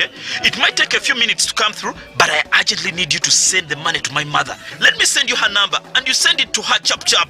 My friend, I'm afraid your mom is going to die. What? Because I don't know you, I never went to campus, and I'm also in Guru. So can we meet at CPS, we talk about it? Stay tuned for what Kasozi does next. Tofera, refrain from unnecessary engagement with strangers over the phone. This message is powered by the Uganda Communications Commission.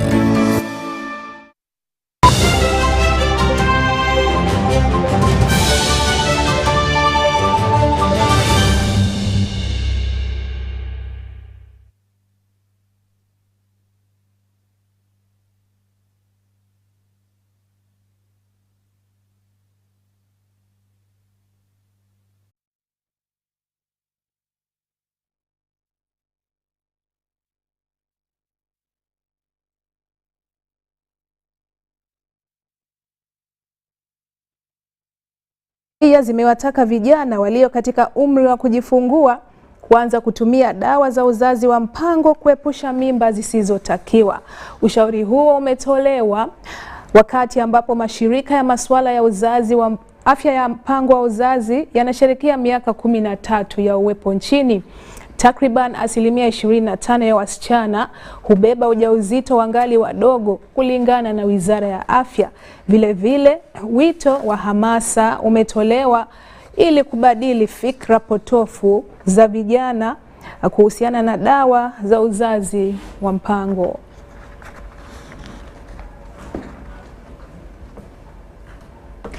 Na mtazamaji wa UBC TV, hadi hapo sina la ziada ila na kushukuru tu kwa kutizama taarifa hii ya habari mwanzo hadi mwisho. Shukran sana.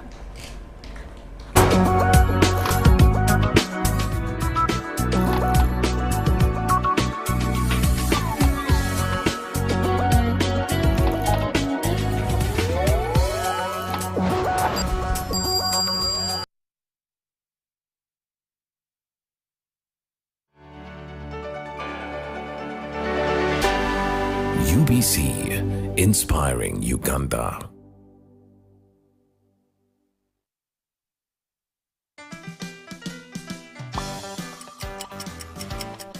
Welcome to English in a Minute, from home.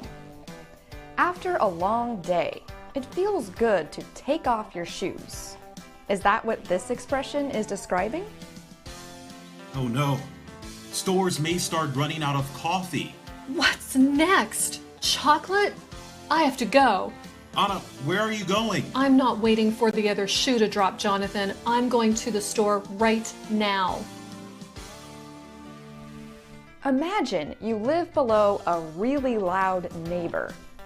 Each night, he takes off his shoes and drops them on the floor. You hear the first loud drop and then wait for the second. When we wait for the other shoe to drop, we wait for the next bad thing to happen. And that's English in a Minute.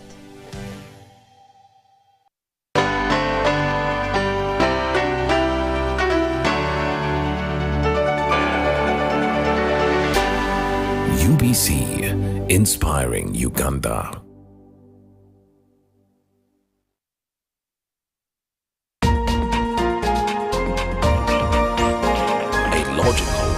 Deeper conversation. How many teachers in Uganda did you consult? But there's a mistake we are making. Which is good. Which is good. Which is good. Which is good. We went to this school, we ran it to Western, we ran it to Northern, we ran, then you come. Isn't that an achievement? Objective and non-partisan. Honorable Minister, there were a number of points. I want to start with you. Straight from the hearts of open-minded men and women. Money tends to move faster at night.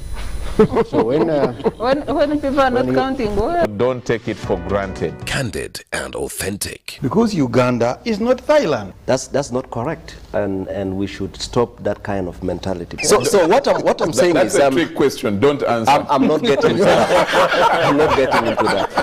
Tell him you speak low. I think that's where we are beginning to have a problem. I think what is going to kill the parish model are all the misconceptions on how it's supposed to run. I know that the Prime Minister is listening.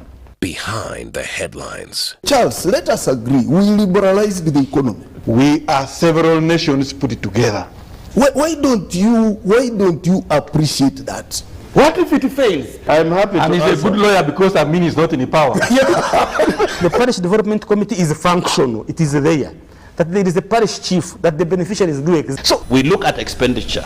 We don't look at revenue. And that is the challenge we are giving them from Minister of Finance. Your fountain of new knowledge, flowing into the mass body of knowledge. First get the knowledge of Bukedia, how they want to be modernized. Every Wednesday, 10 p.m. on your public broadcaster. You return money to the treasury, which is meant for the people. UBC, inspiring Uganda.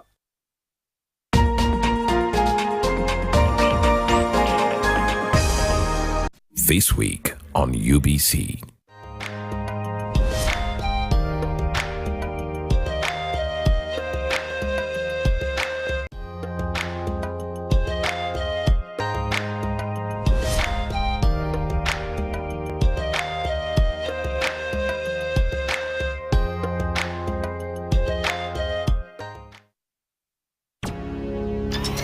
buli munya-Uganda nayetenga amakuru marungi.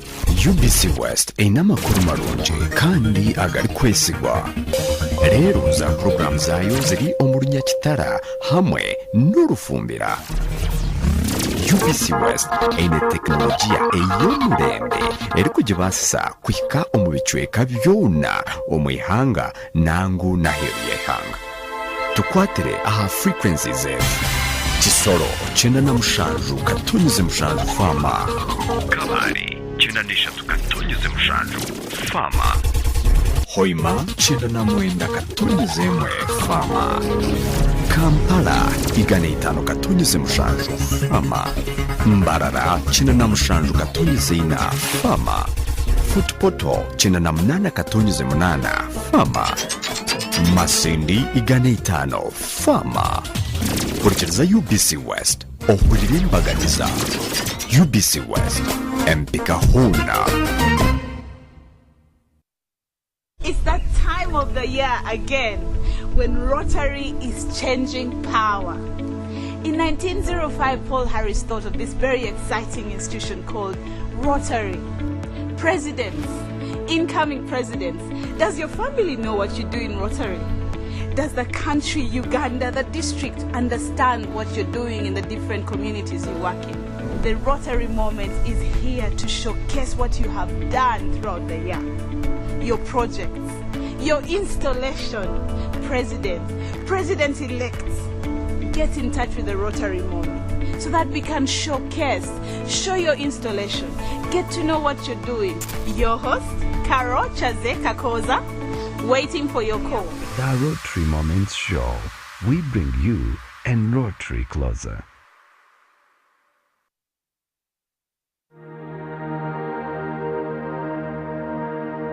On the journey of AGOA, one of the things that first happened was to train over 2,000 girls. So there were many problems for investors at the time I joined Uganda Investment Authority.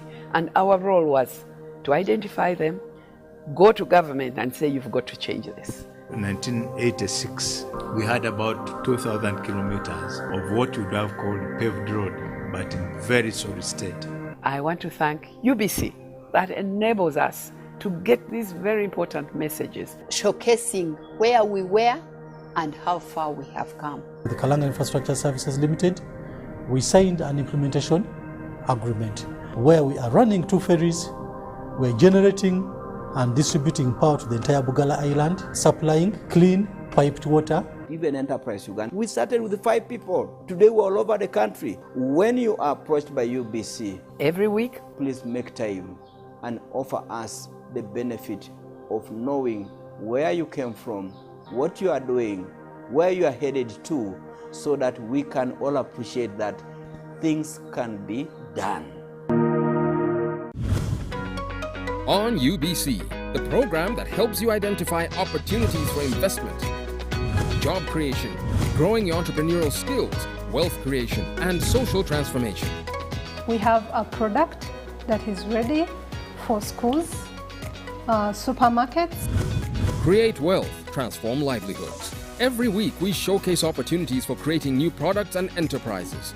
I now harvest a lot of cocoa. When I harvest it, I sell. After selling, I put money in my project. I have 2 projects. One is for construction of my house. two is for educating my children.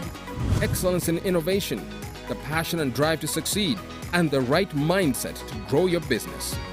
Lives transformed on UBC. Every Wednesday, 7:30 p.m. Create wealth, transform livelihoods. Brought to you by Operation Wealth Creation.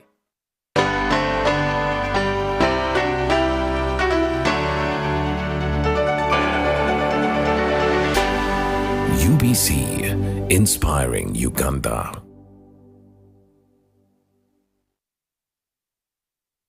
Familiarize all employees with the business processes that customers encounter.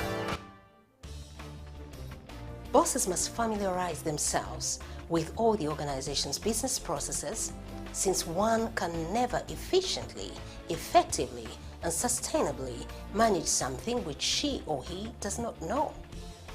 Service personnel must physically walk through all the service delivery processes that customers encounter, so that those personnel are able to note where the processes could potentially break down and take preventive measures to ensure that this does not happen.